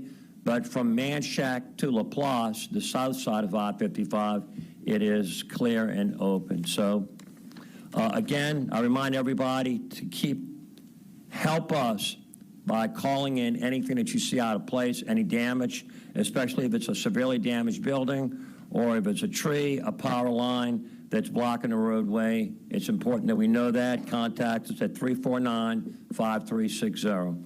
Thank you very much. Thank you, Joe. Our next speaker is Chief Administrative Assistant Sarah Babcock. Good evening. Today we've been in contact with all of our healthcare facilities. We remained in contact throughout the storm and this morning. Other than the 4 nursing homes that evacuated pre-storm, all hospitals and nursing homes have been continuing to shelter in place. We did have some hospitals in Region 3 that had to evacuate and move those patients into our region here in Orleans and Jefferson hospitals. And as of this evening, Tulane Lakeside Hospital is transporting patients into Tulane downtown campus due to ongoing water pressure issues at that facility. We've continued to work on generators and water with them throughout this. We will have a few dialysis centers that are going to be able to open tomorrow. So if you are a dialysis patient, you should have the emergency number for your dialysis company. Please call them directly to schedule your appointment, and we will be working with them to try and coordinate transit for those who need it. We currently have 2 oxygen distribution stations. One is at Fire Station 20 at 4110 Hudson Street in Metairie, and Fire Station 81 at 808 MacArthur Avenue in Harvey. Those are up and running. You may go there if you need oxygen support. If you have empty tanks at home, we ask that you bring those to the fire station so that we can refill them. Due to the current power and water concerns, we are right now transporting people who need shelter outside of the region. So this is a partnership between us and many state agencies, including DOTD, DCFS, LDH, and even AG is taking our pets to other shelters. So if you are not able to stay in your home, but you cannot evacuate by yourself, you can call us here at the EOC. That number is 504-349-5360, and we will work on coordinating with you to be able to safely get out of the area. We do have buses lined up for the next few days to be able to do that. As a reminder, we are under a boil water advisory. This is extremely important if you have small children or are immunocompromised because there may be bacteria in that water that you may be more susceptible to if you have one of those conditions or have young children. So please make sure you're using bottled water, as many people will not be able to boil it right now with the power outages. I also want to remind everyone about food safety. So your refrigerator probably hasn't been working for about 24 hours. We are soon going to be nearing the end of the period where that food is safe. So I want you to remember that. And as Parish President mentioned, this is coming 16 years after the anniversary of Katrina. Whether or not you have gone through those storms, there may be mental health challenges in our community for those here, as well as those who have evacuated. That gets exacerbated when we can't reach our loved ones without cell service. The Louisiana Department of Health has stood up a 24/7 mental health crisis hotline. That number is 1-800-256-2522. Again, that's 1-800-256-2522. Thank you. Thank you, Sarah. Next, we're going to have the Chief of the East Bank Consolidated District, Chief Dave Tibbetts. Normally, he's joined by our Director of our West Bank Volunteer Fire Services, Brian Adams, but Mr. Adams is still in Lafitte. When I left a little while ago, he was still there, so. Thank you, Madam President. Good evening. I get to be the tall guy this time. Brian's not here. I want to thank everybody for their patience that they're having with all of us, with our responses and all. We're trying to do as best we can. As the sheriff said, I want to take the same time and thank the members of the East Bank Consolidated Fire Department for such a wonderful job. We've been called out in the last 24 hours to a high number of calls. We have what we call stack these calls. We do a triage on them, and of course we go to the calls that we think we need to go to. Yesterday afternoon, in the midst of the storm at about 2:30 p.m., the East Jefferson Fire Department went out to a fire. Unfortunately, it was not with a good result. We lost a structure due to a lot of complications. We responded to another structure fire today. And we've had numerous calls for service that we've taken that stack and gone through today and made sure we visited with each one of those addresses. As you know, when I get up, I like to talk about generator safety. Unfortunately, I have to report that we did have one individual burned while refueling a generator. So again, I'll go over it. Please be extremely careful with generators, especially portable generators. They need to be fueled when they're cool. So it's okay to let that generator off for a time period to let it cool off. 30 minutes is probably enough. You put your hands by it. If you feel heat still coming off, then just don't do it. It's not worth it. Wait longer. It needs to be away from your house. We've had a couple of calls. We walked into one house with two elderly people, and our meters that we checked carbon monoxide with went to 100%. So fortunately, they called us, and we got them out, and it's very simple to fix. We take them outside, fresh air fixes it. We were able to check it. That was with a fixed generator, too. So even those with the wind blowing the way it was allowing the vapors to get back into the house. So again, please be careful. Be careful refueling them. And if you have any questions, if anybody has any questions, please reach out to us at the department, 736-6200, and we'd be glad to help you with that. So again, we want to thank everyone. Please, I want to say it too, because I've seen a lot of problems today with the people out. Please stay in if you can. Give us our room to exercise and do what we do. We really appreciate that. So thank you very much. Good evening, everyone. I just want to echo some thank yous to. I was behind you. So the sheriff and a great partnership today with the rescues, Dan and Grand Isle, Wildlife and Fisheries, West Jefferson Ambulance Service, the National Guard. We really had a good day and saved a bunch of people, and we had some really smiling faces when they were coming out of that water today. So again, thank you, Sheriff, for your leadership with that mission today. We're going back out tomorrow to continue that mission and see if we can convince some other people to leave, because there's still some people back there that are in some waters, and the waters are still up. So again, thank you all, and I appreciate it.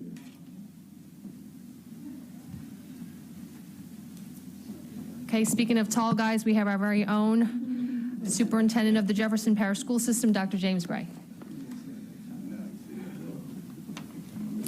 I was wondering how long he was going to hold that title. The last time I was here, I talked about the age of our facilities, and this storm actually put our facilities to the test. Our skeleton crew that we still have here got out early this morning at 6:30. We started riding around to see what we can possibly assess, but because we're such a small crew, we were not able to get to all of our schools. We're all noticing some roof damages to many of our facilities. It goes without saying the damage that was seen in Grand Isle and Lafitte. But in our other Jefferson Parish schools, we see some significant damages. The issue that we're going to have is how can we know exactly what we have once we start opening doors? Again, once we start getting people back inside of our district, and we're kind of encouraging people not to come back at this particular time. So that can be a very, very slow process. So the things that the district, the parish is feeling as a whole, the school district is going to feel the same things too. So as long as we don't know exactly when power is going to be coming back, what the water situation is going to be coming back, it's going to be increasingly difficult for us to be able to establish a timeline for which we're going to be able to start educating our kids again. What we want to do is start educating as soon as we possibly can. At this particular point, all school-related businesses and activities are closed at this particular time, and then we'll make sure we communicate with everybody continuously to let them know exactly when we will be reopening. We think our biggest piece to all of this is going to be constant communication with our parents, our families, the parish as a whole, keep in contact with the parish government to make sure that we get timelines when those things are established, but we know so many things have to take place. Again, the parish president talked about we want to make sure that we encourage people not to come back at this time because our system is broken and we don't want to put too much stress on it. That includes our teachers, our families, our administrators, our staff. And so because they're not in the vicinity, this may take a little bit longer than what is expected. Most people think that once the weather clears, everything just starts clicking back the way that it was prior to, and that's not necessarily the case. And then when you're dealing with 50,000 students, it becomes increasingly more complex. And so when we're riding around and we're seeing roofs peeling off or that have peeled off, we're trying to figure out what's the best course of action or what we can do to remedy that situation as quickly as we can. So when the other issues like electricity and water pressure gets resolved, we're ready to go.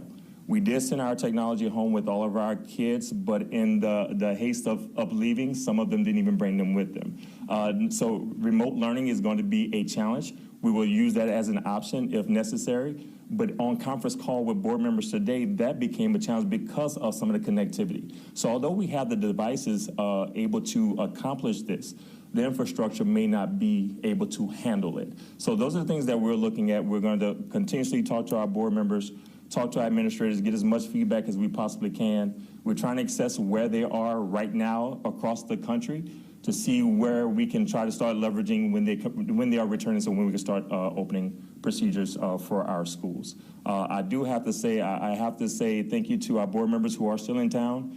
Because we're such a small crew and can't get out to all the schools, board members are actually getting in their cars and riding around to try to determine where they can see visible damage and reporting that back to our operations team. My operations team is really working hard. We really want to try to get our kids back into our buildings as safely as we possibly can so we can make sure that we continue to give them the great instruction that we've been giving them all this particular time. So thank you so much. Thanks, Dr. Gray. Our council offices, I know, as soon as the sun came up, they and their staff members started driving around their districts as well. So I want them to be able to give you an update on what they saw in their districts. So we'll start with our council chairman, Councilman Scott Walker. Thank you, Madam President. Driving around the parish today, it's hard to wrap your head around what you see. Starting at about 6:30 this morning, getting on the road here on the West Bank and then going over to the East Bank and trying to see it all, it was incredibly sad and difficult to watch. And our thoughts continue to be with all the people in Grand Isle and Lafitte who are dealing with so much in the aftermath of this storm, and any community and people who are dealing with the aftermath of this. But what we are dealing with is a process that we're used to. I mean, this is what we do. We live in a place that's prone to hurricanes, and we deal with the aftermath of hurricanes. So now we do this, and we do it hopefully in a friendly way, in a positive way, and a resilient way, which is what we've come to expect of ourselves. I think when you look at what happened with our water system, I got questions everywhere I went today. How long is water going to be out? How long is water going to be out? And we don't know. I mean, it may be a week. It may be a little bit shorter than that. But the problem was beyond our control. The solution is within our control. And you heard the parish president say 200 breaks in the water system. I mean, that is a lot, and it's going to take some time. It was a catastrophic assault on our water system last night, with all those trees coming down, all those water lines being broken. But rest assured that it is being repaired as quickly as humanly possible. We understand the urgency of having water and why you need water. And that's the same thing with your power. I told Patrick Hamby today, I said, look, the water situation is taken away from the pressure on you. So if you get the power back in less than a week, then you're the good guy all of a sudden. So Entergy is working really hard, and they're going to get the power back up as quickly as humanly possible. That transmission tower that you saw go down into the river, had some extensive conversations about that. It was initially framed a catastrophic incident that was going to put our power restoration back into November. And there's an old graphic going around social media right now that's from Hurricane Zeta last year that says Jefferson Parish isn't going to have its power restored until November 2nd. And people are spreading it like wildfire. Please spread the right information. We're giving you the right information right now. It's on all of our social media platforms. Don't share things that are old. We have the right information for the right storm right now, and we're going to get it out to you as quickly as possible, as soon as we know it. There's nobody holding anything back here. All this information is coming out of the EOC, and we're going to give it to you as soon as we have it and as soon as we know it. So please watch the information that you're spreading, and know that we're doing our level best to get everything operational as quickly as possible. But this is unlike anything we've seen before. And we said last year during Hurricane Zeta that that was the worst we'd seen here since Hurricane Katrina. Well, this is the worst we've seen here since Hurricane Zeta, which was less than a year ago. So here we go again. We've been here before. This is what we do, and we're going to move forward in the best way that we can, and we're going to be a better parish after this. And to echo what others have said, if you don't need to come back, don't come back. I called my wife today and my kids. I said, stay away a few more days. There's no reason to come back yet. And some people on social media said, are y'all going to pay for us to stay away? No, but we're sorry. I mean, if you want to come back and not be able to flush your toilet and sweat in September in your house and not have air conditioning, not have any of the comforts you're used to, then come back. But the best move is to stay away if at all possible and give the people here the time to do the work they need to do. I've spoken too long, but I just wanted to get all those thoughts out there. We appreciate everything you all are doing to get our message out. And this group back here, the council, all the department heads, the administration, coming out of this building, we've been here constantly for the past few days, and we've been through a lot. You all have been through a lot. Everybody in the public has been through a lot. So let's just finish getting through this together and move to the other side. Thanks so much.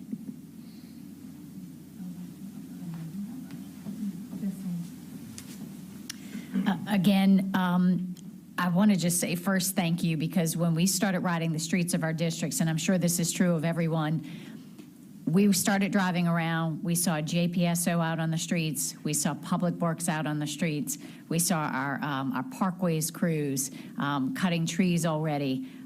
Jefferson is out there. We are trying to get things back to normal. The best thing that each of you who might hear this or see this can do is please stay home. There's nowhere to go. There's nothing open. If you can stay home, imagine how much more quickly all of those crews can do their jobs. So if we can just reiterate that, that would be, I think, the single most important thing that each of you can do. As water starts to come back on, the other thing that I'll reiterate is our sewer system is not going to be operational until the power comes back on.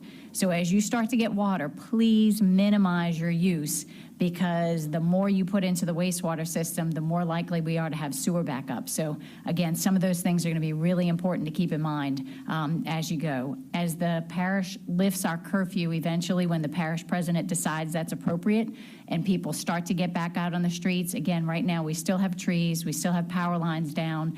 So again, be very careful as you continue out on the roadways, and be kind to your neighbors. You know I saw a lot of people out there helping each other today. We're all going to get hot. We're all going to get increasingly agitated, I know, in the days to come. But as a community, I know we're also really strong and looking out for each other, and letting us know if there's a neighbor in need is one of the most helpful things you can do. Thank you.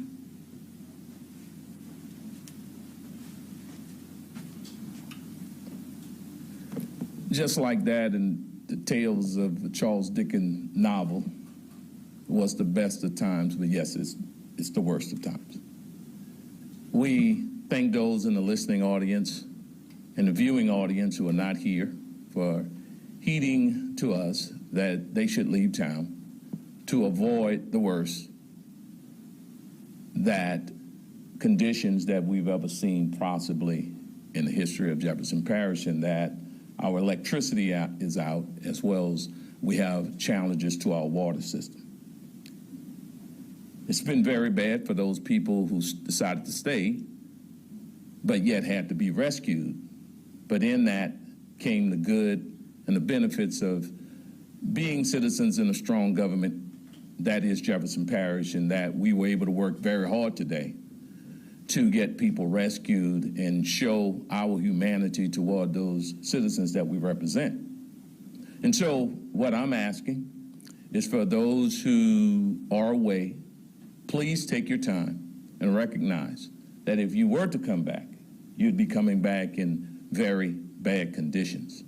And so rather than contributing to the misery of the heat and the lack of water, if you have the means, please stay where you are.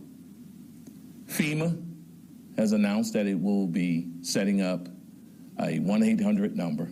So for all those who have needs because they cannot afford to be gone for many, many weeks or many, many days, FEMA will be providing assistance to those who need assistance with their hotels.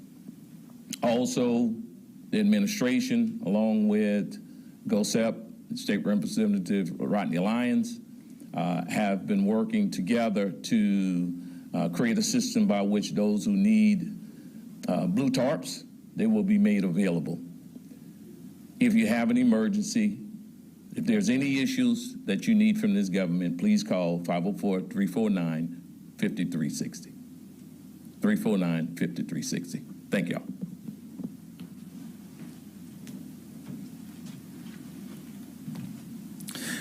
Councilman Dominic Impastato for District 4. I wanted to focus my comments on the Kenner and Metairie area where we spent all day today. We started at about 6 a.m. Kenner Mayor Ben Zahn and I assessing the damage, particularly to the Kenner area, and found virtually every major thoroughfare in the city of Kenner with down power lines, power poles, along with tree damage across the city. The Kenner mayor and his staff are currently on the street. I literally just left them where they're continuing the restoration effort and mainly debris removal at this point. One of the challenges that we saw throughout District 4 today in Metairie and Kenner is with down trees are often down power lines and power poles intertwined. So oftentimes when we see when there is a tree in the street that's blocking a street, well, until energy can come and clear that line that may be buried within or intertwined within that tree, that debris cannot be removed. That is the kind of thing we're having to deal with street by street, neighborhood by neighborhood, and that is an extensive process. In addition to all the reasons why we're asking people to stay off the streets, it's also the delay that it causes in the relief. Today, again, Mayor Ben Zahn and I were together, and we were asked by relief workers if we could block streets off because the number of cars passing through the street while they're trying to address a power line issue or a debris issue, we're literally making them stop their work. So that causes not just a safety hazard as has been identified by the people before me, but also delays our recovery effort, which is certainly the most common question all of us are getting right now. When will power be back? When will water be back? On East Jefferson, that is the primary source of concern we're getting. On the day before the storm, 2 days before the storm, Energy stood at this very podium and said with a storm of this size, their expectation statistically was 21 days without power or more. That's what they said before the storm, not to mention everything that has happened. Now, the communications that our office has gotten from Energy is they won't even estimate at this point. So that should give us an indication of the magnitude and the extent of what we're dealing with. On the water, Kenner residents and those in the North Metairie side, we are at the end of the water line. That means our water pressure, as a general rule, is often lower than other sections of the parish. So we can expect our pressure to be some of the last to come on as these water main breaks are fixed. So for those of you watching who are in that area, who are in our District 4, I will repeat to you what was told to me by our own water director, which is the expectation is 5 days potentially without water. So whatever decisions that you're making with your family, with yourselves, please operate with those expectations in mind. We hope it's better than that. And as hard as these men and women are working on the street, they're on the street working right now. I would love to believe that it's going to happen sooner, as hard as they're working. The challenge is with the magnitude and the breadth of this. I think those estimates are pretty fair, and I think everyone should make the appropriate decisions for their family based on those assumptions and based on those expectations. So please give us your assistance in that, give us your patience in that. And as Councilman Walker said, the best information that you're going to get as to what's going on in the parish is going to come from Jefferson Parish government and the individual council offices, A, B, and 1 through 5. So if you want to share something, share our Facebook post, share our Twitters, our tweets, and Instagrams, et cetera. That's going to be the most reliable information as to what's going on within our parish. Thank you. Thank you, Madam President. All right, thank everybody for being here. Does anybody have any questions? Yes. Yeah, did you confirm if there was a fatality that was flood related today?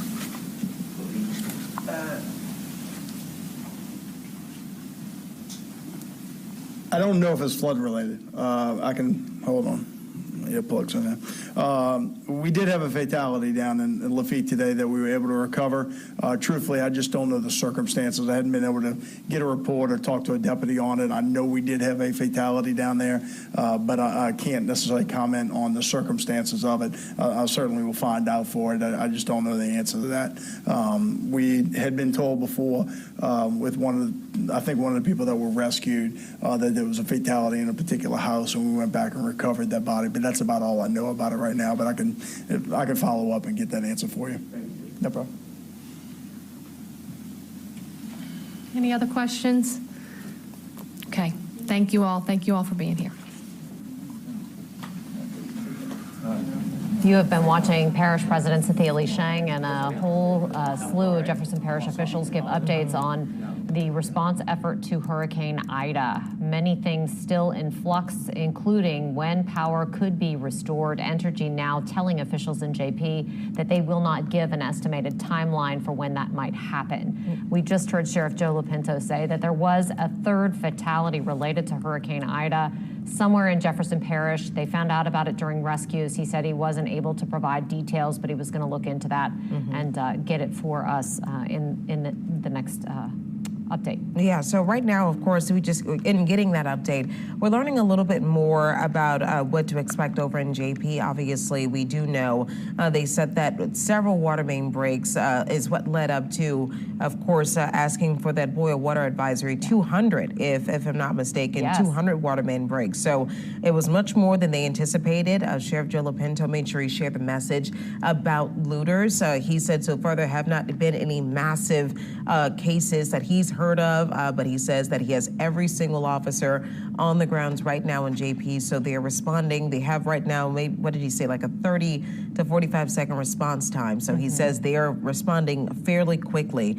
And also an update for JP schools. They said they will be closed until further notice. Yeah.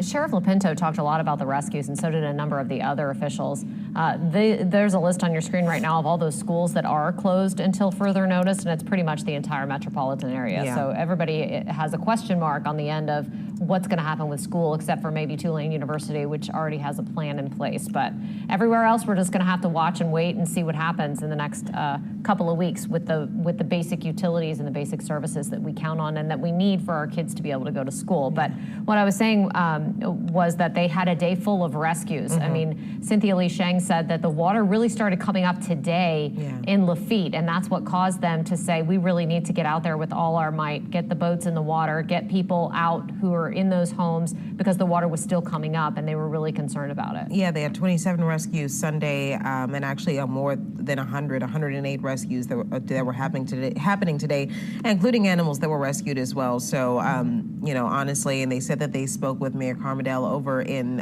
Grand Isle, finally got in touch with him. The issue, of course, with communication that so many of us have, he says that he thinks that everyone survived, which of course is amazing, amazing news. He says the people that did stay did just manage to get to safer buildings, but many of the buildings, as expected, as we've talked about, have been damaged in that area. Yeah, just those videos that we've seen, flyovers from the Coast Guard, show pretty extensive damage. Not nearly as extensive, frankly, than we thought it would be, but that's just a small swath of the island. It's not the entirety of it that we haven't yet been able to see.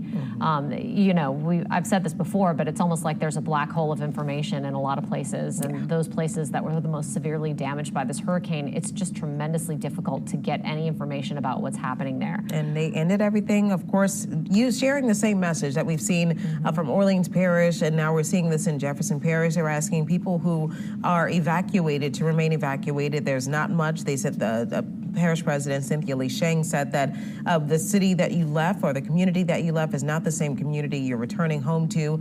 There are a lot of hazards. There's a lot of danger around. And of course, we don't have power and the issues with water as well. So they're asking people to just kind of stay away as long as possible, even though there is, of course, that interest in knowing how their property is doing.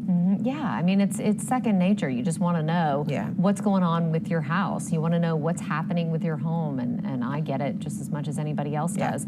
But they're just saying if you can wait and not come back yet, if you have somebody else who is here already, who could take some pictures of your property and give you a little bit of peace of mind so that you can stay where you are and be in the comfort of having basic city services, then that's probably the way to go. But if you are going to come down here, they did say you just really need to use a lot of caution. Oh, yeah, make sure you use a lot of caution.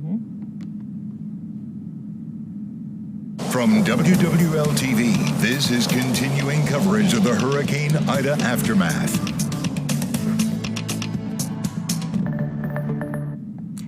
All right, thank you guys so much for watching. I'm Sharice Gibson. And I'm Katie Moore. The time now is 8:25. We are in day 3 of covering Hurricane Ida, and now we are fully entrenched in the aftermath of it. Go ahead. I'm sorry. I'm saying we want to make it easier for you to find information for your parish.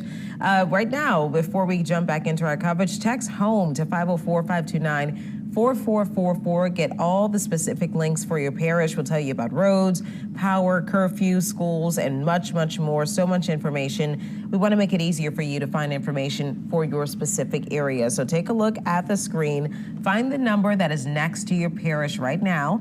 Text that number to 504-529-4444. You can get specific information like road conditions, power status, school closings, and much, much more. So if I'm in New Orleans, of course, I'll text the number 1 to 504-529-4444. And Jefferson, of course, would text the number 2, and so on and so on. Yeah, right. You can see them all on your screen right there. I think you'll get this screen to your phone once you dial that code. Once you text that code to the number, then you'll get this screen, and then it'll help you kind of walk through the process.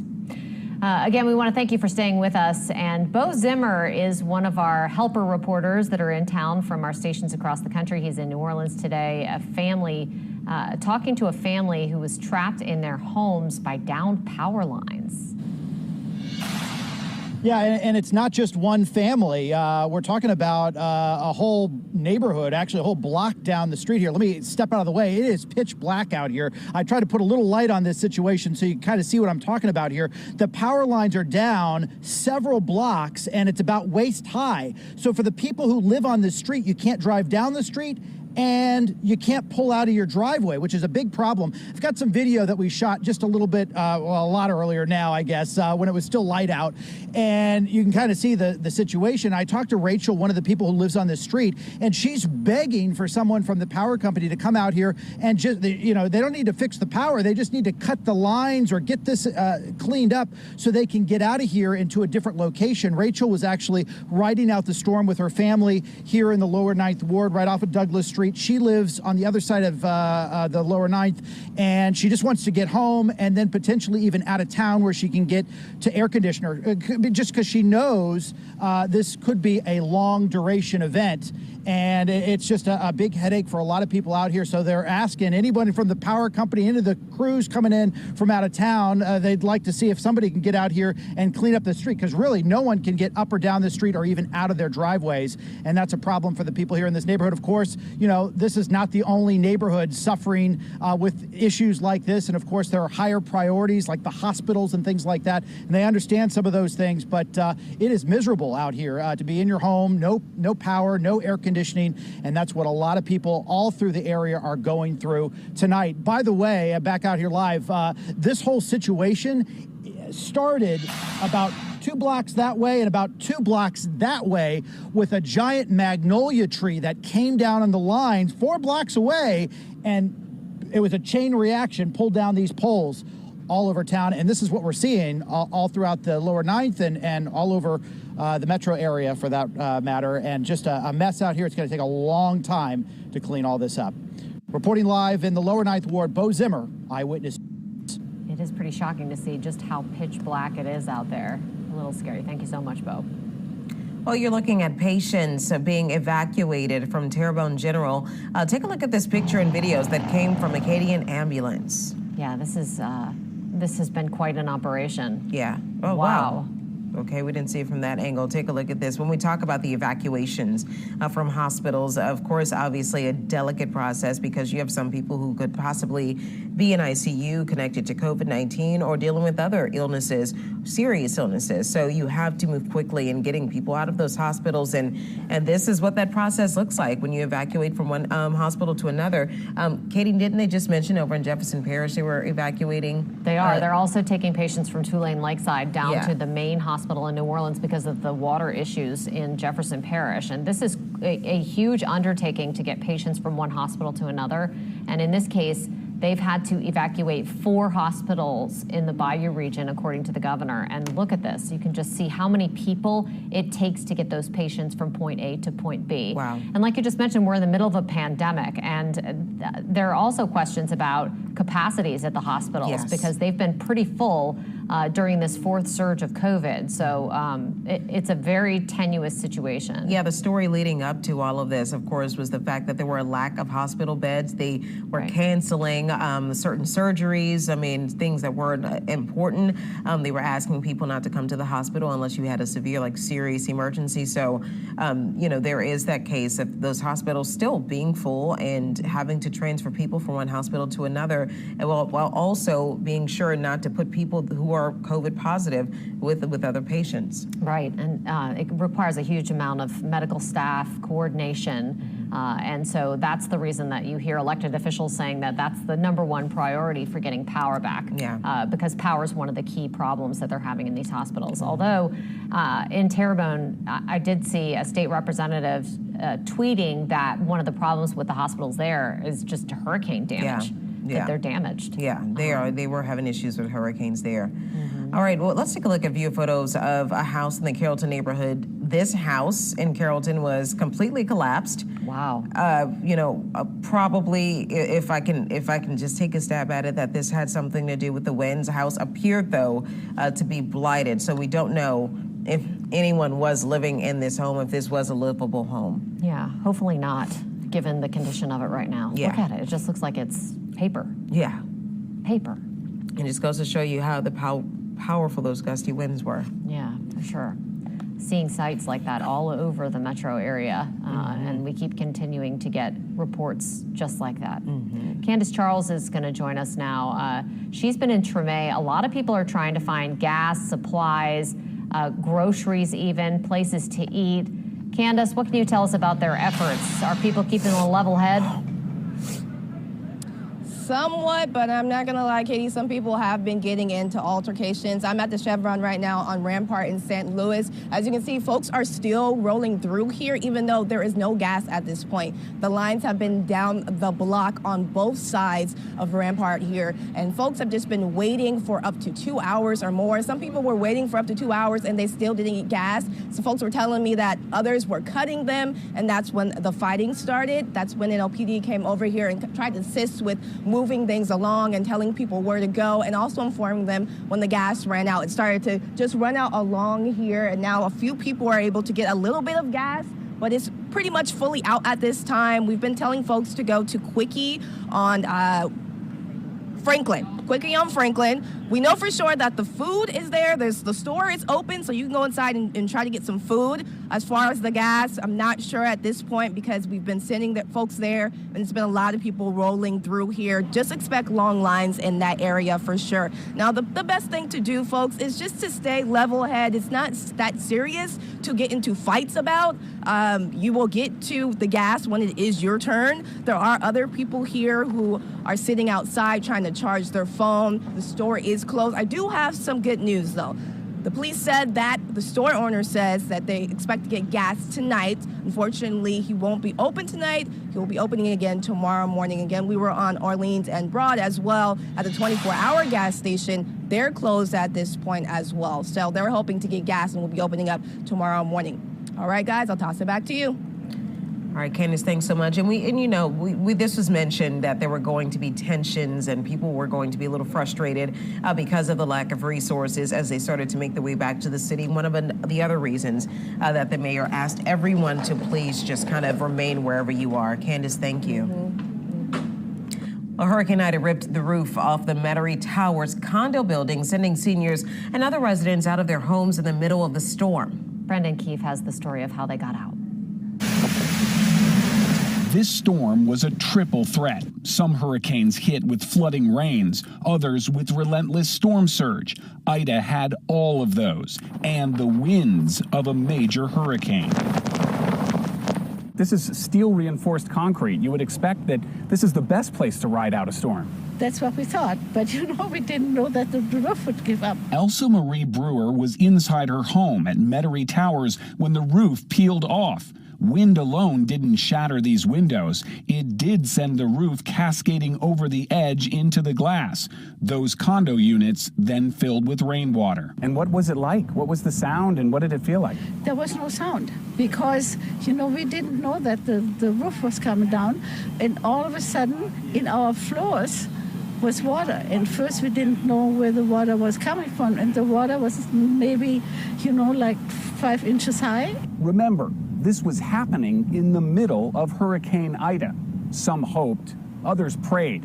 Who would save them in the middle of the storm? It turned out salvation was right across the street at St. Francis Xavier Catholic Church.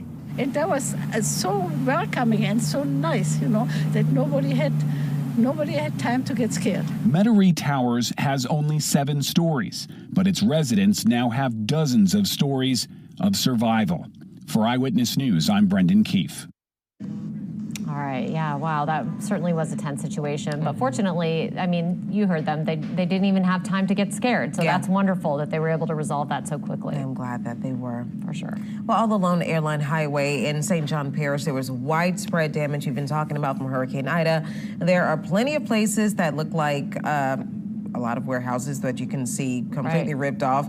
Buildings that we've seen completely destroyed and ripped off. We're going to get to Paul Dudley talking about what he saw firsthand in just a moment, but for right now, we're going to go over to meteorologist Alexandra Cranford.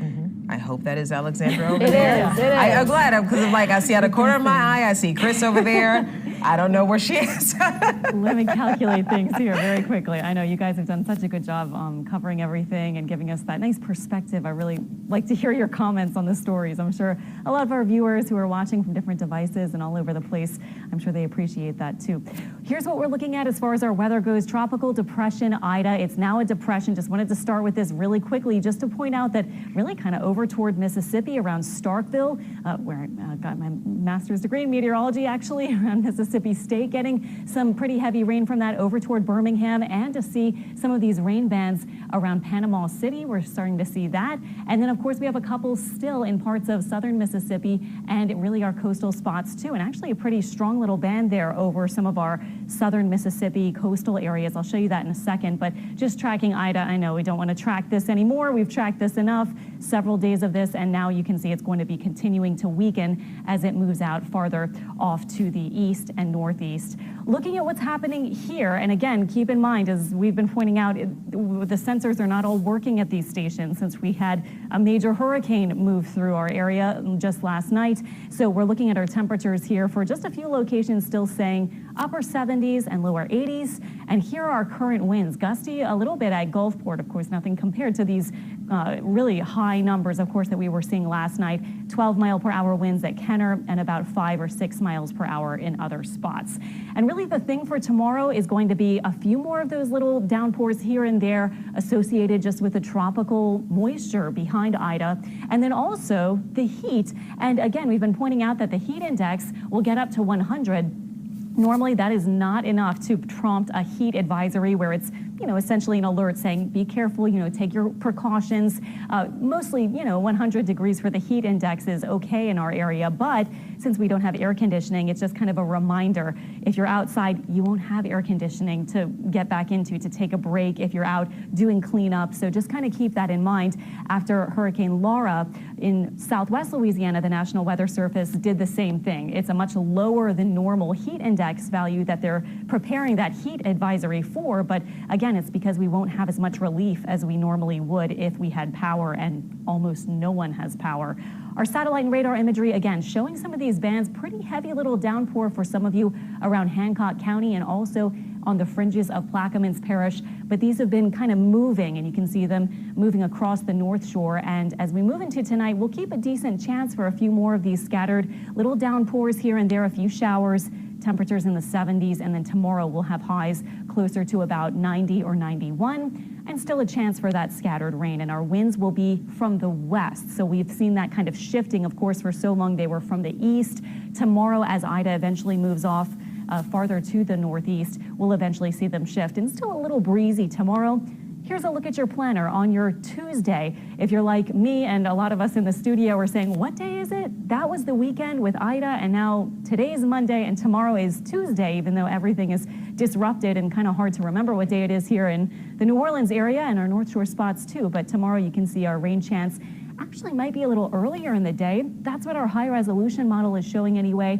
It has tonight at 10 p.m., couple of showers. And then look at this, it develops a little band kind of feature here as we move into early tomorrow. So this is 7 a.m. We'll see if this model is right. This is the one that updates very frequently, but just be prepared for that perhaps early in the day. And then this is the rest of the day. It has it a little quieter by 6 p.m., maybe a few more showers here and there. But bottom line really for tomorrow, just kind of anticipate some of that rain. And then at the end of the week, we've been talking about the setup will actually let some drier air move in. So some of that really deep tropical moisture will finally leave our area, and we will see some lower dew point temperatures. And we talked also a little bit about what else is happening in the tropics, and I know no one really wants to talk about that right now, but there's really nothing imminent for the New Orleans metro area, so don't really have to really think about that too much, but just wanted to point out, of course, we have Ida, and then we have Kate, and I was pointing out yesterday during our Hurricane Ida coverage that Julian popped up too. So we already got rid of Julian. It lasted very briefly. In fact, when I got in later today and was forecasting, Julian was already gone, just within that span of time. This is Kate. It's a tropical storm right now. This one clearly not going to get near us. And then there are just a couple of other waves. We have one here Interestingly, models are kind of keeping it weak and keeping it a bit farther south. We'll track it, of course, but it doesn't look like a concern for our area, at least in the next several days and maybe longer too.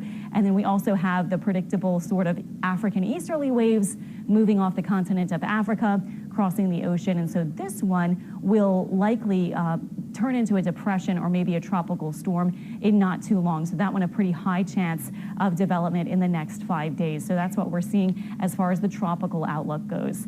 So for our 7-day forecast, we really didn't even show this much during our Hurricane Ida coverage. It's hard to talk about the next 7 days, even though this is how people, plan your day with our weather and plan your week. But with Ida bearing down on us yesterday, we really didn't touch on this very much. But today, thankfully, as we transition to a little more normal weather, especially later in the day, we are looking at the 7-day forecast now showing our 40% rain chance for tomorrow. We'll say about 30 or 40% on Wednesday. And then look at this. At the end of the week, we may have near zero rain chances. Can't rule out a stray shower, but by this point, we'll be looking at much less humid conditions for the end of the week. And we've been tracking those North Shore rivers too. And if you watch us on WWLTV.com, we have that on our app, and we have an article we've been updating. We've been talking about the moderate to major flooding, and the two with potential major flooding have been or confirmed major flooding have been the Chifuncta, which, as we've been saying, looks like it's leveling off right now. And Erica Ferrando was also kind of saying that in her live report just a little while ago, and may continue to go down as we've seen even our coastal flood advisories from the National Weather Service kind of ended for a lot of areas now as everything gradually begins to recede. Now, there is still some flooding, as we've been hearing from all of these press conferences with mayors and parish presidents and so forth. So it's going to take a while, but tomorrow with the wind shift, we should continue to see, I think, many areas continuing to ease as we've seen it kind of gradually happen in at least some spots earlier today. And also the Tangipahoa River, that was the other river that was looking for potential major flooding in the next couple of days. And then that one may be beginning to fall by Wednesday. So by midweek, we may see that one going back down. And that was more for the downriver forecast as opposed to farther upriver for the Tangipahoa River. And other North Shore rivers, if they haven't crested yet, which some of them look like they're getting pretty close, they will begin to fall. It looks like tomorrow and into the end of the week. The Pearl, obviously, usually, those of you who know about the Pearl, it takes a little longer usually. As we look at the weekend forecast, we do have a weekend coming up. Saturday and Sunday will be less humid, and any kind of cleanup efforts that you want to do could be, perhaps started during the day tomorrow as far as the weather goes, just, in your very immediate area, not really getting out there, of course, as we've been told to mainly stay put for many locations with the damage around. But later in the week, we will have that lower humidity. So look at these North Shore lows. We could be touching the upper 60s north of the lake really through the weekend, and maybe even as early as Friday morning too. And now south of the lake, the temperature doesn't tend to drop as much, but it will still be a little less humid. And even these 90-degree temperatures and upper 80s to about 90 for the high with less humidity, I think there will be at least a little bit of a difference in the feel. So that'll be something to look forward to. And we can, it seems kind of strange, but in about a month, what is it, late August, late September, early October is when we start to get our first real fall cold fronts. Usually, of course, it doesn't really start to turn to that chilly kind of weather, of course, so later in October, but we're just about a month away. Also, of course, though, that's the active point for hurricane season. We're nearing that September 10th peak day of hurricane season. Not quite there yet, but we will be there in about a week and a half or so. So we'll be watching everything closely for you guys. If we see anything looking suspicious, we'll let you know. But at this point, it's kind of nice to see at the end of the week, at least, a little break in humidity to look forward to. Definitely. I think anything is welcome at this point that doesn't feel miserable outside for people, especially those without power and air conditioning.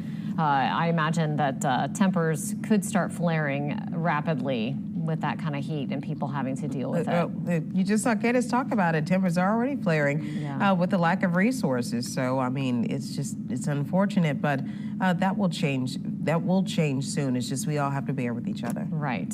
Something interesting, Jefferson Parish Council member Scott Walker was clarifying some things on his social media sites about the timeline for Entergy to get power back up. I think that he was frustrated because people were sharing things that way overestimated how long it was going to take, calling it, just it is a catastrophic situation, but just making more out of it than it needed to be. He was saying that, you know, some people are going to get power sooner than those later estimates. And he was trying to give people, I think, a little bit of hope about the situation and that it's not necessarily going to take a month for everybody to get power. He doesn't think. No, and I would assume it wouldn't take an entire month for everyone to get power either, but I think that people are just being very careful in giving or estimating or giving some sort of timeline so that you don't have people thinking that the power will come back on 2 days from now, 3 days from now. So I think that so far in all of the news conferences that we've listened to, we didn't necessarily hear anyone give a timeline on when they thought the power, or an estimation even, on when they thought the power would be restored. It's just right now they're outside assessing damage and taking a look at what needs to be done and going from there. Yeah, you know, initially, we heard from Entergy that there were some estimates for how long it would take if a Category 3 hit, if a Category 2 hit, if a Category 4 hit. But I don't think that every storm is the same. I mean, those are good rough estimates, and the estimate, unfortunately, for a Category 4 was 21 days that they gave. But it's not necessarily that that's set in stone, and that's just an average, that's an estimate. We're just going to have to wait and see and just try to hang in there. All right, and we definitely will. All right, we'll continue to cover the aftermath of Hurricane Ida after this.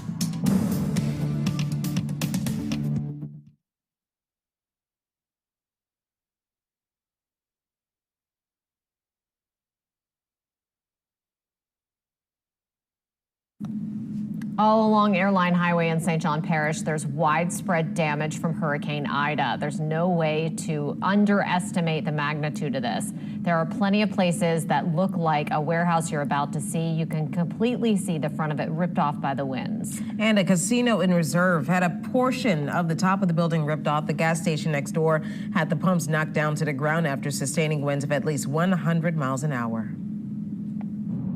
All along Airline Highway in St. John Parish, there is widespread damage from Hurricane Ida. There are plenty of places that look like this warehouse. You can see the front of it completely ripped off by the winds. This casino in Reserve had a portion of the top of the building ripped off. The gas station next door had the pumps knocked to the ground after sustained winds of at least 100 miles an hour. And then the other thing that really shows how bad the winds were here last night is this power pole that has been snapped in half, and the top of it now precariously hanging on the line there. I thank the Lord I'm living. Ida's winds ripped off a portion of Von Golden's roof. Shingles all off. The roof has a big old hole in the side of it. Siding off. Tree collapsed across the road. We can't get out. We had to go through our neighbor's yard to get on the other street to come out. Others like Asamiri Sproul, whose grandmother lives in LaPlace on the western end of Lake Pontchartrain, saw the worst of Ida's flooding. You were in the attic? Oh, yeah. We slept there all night. We camped out. Me, my grandma, and her boyfriend, Mr. Cheryl. I'm disabled. They're both over the age of 65. He has a bad leg. Like, my grandma's whole house is gone. Our neighbor, roof was clean off. Like, it looked like a hand came and ripped the roof off, and then the parts of the roof was floating in the water. Huge crowds forced into their homes by Ida arrived at this church off of Airline, where buses took them to Monroe. That's where we met Iris Alexander, fearful her oxygen may not last. The water just started rising, and we tried to get out, but the car just started floating in the driveway, and then some guys came in a boat and got us. I'm still scared. I don't have so much oxygen. I don't know what I'm gonna do. This is certainly a tough situation for everybody out here, but officials are doing the best they can. They've organized these buses again to take people to Monroe. Also, there are resources for those who have larger animals that cannot go on the buses. Those folks are here as well. But right now, there is still no word on when people might be able to return to their homes. In LaPlace, I'm Paul Dudley reporting Eyewitness News. Back to you. It is so striking to see some of the things that people have had to endure over the last several days. Yeah, it's something that the Governor Edwards said would happen, that those shelters only had so many people in it. But of course, as we start to estimate the damage and see the damage that Ida left behind, we would see more and more people going into those shelters, especially those who, even without power, are not able to handle this heat that we're dealing with right now. Absolutely. And that main shelter, it sounds like, is in Monroe. And I'm curious to see what it looks like there. We'll have to check in and see what's happening with all of the people that are being taken up there. Well, President Joe Biden held a virtual meeting today with FEMA. Let's take a quick listen to what he had to say. The people of Louisiana and Mississippi are resilient, but it's in moments like these that we can certainly see the power of government to respond to the needs of the people if government's prepared and if they respond. That's our job if we work together. If folks get knocked down, we're there to help you get back on your feet. The most important element, though, is coordinating all the branches of government, state, local, and federal. And that's what we're trying to make sure that we tried to do before this hurricane hit. That's why we've begun working together. We're going to stand with you and the people of the Gulf as long as it takes for you to recover. And so I'm now going to turn. Let's hope so. Jefferson Parish announced all public schools will be closed until further notice. They're the latest in a growing list of parishes that don't even know when the schools are going to be able to open. So far, Orleans, St. Tammany, Plaquemines, St. Bernard, St. Charles, Lafourche, and Terrebonne have all also closed public schools indefinitely. Energy crews are working around New Orleans right now. We know that currently they're working to just assess the damage and taking a look at some of the many down power lines. So be careful. That's a warning that we have to you all out there. We know that there are so many Entergy customers right now, and it looks like the entire city of New Orleans that is out without power. They say, let me get a good approximate number, 895,000 Entergy New Orleans and Entergy Louisiana customers as of 11 a.m. today that are without power. We talked about that damage to the 8 high voltage lines that took out power for New Orleans and for JP, St. Bernard, Plaquemines Parish, St. Charles, and Terrebonne parishes. And we also spoke with David Hammer a little bit earlier talking about that transmission tower that fell down near Avondale Sunday night. Yeah, you know, it's just sort of shocking when you look at all of the crews that are going to be coming in. You know, we've heard from federal officials and things who say that they have tens of thousands of line workers waiting to come in. I think they're really working with engineers right now to figure out how to fix it. Yeah. And then hopefully they've got tons of help once they make a plan. But I think right now they're in the stage of just making a plan. Yeah, 20,000 linemen that are making their way into the city right now. And Don Strong was driving around on Airline Highway earlier and please forgive me, what's the stadium that's out there that they had Zephyr all of Field. they had South by all of Zephyr the Field. they had all of the linemen that we saw them pulling into Zephyr Field, getting ready to start making those assessments, because we said this before. Entergy held news conferences days prior to Hurricane Ida coming through Louisiana, that power being out was going to be the main concern. So obviously it's one of the big issues that we're having right now, and hopefully after they make those assessments, which might take a couple of days, then we can go ahead and start getting power turned back on. Yeah, I can't wait. Yeah. I think everybody out there agrees with me, especially those who want to come home. Right. Well, right now we want to go back out to Erica Ferrando. She's been in St. Tammany Parish, not only keeping a watch on the flooding that could be happening there along the Tchefuncte River, but she's been in Slidell, where they are investigating a death involving an alligator. That's right. The St. Tammany Parish Sheriff's Office is investigating an alligator attack out here on Avery Road. They've kind of wrapped up that investigation for tonight, but they have been out here for about 5 or 6 hours this afternoon. According to the Sheriff's Office, a woman called earlier today saying her husband was attacked by an alligator. She told them the alligator ripped off his arm. Here's what they're telling us. Of course, this area is all flooded. You can see that behind me, that the water is very high. This is really close to Lake Pontchartrain. There's a lot of raised homes out here, and there's just a lot of marshland out here. The woman told investigators that her husband was down in his shed. It had several feet of water in it because the water is so high out here. She heard commotion, so she went down and told investigators that she saw the alligator attacking her husband. She told them she pulled him up the steps to kind of get him to a safer area, but seeing how severely injured he was, she left to get help. There was no cell service at the time, so she could not call 911 where she was. She had to actually take a boat out here, and this is where she was able to get in touch with someone who was able to help her get in touch with police. They came out here and have been responding, but by the time they got back to the home, they could not find her husband. So they have been out here trying to locate him, locate his body, and just, give this woman any sort of answers and any sort of closure.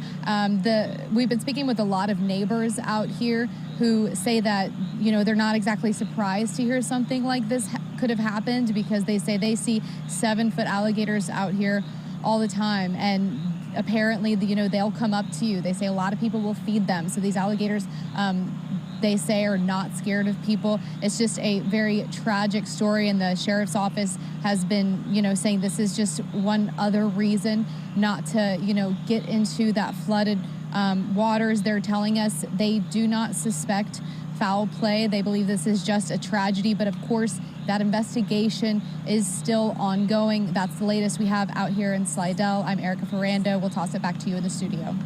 Erica, thank you so much. I mean, it was a horrific situation that this family has gone through, but the police department and sheriff's department out there said that this was more of a missing persons investigation. They still, before they left, did they tell you there were any signs of locating his body?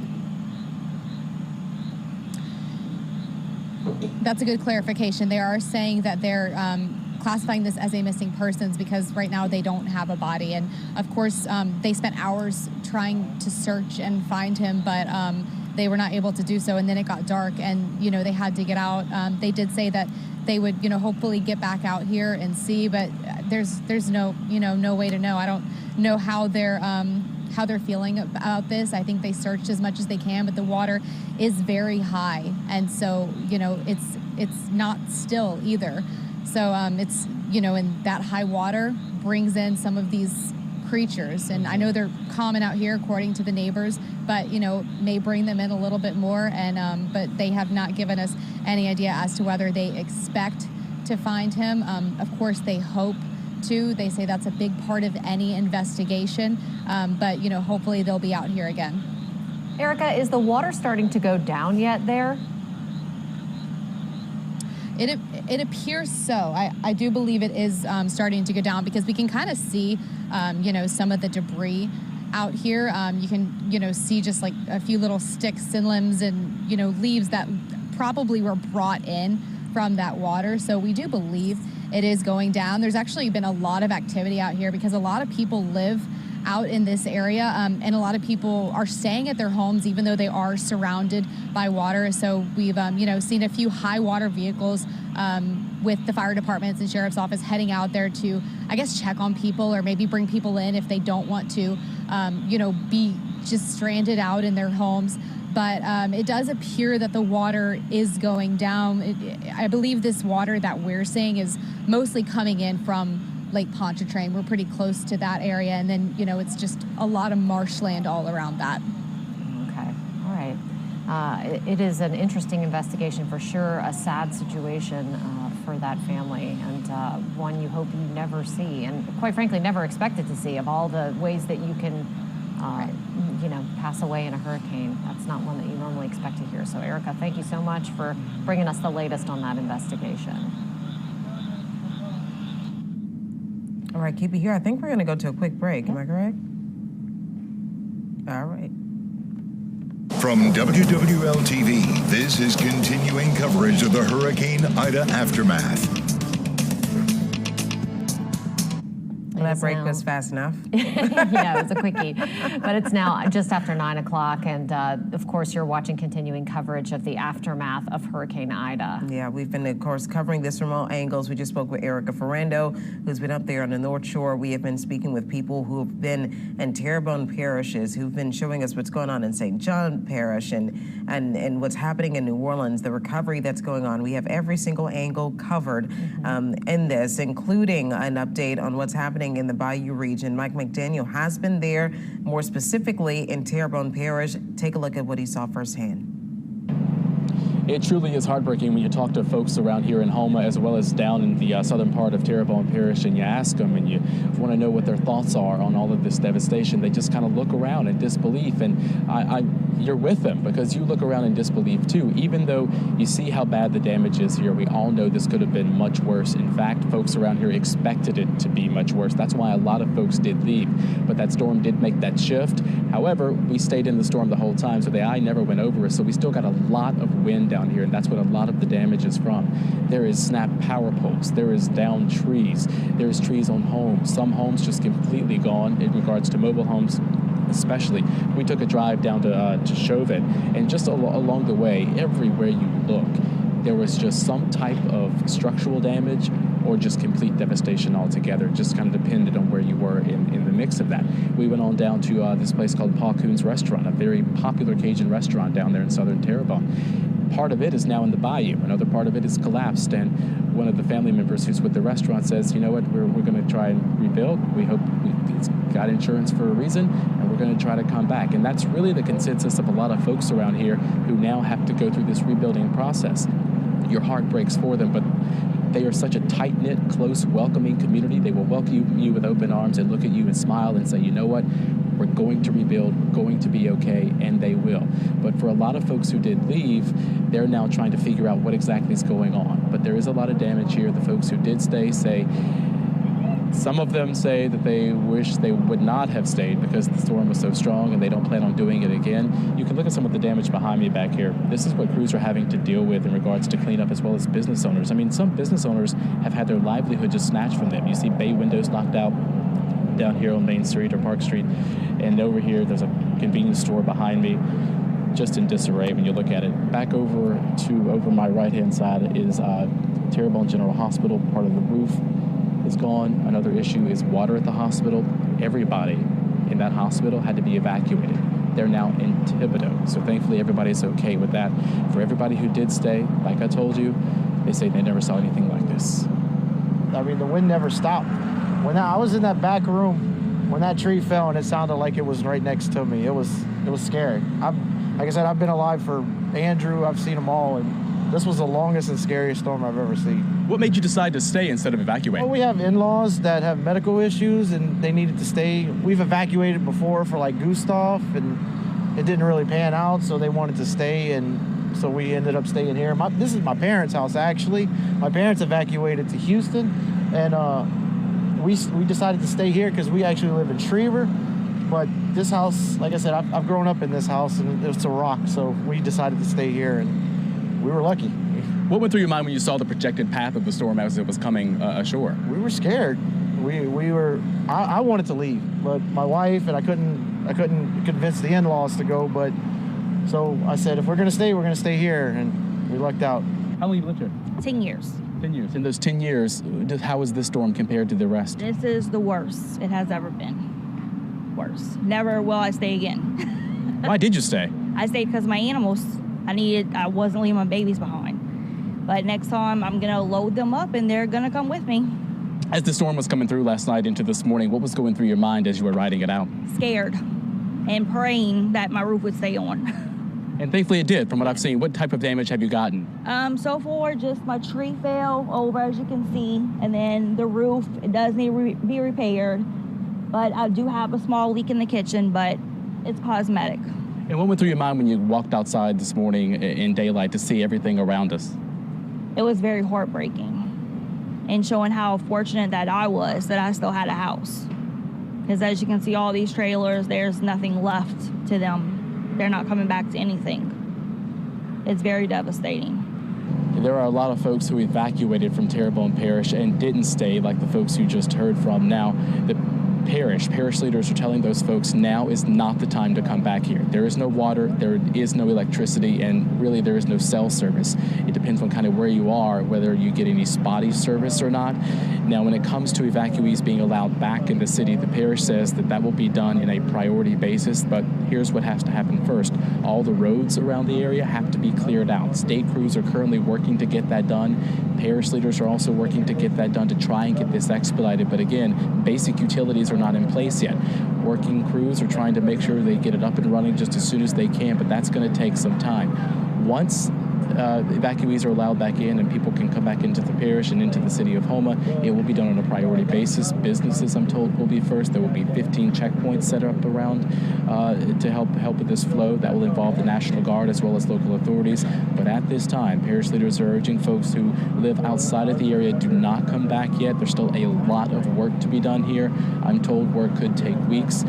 They're hoping it doesn't take that long. As they get sections cleaned up, that may speed up just a little bit, but at this point, there's a lot of work here at Terrebonne Parish. Reporting from Houma, Mike McDaniel, Eyewitness News. Certainly a lot of work to do. I'm looking at some of Mike's previous tweets, and you should follow Mike McDaniel on Twitter. All of our reporters have been amazing and showing the video that we can't really get to you on air, and just some of the damage that you see across Terrebonne Parish, the damage that you see in Houma, trees that have been uprooted, homes that have been destroyed, and flooding that buildings have incurred. It's pretty dramatic. The trees are just massive that were uprooted by this storm. It speaks to the strength of the winds, the force of that storm as it moved its way through, and it is shocking to see some of the ones that have been just upended onto people's houses. Now, another area that has had some problems and has had, oh, okay, this is Mike's. Oh, wow. Did you see that? It looked like a roof coming in. Yeah, this is some of the video from Mike McDaniel. Just look at how powerful those winds are.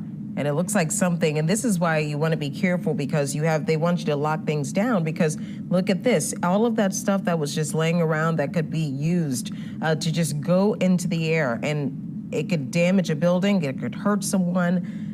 And wow, that is scary. I don't know what that, it looks like part of a roof. It looks like a roof. I think that's the roof of a house. Yeah, that just shows you how powerful those winds were. It just ripped it right off, clean off. Yeah, so I mean, and the Bayou region is definitely in a long road to recovery, and they're still trying to, again, assess the damage. And they also had a lot of people who had to be rescued. We dealt with some boat rescues over in Lafitte.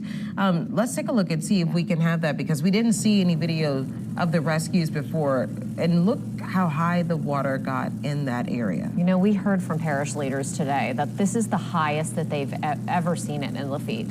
That this area is used to seeing some flooding. It's outside of the levee protection system, a lot of it.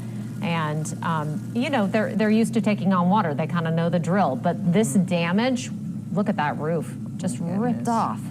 A lot of people, and this house sits up pretty high. A lot of people within that bayou area, it's not out of the ordinary to see a house a couple of feet tall, standing on, I'm blanking on the terminology here, but pilings. Yes, I mean, it's not out of the ordinary to see that. Right. Oh my goodness. And there Look is at some flooding that's in there. Now, yesterday we were all concerned here because you heard about things in the Bayou region and how people were trapped inside of their attics. And earlier I believe Paul Dudley spoke with someone who confirmed that they slept inside of the attic until it was safe to come down because they said that the water was maybe about waist deep in their home at the time. So they, I don't know if people necessarily had to be rescued, in that particular area that Paul was in. But we do know in Lafitte, they said today there were maybe, 20 plus rescues that were yesterday in Lafitte. Today was more than 100. Yeah, 27 rescues in Lafitte, more than 100 that were made today. So yes, they did have to go around and rescue people out of their homes. And this was exactly why. Look at those floodwaters and the damage to those homes. And I can tell you, 16 years after Hurricane Katrina, that is quite traumatizing. Yeah, it's interesting though, Sharice, because a lot of the people in these areas, like I mentioned, they're used to flooding. Their houses are designed for it. They're able to power their homes with generators and things. And so they're kind of used to it, and I think that's why a lot of them typically choose to ride out storms. But this took them by surprise. This took parish leaders by surprise. This took the residents by surprise. And just look at that water. Yeah. And, I think it took all of us by surprise. One of the main things that really caught us off guard is the fact that we had a storm that was intensifying, that was growing stronger and stronger, but it was moving quickly.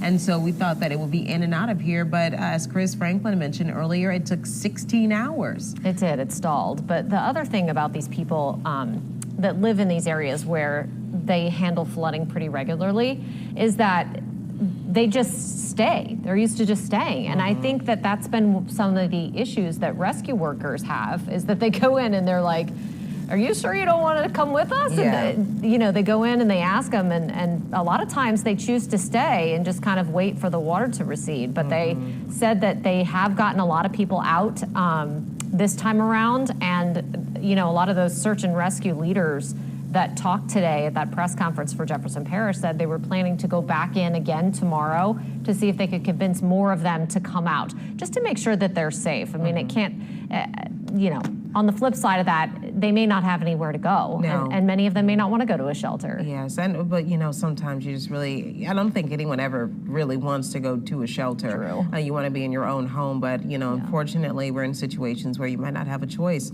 especially given limited resources and given the fact that so many places that typically would have power and would be able to provide shelter, just they don't. Not now. Yeah, and if by some miracle some people are watching us down there on their phones, which phone service has been spotty, and I think that's another reason that rescue workers and officials are concerned about people staying down there, is because it's difficult to call for help. But they are planning on going back tomorrow in case anybody's down there who decides that they do want to get out, or if any family members know that they have loved ones that are in that area still who still want to go, who do want to get out tomorrow. There is a chance for them to get on a boat tomorrow and get out. Well, hopefully we can continue to hear about rescues, and as that water starts to recede, we can start to really assess the damage that are inside of some of these people's homes. And I know that those images will be very familiar to all of us, in returning home to after Hurricane Katrina 16 years ago. But the difference here is we're able to come back immediately. We're able to have access. Even though they're asking people to stay away, we still do have that access to come back home and take a look and start the process of recovery. Right, and hopefully that's going to happen soon. I mean, I think that they're going to be at a point where people are going to be able to come in and check it out. They may not have power yet, they may not have full water yet, but officials right now are basically just saying, it's just not a good idea right now because there's still power lines everywhere. There's still trees down everywhere. There's still things in the road that can give you a flat tire when you're driving around. And so it's just still not a good situation. And if you are, not heeding that advice, and if you are going to come down and check out your home and drive through these areas, just be really careful and make sure that if you see a stoplight that's out, pay attention to where those are and make sure you stop. You're supposed to treat those like four-way stops. People have been blowing through them like crazy, according to some elected officials who've been out surveying their districts. You have to be really careful when you're driving around. Yeah, there are no lights right now throughout any parishes, so just make sure you're careful. Now, earlier today, the governor gave an assessment of that damage. Let's take a listen to what he had to say. Almost the entire southeastern part of our state is without power presently. And sometimes you hear power. It's about 1.1 million homes and businesses. It's well over. It is that our levee systems really did perform extremely well. Our federal, non-federal levee systems, particularly the hurricane and storm risk reduction system, in the metropolitan New Orleans area, all performed as intended. I can tell you that there's been a preliminary damage assessment of levees today, people getting eyes on those levees. We don't believe there was a single levee anywhere now that actually breached, that failed. There were a few smaller levees that were overtopped to some degree and for some duration of time, and that did result in some people's homes being flooded, but they did not fail. They overtopped in a few areas. Yeah, the levees worked wonderfully, according to everyone out there. I mean, the investments that have been made since Hurricane Katrina, they were applauding them. The Corps of Engineers was very happy with the way that the levees performed, as you heard right there from Governor Edwards. Yeah, and that's a point that everyone typically attempts to pay attention to. Actually, we saw some people there when the storm was approaching, out there at the levees, just checking, just to make sure that things were secure, and everyone was reaffirmed, actually, that this is not the same storm and this is not the same situation as it was 16 years ago. Now, there was some concern when the barges had gotten free and the RTA ferries, of course, had broken loose, where we had a situation where that could possibly have a barge or have one of those ferries hit a levee and lead to another and more dangerous situation. But I believe they've gotten that under control, and we actually saw one of the RTA ferries washed ashore recently, but with one of our reporters behind him. Yeah, it ran aground during the storm, which was really fortunate for the RTA. Otherwise, people had to go out there and get it. And there are brave men and women who continue to work on vessels on the river, even in conditions like that, because they have to, not because they want to, for safety's sake. And it is unbelievable that they are so brave that they get out there and do that. I mean, it really amazes me. I could never do it. Yeah, it certainly I could never do it. Couldn't. All right, we have some more video. I'll talk to you a little bit more about Mike McDaniel's video that I was going through, and this is, this is what I mean when I looked at it, and it gives you a sense of exactly kind of where, just the extent of the damage. That is the drive through Houma and the things that Mike saw that he captured on cell phone video. And you have damage like that, homes that have been toppled by large, massive trees, power lines that have been snapped in half, that are just laying on the ground everywhere, power poles that have been snapped in half and that are leaning to the side. Of course, you saw that home I don't even know how you begin to remove that. I don't know. I mean, you have to call on the experts. Yeah. There's no way that the average person could do that, right? Yeah, it's a situation. That looks like a 100-year-old oak tree. Yeah, and that's the thing. You're seeing the larger ones, and that's what's really concerning, and I guess it has a lot to do with the ground soaking, but you're seeing those larger trees that are starting to topple over, and this is just me talking. I have 3 that fell in my backyard, very large trees that fell in my backyard, and it's unfortunate, but that's some of the main debris when I initially made that trip outside of the station just to kind of check out my home. The main debris that I saw, down power lines and trees everywhere. That really is a testament to the force of this storm. That tree right there, look at it. My goodness. I mean, how many years has that been rooted in the ground so deep, and then it took Hurricane Ida to rip through and yank it right out? I mean, the power of this storm is something that so many people have never seen, myself included. All right. Well, I know that this is not the last time that we're going to see videos like that. Of course, our reporters have been seeing videos like this, sending us stuff like this all throughout the day. Search and rescue efforts are still, though, underway to reach people trapped in floodwaters. And so far, Ida is blamed for at least 2 deaths, four deaths. I'm sorry. We confirmed that across the state. Yeah, that number's gone up, unfortunately. Yeah. But Jason Allen is reporting for us from Baton Rouge. The Louisiana National Guard launched Black Hawk helicopters early Monday to join search and rescue missions in the aftermath of Ida. We're very heavily focused on life-saving and life-sustaining operations today. Crews in Lafitte used airboats to rescue residents in coastal fishing communities. Talked to one resident who's lived down there and has never had water in their house and actually had 8 feet last night. Ida came ashore Sunday as a Category 4 storm. Before and after security camera video at Fire Station 12 in Delacroix shows just how fast water rose in the span of just an hour. All of our levees performed extremely well, especially the federal levees. But at the end of the day, the storm surge, the rain, the wind, all had devastating impacts across southeast Louisiana.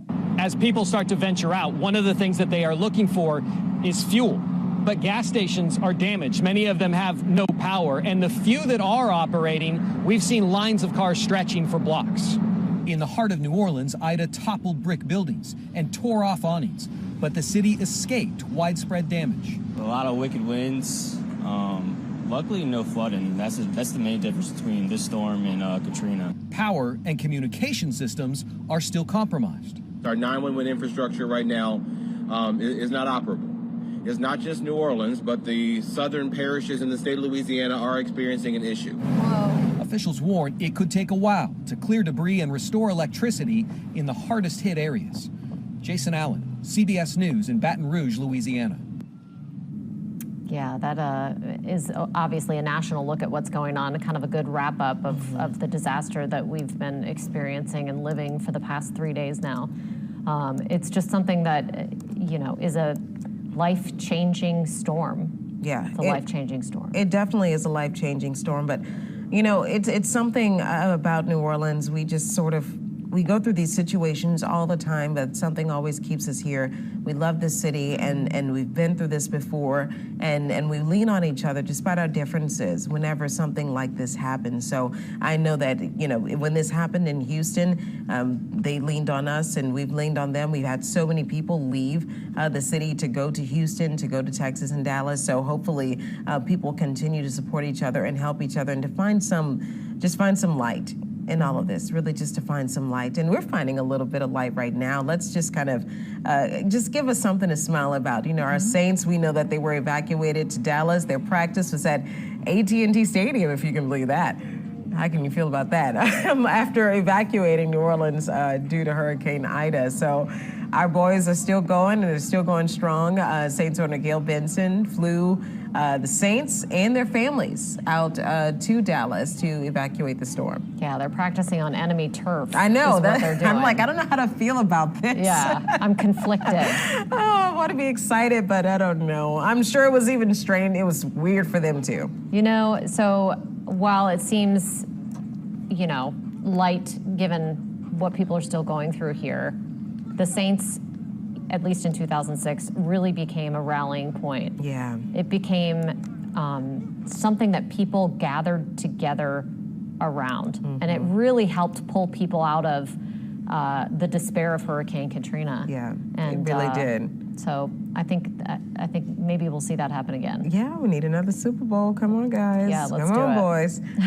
and everyone in New Orleans loves to gather around the drinking, their favorite watering hole, but a lot of those are closed right now. But Courtyard Brewery is open. They are. They were trying to get rid of ice cream and IPA beers before they go bad, and a group over in the Courtyard, Devin Bartolotta got this afternoon. She says this group in the Courtyard, they were just talking like they're old friends, but they just met today. It's one of those things.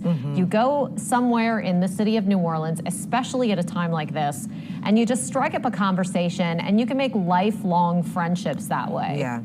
A lot of people share stories about how they met, and it's similar, and you hate to bring it back to Katrina, but that was a similar case. When you go back, people just getting together, trying to find something to laugh about, something to smile about, just a little bit of positivity or that silver lining. So getting together, having a drink, especially helping out some of these businesses, and it's unfortunate these businesses do have to get rid of a lot of their product, and I'm watching businesses online right now talk about picking up food. If you can, stop by and you have somewhere you can store this food, make sure you stop by to pick it up. That's amazing. And it's so many people that actually they're looking for a meal. They need that help. So they're kind of doing each other a favor. Note the headlamp on the bartender because there's no power. Yes, there is no power. No power. There is no power. Right. So, he's not spelunking in a cave. He's in his bar. Yes. Right. But it is pouring some IPAs, which I could use right now. Yes, and ice cream. And ice cream, yes. Both of those things sound amazing right now. I know that Chris would probably want some too. Yeah. Will we give him any? No.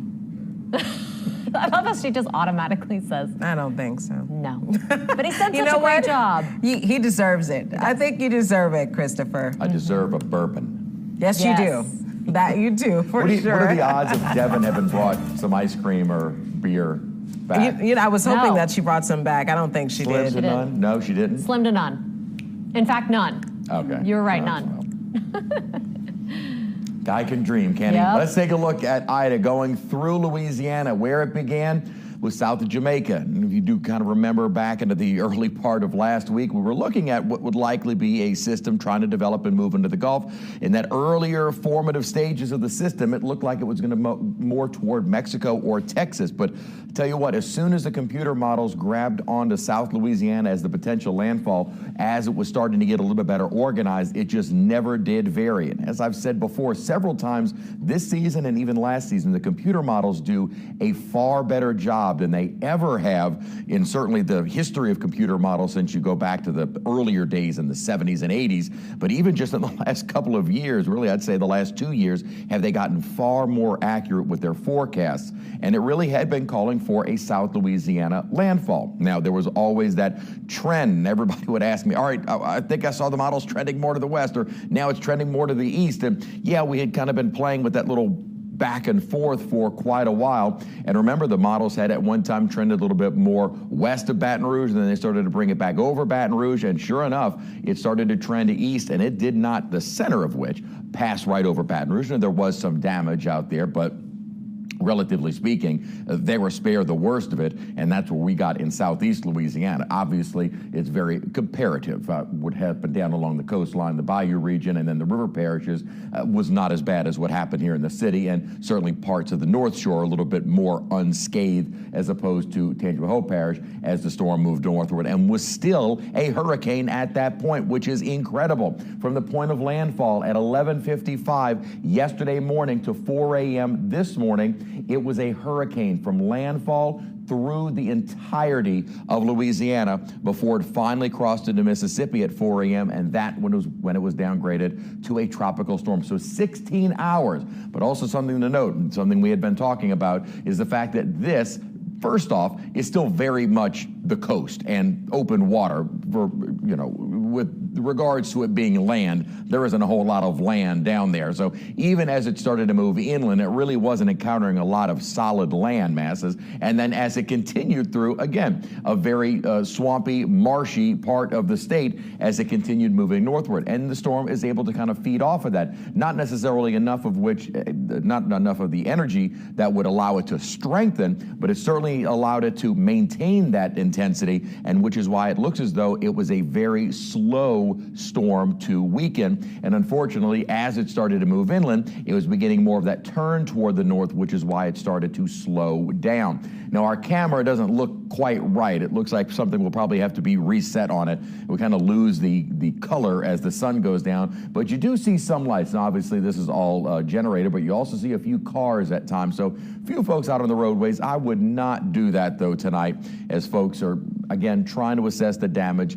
Give it another couple of days. Hopefully by tomorrow, certainly, we'll start to see more areas that have been cleared of debris and those power lines that can be very, very dangerous, because as I mentioned, sometimes it'll hang across the road at level with a car and you cannot see it and you can run right into it and it can seriously damage your car at a minimum. It could be deadly at the worst. Where is Ida now? It is a depression and the moisture associated leaving us. And for the most part, it is all off to our, in terms of that deep fetch of tropical moisture that is still being fed around the circulation, is now a little bit more to our west. And that remnant moisture and circulation will push off the East Coast in the coming days. So get rid of it. We still have a little band of showers that are pushing across Mississippi. This is all associated with the circulation. And the models had been picking up a few of these bands. Actually, the models, it indicated we'd see a little bit more of a solid line of showers move across southeast Louisiana. Really wasn't as much as it stayed generally across coastal Mississippi. So most of that rainfall ending. Can't rule out a few more little pop-up showers, but notice how the model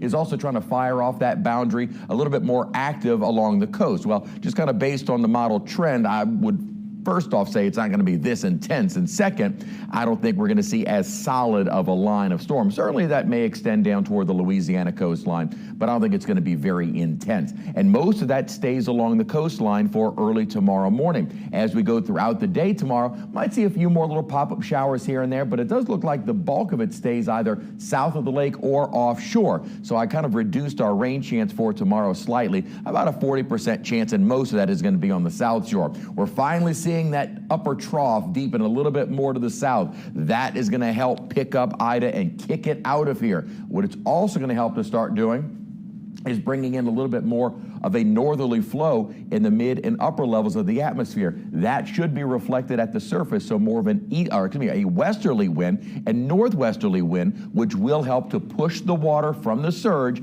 out of the lakes and away from the coast. We're also going to get kind of a reinforcement of a northerly flow with an upper high building in toward the end of the weekend, and this upper high looks like it's going to send a surge of drier air our way. First, the upper trough. That helps to kind of reduce a little bit of that deep tropical moisture. Then that upper high really sends in a drier air mass. So we should see a lot more sunshine, but it may help to lower the humidity a bit to where it is a little more comfortable. We're not talking a fall-like feel, but by Friday and into the weekend, it should be a bit more pleasant as everyone is going to be outside doing the cleanup and recovery work. And we're going to be talking about the heat in just a moment. It won't be quite as bad as we get into the end of the week because the heat index isn't going to be as substantial. As we were saying, pointing out the fact that a lot of our observing stations have gone down due to the storm, and so what few are left is all we can use to relay the weather information across the area. Winds generally still out of the southwest right now, which isn't exactly hurting the storm surge, but it isn't really helping either. What we need is more of a westerly wind, which does look like it'll start picking up during the day tomorrow, and then a little more of a northwesterly component to that wind should start to set up kind of steadily through the week. And it looks like more of a west and northwesterly wind will take us on into the weekend and early next week. So the winds are going to turn more favorable to get the water out of here. But speaking of the heat over the next few days, National Weather Service has actually decreased their criteria for a heat advisory. Heat advisory is usually when the heat index is getting up into the kind of 105 to 110 range. Anything higher than that, we have an excessive heat warning. But they lowered that level down to 100 degrees for a heat index, which is very common in the summertime. But the reason for that is because you can't cool off. There is no air conditioning, so a lot of folks outside and most of us not having any way to cool down. So that's why you just need to use caution and exercise that bit more safety mind as we will be looking at heat that will be maybe a bit more of a strain on folks as you just don't have a way to cool down. Even though we're not talking about extreme heat indices, we'll be in the upper 90s to about 100 degrees and humid. We have very typical early September forecast. But again, with that inability to cool off, it does become a little bit more of a concern. Now, as I said, we should see a drop in the humidity enough that there is no heat index toward the end of the week and weekend. So a nicer forecast is on the way. And unfortunately, I do have to deliver bad news. Not that we're tracking anything, but we will be continuing to track systems as we are now almost to September 1st, and we are still very much in the peak of the season, which peaks on September 10th. Then we start to see kind of a downswing in activity, but it really doesn't start to slow down until we get toward the midpoint of October. And then by the end of October is when we can kind of breathe that sigh of relief. November is a very quiet month. There are a few systems I need to remove, Julian, because it is now a post-tropical system. But we do have Kate. Ida, obviously, still moving well inland. One little area that we'll monitor, but at the moment, none of the models are developing anything from that. And a more aggressive wave is coming off of Africa. But we'd have plenty of time to watch that. And right now, even the long-range models not doing anything with it. So we'd still do have a few passing showers here and there across the area this evening. Otherwise, we've had some clearing of the skies, and we should see more sunshine over the next few days and fewer showers. So that is good news to kind of help out with the cleaning efforts. But it is still going to be hot, and it is still going to be humid, and nobody really has a way to cool off. May still have a few coastal showers going into Wednesday as well, but we will start a bit of a drying pattern as we continue through the rest of the week. Outside right now, not too bad. 82 degrees, dew point, winds, most of our, the humidity not being reported at the moment. Even the weather station at the New Orleans International has had some damage. Winds out of the southwest at 13 miles an hour at the moment. 70s and low 80s across the region at the moment in our forecast. High around 91 degrees during the day tomorrow. Again, I did lower the rain chance slightly. Still a little bit of a breeze and a 40% chance of rain, and most of that will be either along the coast or south shore or down toward the coast. Then far less rainfall Wednesday and Thursday, and again, probably right near the coastline. And then a little bit of drier air moves in. Now, we could even see some high temperatures staying in the upper 80s, but it does look like on the North Shore, our mornings will be dropping into the 60s. So a slightly better feel to the air. Again, for early September, it'll feel a little bit nicer. Not exactly a late September feel, but we'll take what we can get. And this is especially important to the number of folks who are going to be outside with the recovery, cleanup, and rebuilding efforts. Okay, Chris, thank you. Oh, thanks, Chris. Yeah. Sorry. Our producer was talking to us in our ears at the same time. We couldn't You're hear. paying attention to me. No, we heard your voice and the producer's voice at the same time. You know how this goes, Chris. I do. Yes. She was telling us what to do. And what to do is say we'll be right back. So yes. We'll be right back.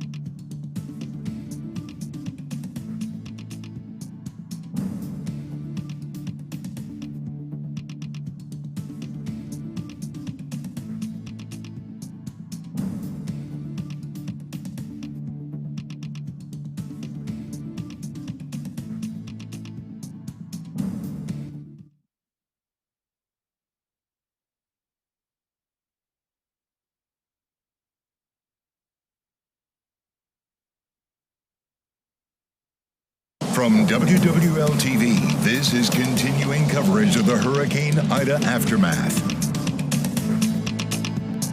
Welcome back. I'm Sharice Gibson. And I'm Katie Moore. It is about 9:40 p.m. and we are in day 3 of our coverage of Hurricane Ida, now fully entrenched in the aftermath. We want to thank you so much for staying with us. Yeah, again, we have been covering Hurricane Ida and its aftermath. We want to make it easier, though, for you to find information from your parish. So take a look at your screen. This is pretty cool. Text HOME to 504-529-4444, and you get a specific link for your parish. We'll tell you about roads, power, curfew, schools, and more. Yeah, we want to make it easier for you to get information about your area because I know that's really important to everyone, including those of you who are watching from afar. So on your screen right now, all you have to do is find the number next to your parish. So like if you want to know about Plaquemines Parish, it's number 10, St. Charles, number 5, Orleans, number 1. Just text that number to 529-4444 and you can get specific information like road conditions, power statuses, school closings, and so much more. So if I'm in Orleans, I'm going to text the number 1 to 529-444, Jefferson number 2, St. James 11, and on and on and on. All right, so that's good stuff. Yeah, really good stuff. I know that a lot of people come from different areas, and we have so many different people and viewing areas. We want you to know everything you need to know. And I know that right now a lot of you are dealing with losing power, and so you're watching us either from YouTube or from Facebook or Twitter. And thank you so much for joining us. We want to make sure we keep you informed, and that is just another way that we're doing so. The damage and the destruction from Hurricane Ida is widespread, and it is extensive, and it is dangerous on the ground in a lot of ways in that there are power lines down all over the place. There are trees down all over the place. There are nails. There are things that can pierce the tires of your car if you decide to come driving around. So we've heard across the board from elected officials around this area and emergency managers that now is not necessarily the time to come down and see what your property's doing if you don't have to. Yeah, there are a lot of people who are very curious, and that curiosity is warranted. And I know that people are very afraid or worried based on what they're seeing posted on social media. Social media, of course, can make your anxiety extremely high. But right now, local officials, and not just in Orleans Parish, but surrounding parishes, are telling people to just kind of hold off for a little bit. That is, if you can. We understand the circumstances, but if you can, hold off for a little bit because they don't want you to come back and have to deal with not only seeing the conditions of your home, but having to stay in that home and not have access to power or not have access to gas or food. Not many restaurants are able to be open. So some of the things that you would need, the normal resources that you would need, you're not able to get that right now. Right, and we're in a critical situation, especially in some places where there is no reliable water service, including Jefferson Parish. The East Bank of Jefferson Parish is having a situation with that. That means that it's difficult. You basically cannot take a shower. You cannot flush the toilet. You cannot do a whole lot of things that not only do you have to boil it, but there really is no water pressure. Not at all. Yeah, so you can't do any of that. There's no power in Jefferson Parish right now. Obviously, we know as well, no power in Orleans Parish and no power just about in many of the other surrounding parishes as well. And because of that, and because of the extent of the storm damage, we have had a situation where officials have had to evacuate hospitals in the viewing area. Yeah, take a look at some of the video that we captured of that evacuation just to give you sort of a glimpse of exactly what it means when patients are being evacuated from a hospital. This particular hospital is Terrebonne General. We got these pictures and video from Acadian Ambulance, and they have to go into these hospitals. Now remember, in the midst of a pandemic, some of these hospitals were at capacity. They did not have enough beds for people who were coming in who were diagnosed with COVID-19 or positive cases of COVID-19. So you have to load a lot of people up and bring them to surrounding area hospitals and hopefully make room for people to go into these hospitals because, as Katie mentioned earlier, there was the situation of these hospitals being at capacity. Right. So it's a case of, is there even room? Where exactly are they going? Right. That's exactly right. And, because of this situation with the water in some cases, Tulane Lakeside Hospital in the metro area in Jefferson Parish has had to be evacuated as well. They took patients down to the main hospital downtown because of the water situation. They don't have reliable water, and so they can't operate a hospital. And that's, again, is like is the 5th hospital that they've had to evacuate. They had to do 4 others in those bayou parishes. Yeah, and now regards to hospitals that are in Orleans Parish, I know that we've seen some video that's happened, that's been spreading around social media with some damage. I don't know the extent of that damage, but some damage to some of the Oxnard facilities. But so far, it isn't enough where I don't believe that they're inoperable at all. So, no. So in Orleans Parish, you don't have that issue. More video that we're finding here. Actually, let me just back up. There is one that's in the bayou area that is an Oxnard facility that that's did one have of to the be 5. evacuated. That's one of the 5, right? Yeah. Okay. Yeah. Well, let's go over to Chauvin. This is where we're seeing more damage video from our reporters who've been in that area. You can see what looks like a shed or a home that was destroyed. I mean, down, you know, it bears repeating, down trees. See, we're seeing the same thing. A lot of roofs. The roof is that have been gone. ripped off. It's gone, Charisse. Did you see that? Yeah, completely ripped off. So, I mean, wow, whoa. That's a mobile home cut in half. Yeah, it looks like it's cut in half. And I don't know if we are going to get back to one of our meteorologists to see if they can confirm something for me. Chris, yeah, what's that? A quick question. Yes. Were any tornadoes confirmed along the bayou region? None of the bayou region. We had never had a warning issued. Really, the only one that I saw confirmed was in Mississippi. Mississippi, okay. That's the only one. But you know, Alexandra had said, and I think this is really smart because it really does sufficiently describe it. It basically was like the velocity of the winds was like an EF1 tornado sitting over our area. Yes, over a large area for hours. Yeah. So you think about the damage from even a weak tornado, what it can do, you know, multiply that by a size of hundreds much larger and a duration of just, you know, 5+ hours in some places. Yeah, and I think that's one of the reasons that we've really had kind of a black hole of information down in those areas where they were hardest hit. And we're finally starting to get some video and images out of those areas. Mike McDaniel, our reporter, has been down there doing some great work for us, getting you information about what it actually looks like down there. And so it really is just spectacular in the worst possible way to see this kind of damage. Yeah, and I think Mike has even more video that do we have any new pieces of video from Mike over in Chauvin? I think, okay, so that's a Chauvin video. Okay. Well, we also have some more videos, or views rather, of some of the damage around the area. Okay, Marcelino Benito has been in Slidell throughout this event, and he was talking with police about rescue efforts there earlier today. Guys, last night we could definitely hear those winds howling. We were hunkered down inside the Slidell Police Department headquarters, and that building was creaking all night long. We knew those winds were doing damage, but today we saw the extent of that damage here in Slidell. I want to show you this tree behind me. This is just one example of the damage that these winds did. Hurricane Ida toppled this massive tree just as if it were a twig. Let me get you to some brand new drone video shot by photojournalist Ryan Phillips. You can see that this particular tree fell on a power line, as did hundreds of others in Slidell. Luckily, this one did not fall on any homes. Other homeowners, though, weren't so lucky. Trees did come crashing down on other folks' roofs, but Slidell police say the good news is no one was hurt, no injuries or deaths reported here, but Slidell will be in the dark for at least a week, if not much longer than that. There were several high water rescues early this morning in Slidell. At least a dozen people had to be pulled off their roofs because the water had risen so high. Tonight, a lot of that water has thankfully receded and the cleanup can now begin. But when night falls here in Slidell, the city will still be in the dark, and the police department here says they will have extra patrols on hand and they will ensure that looting is not permitted. Back to you. You know, that goes for the city of New Orleans, too. They are not going to tolerate it. All right, take a look at this.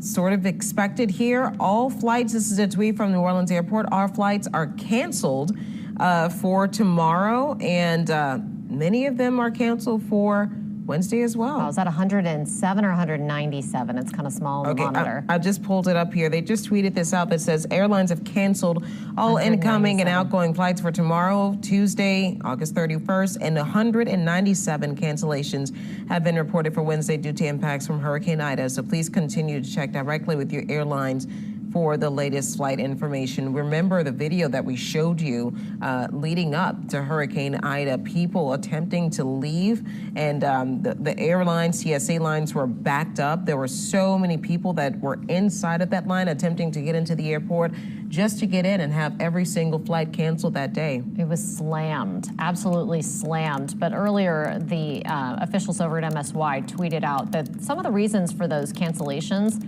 have to do with the water in Jefferson Parish. Yeah. I mean, it all kind of goes back to that situation. Yeah. And the fact that they can't provide air conditioning, they need it for their other operations. So water's key. They had some damage to some of the equipment out at the airport as well. I know a lot of people have been wondering about the windows because it's an all glass facility almost. Yeah. They haven't said anything about that. I don't know if they did have some damage to those windows. Well, I'm looking right now. They said after an initial assessment that MSOI did identify the following issues. The runways and taxiways, they don't have any significant damage, no significant damage to the terminal facility, but they did have to repairs to some jet bridges have been initiated. They mentioned what you talked about, the loss of water pressure from JP Water Department. That's impacting several of the aspects of airport operations. And loss of commercial power from Entergy Sunday evening and emergency generating power. They're operating on that. All landline phones are out of service, and crews are cleaning debris on the airport roadways and repairing the perimeter fence damage. So, of course, it's a really fluid situation over at the airport, but we do know there were a lot of people who were attempting to leave the airport or who were attempting to show up in order to evacuate, to maybe jump on a last-minute flight. So, unfortunately, if people are here, they're here for a little bit longer. Tuesday and Wednesday, it looks like, and I hate to say it, but 197 flights. We could possibly see all of these flights canceled for Wednesday as well. Yeah, I think there's a really good chance of that if they don't get any significant progress made in terms of the water.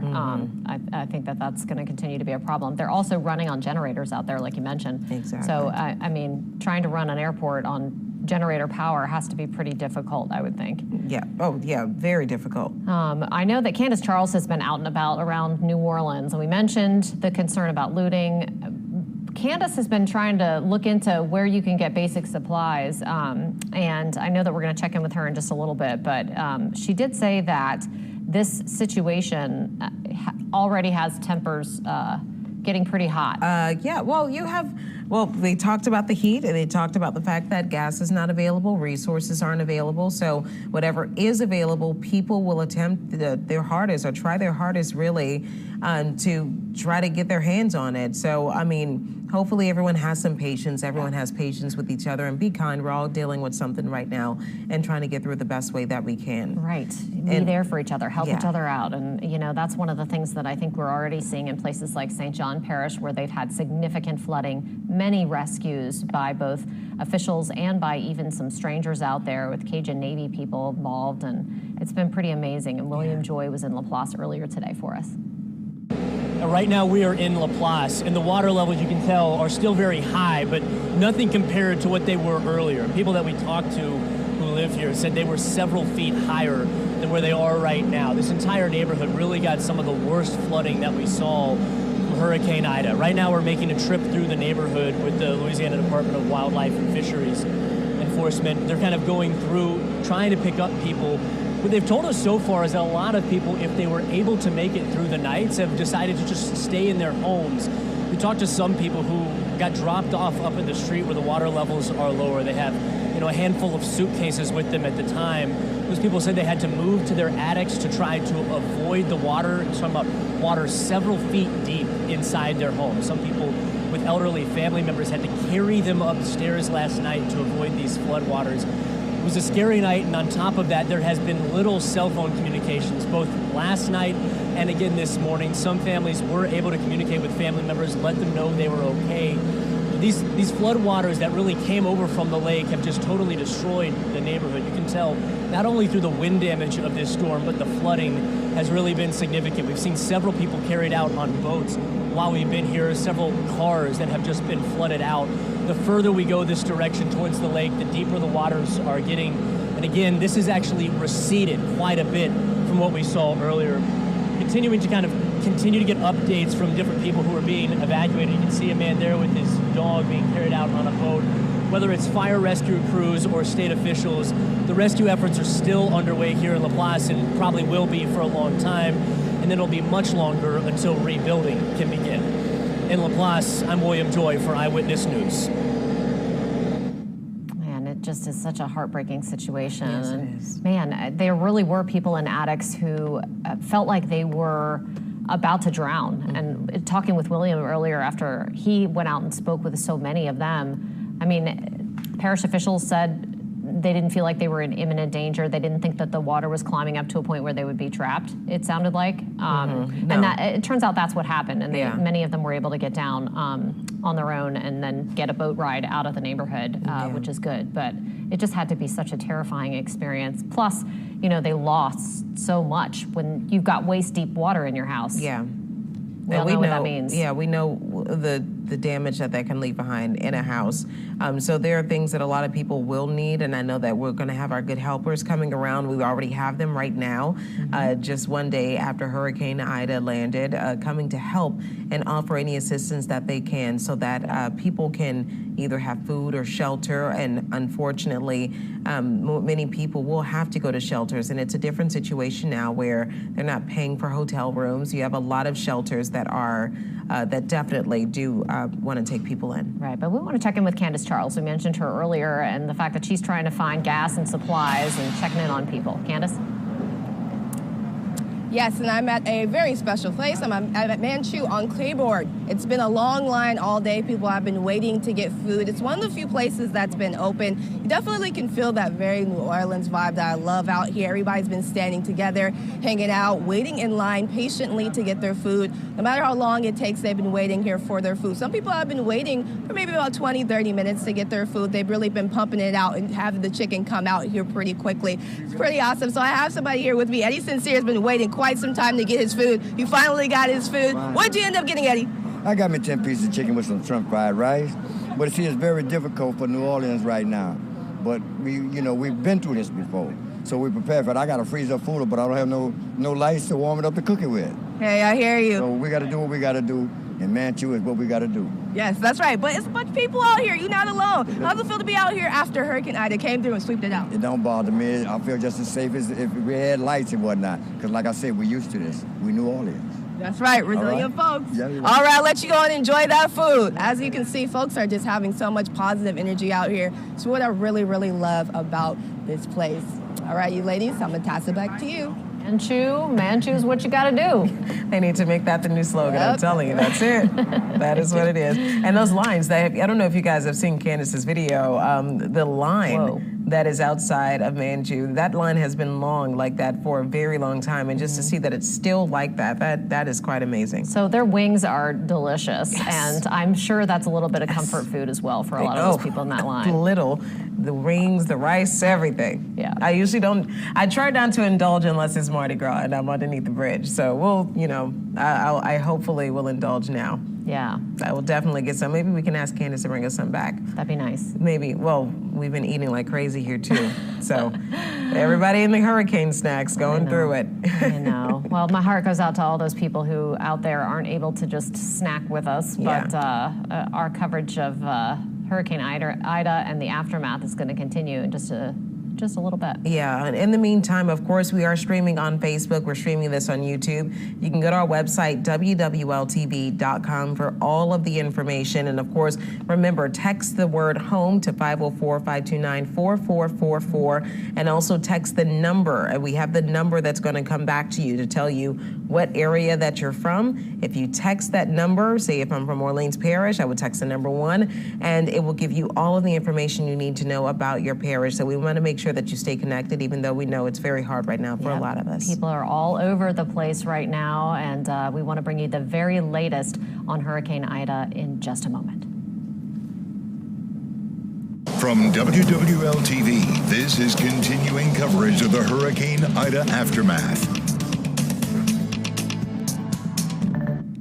In the aftermath of Hurricane Ida, entire communities are cut off, surrounded by water. For many, the rescue response arrived by boat, dozens of them responding to places like Lafitte.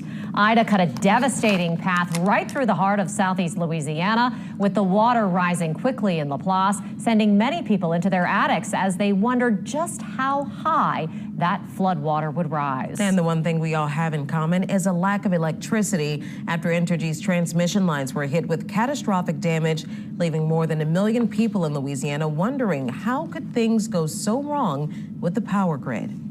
Good evening and thanks for joining us, everyone, and staying with us as we cover this historic hurricane and the devastation in Ida's aftermath. I'm Sharice Gibson. And I'm Katie Moore. Tonight we're all in the dark, and the whole loss of power is being traced back to the failure of 8 Entergy transmission lines.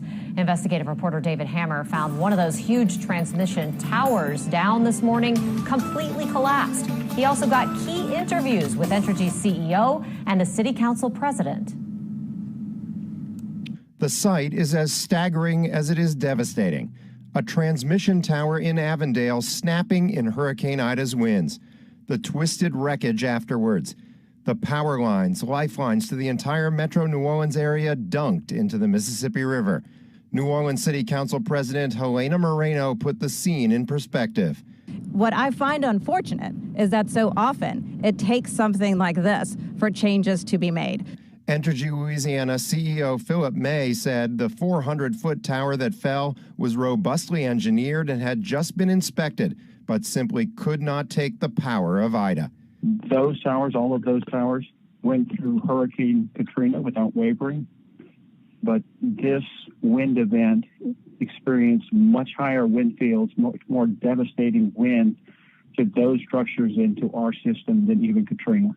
But the catastrophic transmission failure Entergy says it experienced is more than this one tower and more than the corridor it's a part of, which feeds electricity from a larger regional power grid through this point at Avondale on the West Bank and onto the East Bank of Jefferson Parish at Harahan. May said all 8 transmission corridors that transmit power from the outside world into Metro New Orleans all failed. That leaves the entire area from St. Charles Parish in the west to the Twin Spans in the east and down the coast through St. Bernard and Plaquemines, isolated with no power. Entergy even calls it an island. But May says Entergy cannot commit to a timeline. Moreno expects it could take several weeks. I just want to be very honest with the people of New Orleans. I got off the phone with the Entergy engineers earlier today, and they told me that the assessment alone of the transmission failures, that alone could take up to 4 days. So up to 4 days of just assessing the damage before it could be repaired. After the assessment, Entergy crews and contractors will work along 2 tracks, trying to get one of the 7 remaining transmission lines back up and running, or generating power from within the island itself, using the power station at 9 Mile Point, or by firing up the new power plant at Michoud in New Orleans East. Also, can we get a line coming in from 9 Mile, one of the lines fixed here, and then potentially get 9 Mile powering New Orleans along with the New Orleans power station in New Orleans East? That would provide us over 600 megawatts of power in the city of New Orleans, our own little off-the-grid self-power generation to keep us afloat. This won't make us perfect. 600 megawatts is enough for essentially emergency services and things like that, critical services, not necessarily to power everybody's house. You got it. The New Orleans City Council regulates Entergy, allowing it to charge customers for the costs of a new power plant in New Orleans East and for hardening its towers and utility poles. May said that's been money well spent. Every time we build a new line, it's built to a higher standard. It's using different engineered structures, things that would be able to withstand, 150-mile-an-hour winds, that kind of thing. More robust foundations and so forth, so they can't be pushed over by the wind. And that's really where the improvements in infrastructure have been taking place. But the complete failure of the transmission system in Ida makes Moreno wonder. But for all 8 to fail, I just think that I'm just wondering whether this could have been prevented, and that's what we're going to be looking into. So yes, the focus is on absolute restoration. That is what we're all about right now, but more will follow with investigations and getting to the bottom of how this happened and what can be done better by the company. That was David Hammer reporting. We've gotten several questions from viewers wondering why Entergy doesn't just fire up the new Orleans power station at Michoud, that new plant that customers are still paying for.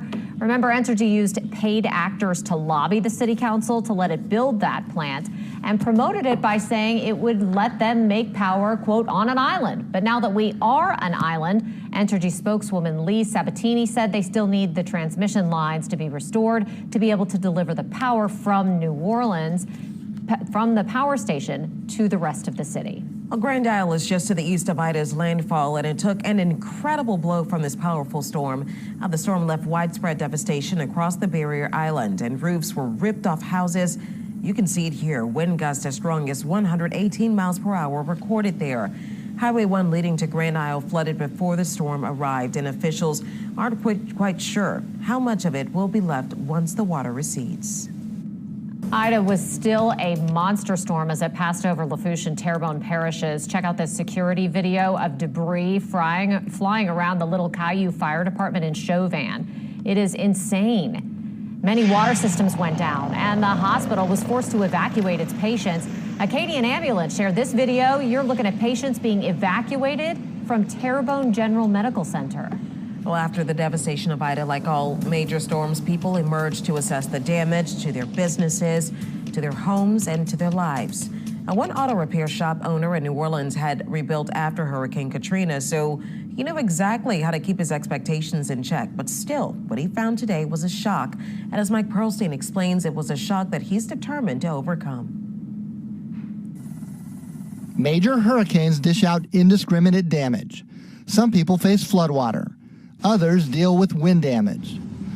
And still others emerge unscathed. And this was my first major remodel on the building. Took down the metal walls, put up the cinder block walls, thinking that this was going to be even better. The owner of NOLA Automotive Repairs at Earhart and Simon Boulevard had just finished the sturdy new wall, so it was far from his top concern. After weathering the storm on the North Shore, Joe Corona was disappointed to hear that his son's house flooded in Slidell. But when he came to check on his business this morning, he was hoping for the best. Instead, he found this. Speechless. Really don't know what to say. At that moment, Joe's thoughts about the future of his business ran the whole spectrum. A lot of things go through your mind when you first look at everything, you know. Part of you wants to quit and give up, and then the other part says, nah, you can't do that. You stuck it out this long. Then Joe thought about his employees. We got 10 families that work out of here, you know, that depend on this place. So we don't want to quit. Even though he doesn't have insurance, Joe Corona is now determined to come back. Been here a long time, and just gonna figure a way to get through it. First, there's the job of boarding up. Then he'll notify the 3 customers whose cars were crushed.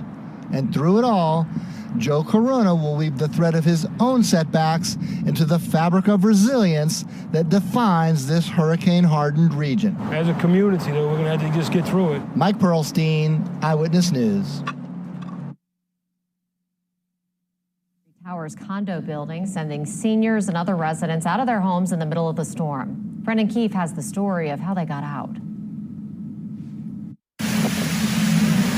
This storm was a triple threat. Some hurricanes hit with flooding rains, others with relentless storm surge. Ida had all of those, and the winds of a major hurricane. This is steel reinforced concrete. You would expect that this is the best place to ride out a storm. That's what we thought, but we didn't know that the roof would give up. Elsa Marie Brewer was inside her home at Metairie Towers when the roof peeled off. Wind alone didn't shatter these windows. It did send the roof cascading over the edge into the glass. Those condo units then filled with rainwater. And what was it like? What was the sound and what did it feel like? There was no sound because, we didn't know that the roof was coming down. And all of a sudden, in our floors, was water. And first we didn't know where the water was coming from. And the water was maybe, like 5 inches high. Remember, this was happening in the middle of Hurricane Ida. Some hoped, others prayed. Who would save them in the middle of the storm? It turned out salvation was right across the street at St. Francis Xavier Catholic Church. And that was so welcoming and so nice, that nobody had time to get scared. Metairie Towers has only 7 stories, but its residents now have dozens of stories of survival. For Eyewitness News, I'm Brendan Keefe. Well, Tulane is evacuating its students to Houston, both those who stayed on campus and those who live off campus. Now, the school will pay for a place for the students to stay. Now, they will leave by bus at 10 a.m. tomorrow. Tulane is also changing its schedule so that people don't have to come back to the city. Classes are canceled until September 12th. Then they will resume online only. On-campus classes will start back up October 11th, and the 2 weeks of canceled classes will be rescheduled to end the semester. Southern University of New Orleans says it will be closed and all classes canceled until the power comes back on. Students who stayed on campus are being taken to the Baton Rouge campus. Well, we'll be right back with more coverage on Hurricane Ida.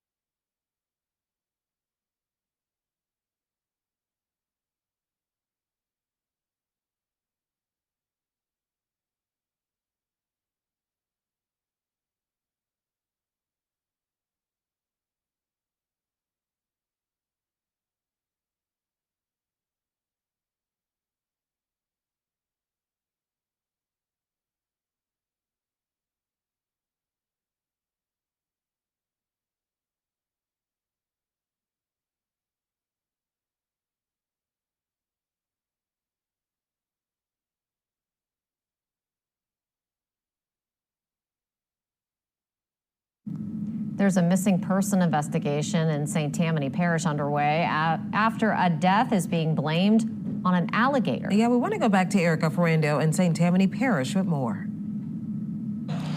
The St. Tammany Parish Sheriff's Office is investigating an alligator attack out on Avery Road in Slidell.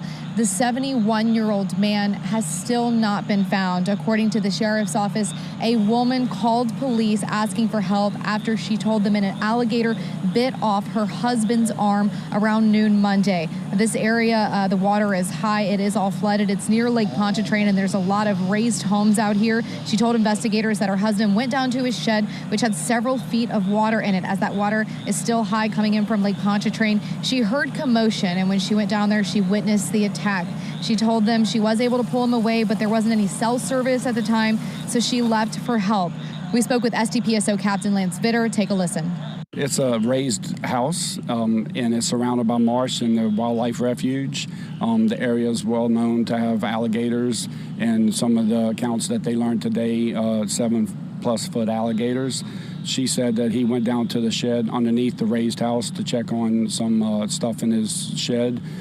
She heard the ruckus, and then when she opened the door and looked down, he was being attacked by the alligator. This area is surrounded by marshland, and neighbors we've been speaking with say it's not uncommon to see a large, potentially 7-foot gator out here, and they say they'll approach you because some people will feed them. STPSO says foul play is not suspected, but of course this investigation is ongoing. In Slidell, Erica Ferrando, Eyewitness News. We are getting more views of some of the massive damage around the area. Yeah, Barcelino Benito has drone video of Slidell and spoke with police about rescue efforts. Guys, last night we could definitely hear those winds howling. We were hunkered down inside the Slidell Police Department headquarters, and that building was creaking all night long. We knew those winds were doing damage, but today we saw the extent of that damage here in Slidell. I want to show you this tree behind me. This is just one example of the damage that these winds did. Hurricane Ida toppled this massive tree just as if it were a twig. Let me get you to some brand new drone video shot by photojournalist Ryan Phillips. You can see that this particular tree fell on a power line, as did hundreds of others in Slidell. Luckily, this one did not fall on any homes. Other homeowners, though, weren't so lucky. Trees did come crashing down on other folks' roofs, but Slidell police say the good news is no one was hurt, no injuries or deaths reported here, but Slidell will be in the dark for at least a week, if not much longer than that. There were several high water rescues early this morning in Slidell. At least a dozen people had to be pulled off their roofs because the water had risen so high. Tonight, a lot of that water has thankfully receded and the cleanup can now begin. But when night falls here in Slidell, the city will still be in the dark, and the police department here says they will have extra patrols on hand and they will ensure that looting is not permitted. Back to you. A far quieter night tonight. We do have a few showers showing up on radar, a little band of rain moving across southern Mississippi at the moment, and kind of a little boundary here where a little shower has also fired up, generally over Lake Pontchartrain, but may continue and move over parts of Slidell as well as New Orleans east. Outside right now, it looks like things are settling down, and that will continue to be the case. I think our computer model kind of doing it with our rain development along that boundary during the overnight period, but maybe some showers along the coastline, but generally south of the city going into early tomorrow morning. Then another little boundary kind of develops. What are these from? Kind of the overall circulation associated with Ida. A few scattered showers and thunderstorms, but I think a lot of it will be more on the south shore and down toward the coastline, and we will see a drying trend as we go through the rest of the week, and maybe some nicer weather.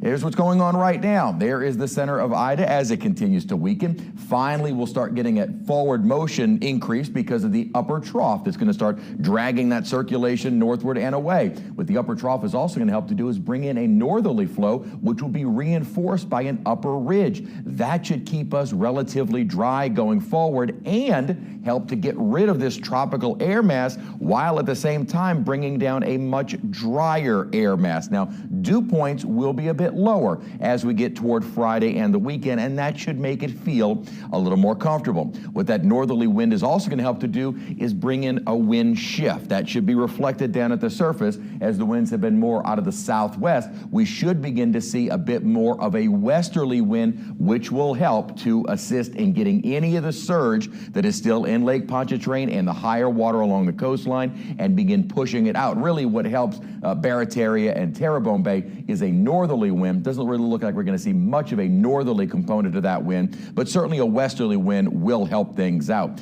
With the heat expected over the next couple of days and dew points still in the mid-70s, heat indices will be getting into the upper 90s and maybe near 100, 101, 102. And while that doesn't seem extreme by any means during the summertime, the fact that a heat advisory is being issued is due to the fact that really no one has air conditioning, and so it's much more difficult to cool off. So just use caution. Again, there is some good news. There is going to be a drop in the humidity by late in the week. So the circulation associated with Ida moving away, still a few little scattered showers moving through, but we are going to be on a drying trend over the next couple of days. Outside right now, you do see some lights and a couple of cars on occasion, trying to start getting the little bit of normalcy. 82 degrees right now at Kenner, with temperatures from the stations that are reporting upper 70s and low 80s. 7-day forecast, high temperatures, upper 80s, low 90s, not particularly above normal by any means, but a little more humid.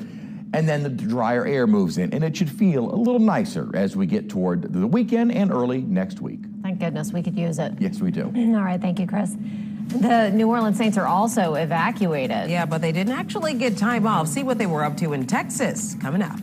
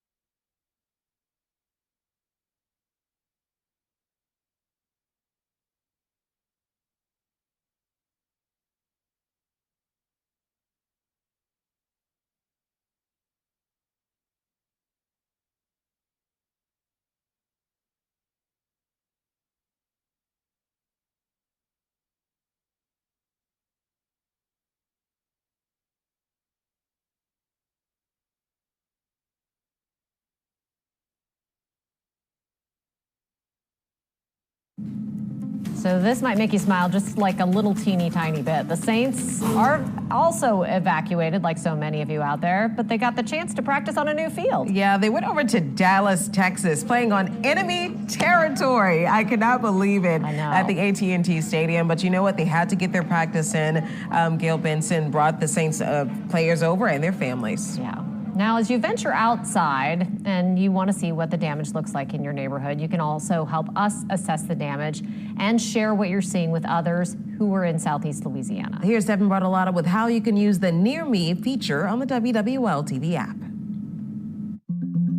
It's as simple as snap, submit, and see. If it's safe, snap a few pics of the storm damage near you, then submit your photos and videos to the Near Me section in the bottom right-hand corner of your WWL-TV app. After that, you can see your photos and photos from your neighbors all over Southeast Louisiana. Download the WWL-TV app and start snapping, submitting, and seeing. She was snapping, submitting, and seeing. I was. I was. The text messages that we've been getting have been coming in like crazy of people telling us about things that are happening. So that's what I'm doing. But here in New Orleans, obviously, Ida left behind some damage and debris, and you can see it just about everywhere. But what you don't see is that silent struggle that people are facing, being without the power, with the heat, with no end in sight. Now, the only way forward for them now is to try to get through this together. Here in New Orleans, Hurricane Ida left behind damage and debris. You see it everywhere, but what you don't see is that silent struggle that people are facing, being without power, the heat, lack of cell service with no end in sight. So the only way forward for them now is to try to get through this together.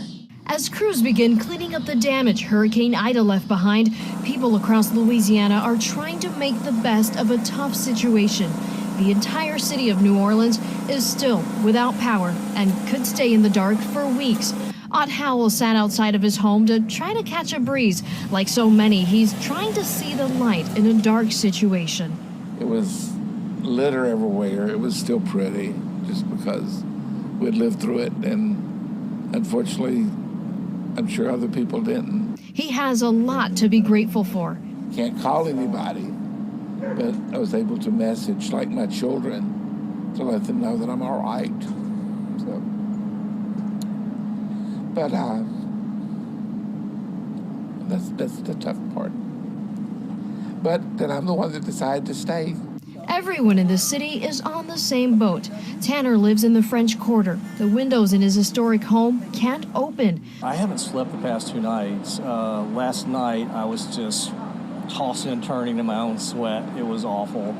And the night before I was worried about the storm. The food in his refrigerator quickly rotting. It's a dire situation. With so many shops closed, people lined up outside the well-known Quartermaster Deli, desperate to get some food. Even without power, the deli is running. We got stuck. We didn't know there was a hurricane coming. This couple visiting from Texas, waiting to see when they'll be able to fly back home. It's just what it is. I mean, making the best of a rotten situation. But I mean, people have been really coming together, telling each other where you can charge your phone, telling each other where food is. Trying to find strength in each other, proving once again this is a city of resilience. Adriana D'Alba, Eyewitness News. And it certainly is a city of resilience. We'll be right back.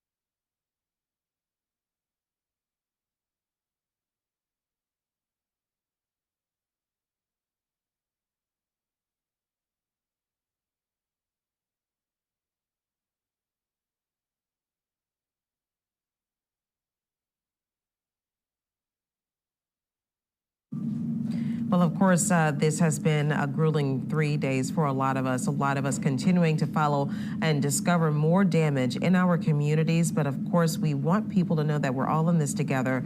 We have to continue to be kind to each other, give grace, and give a lot of patience, because we're all dealing with something behind the scenes, and so many things are stopping us from really pushing forward and doing what we need to do. But as long as we have that patience and have that grace, we can keep pushing forward together. It's really been unreal watching this disaster unfold bit by bit, piece by piece, like the roof tiles flying off of one of those roofs that has been torn off in the last 3 days. And this disaster, it will not tear us apart. It will keep us together. It will bring us together. And that's what it's going to take to get us through this. All right, we've done it before in New Orleans, and we can do it again. We can do it again. After more than 57 straight hours, that's going to do it for us for the news for now. Well, have a great night. Stay safe. We'll see you right back here tomorrow.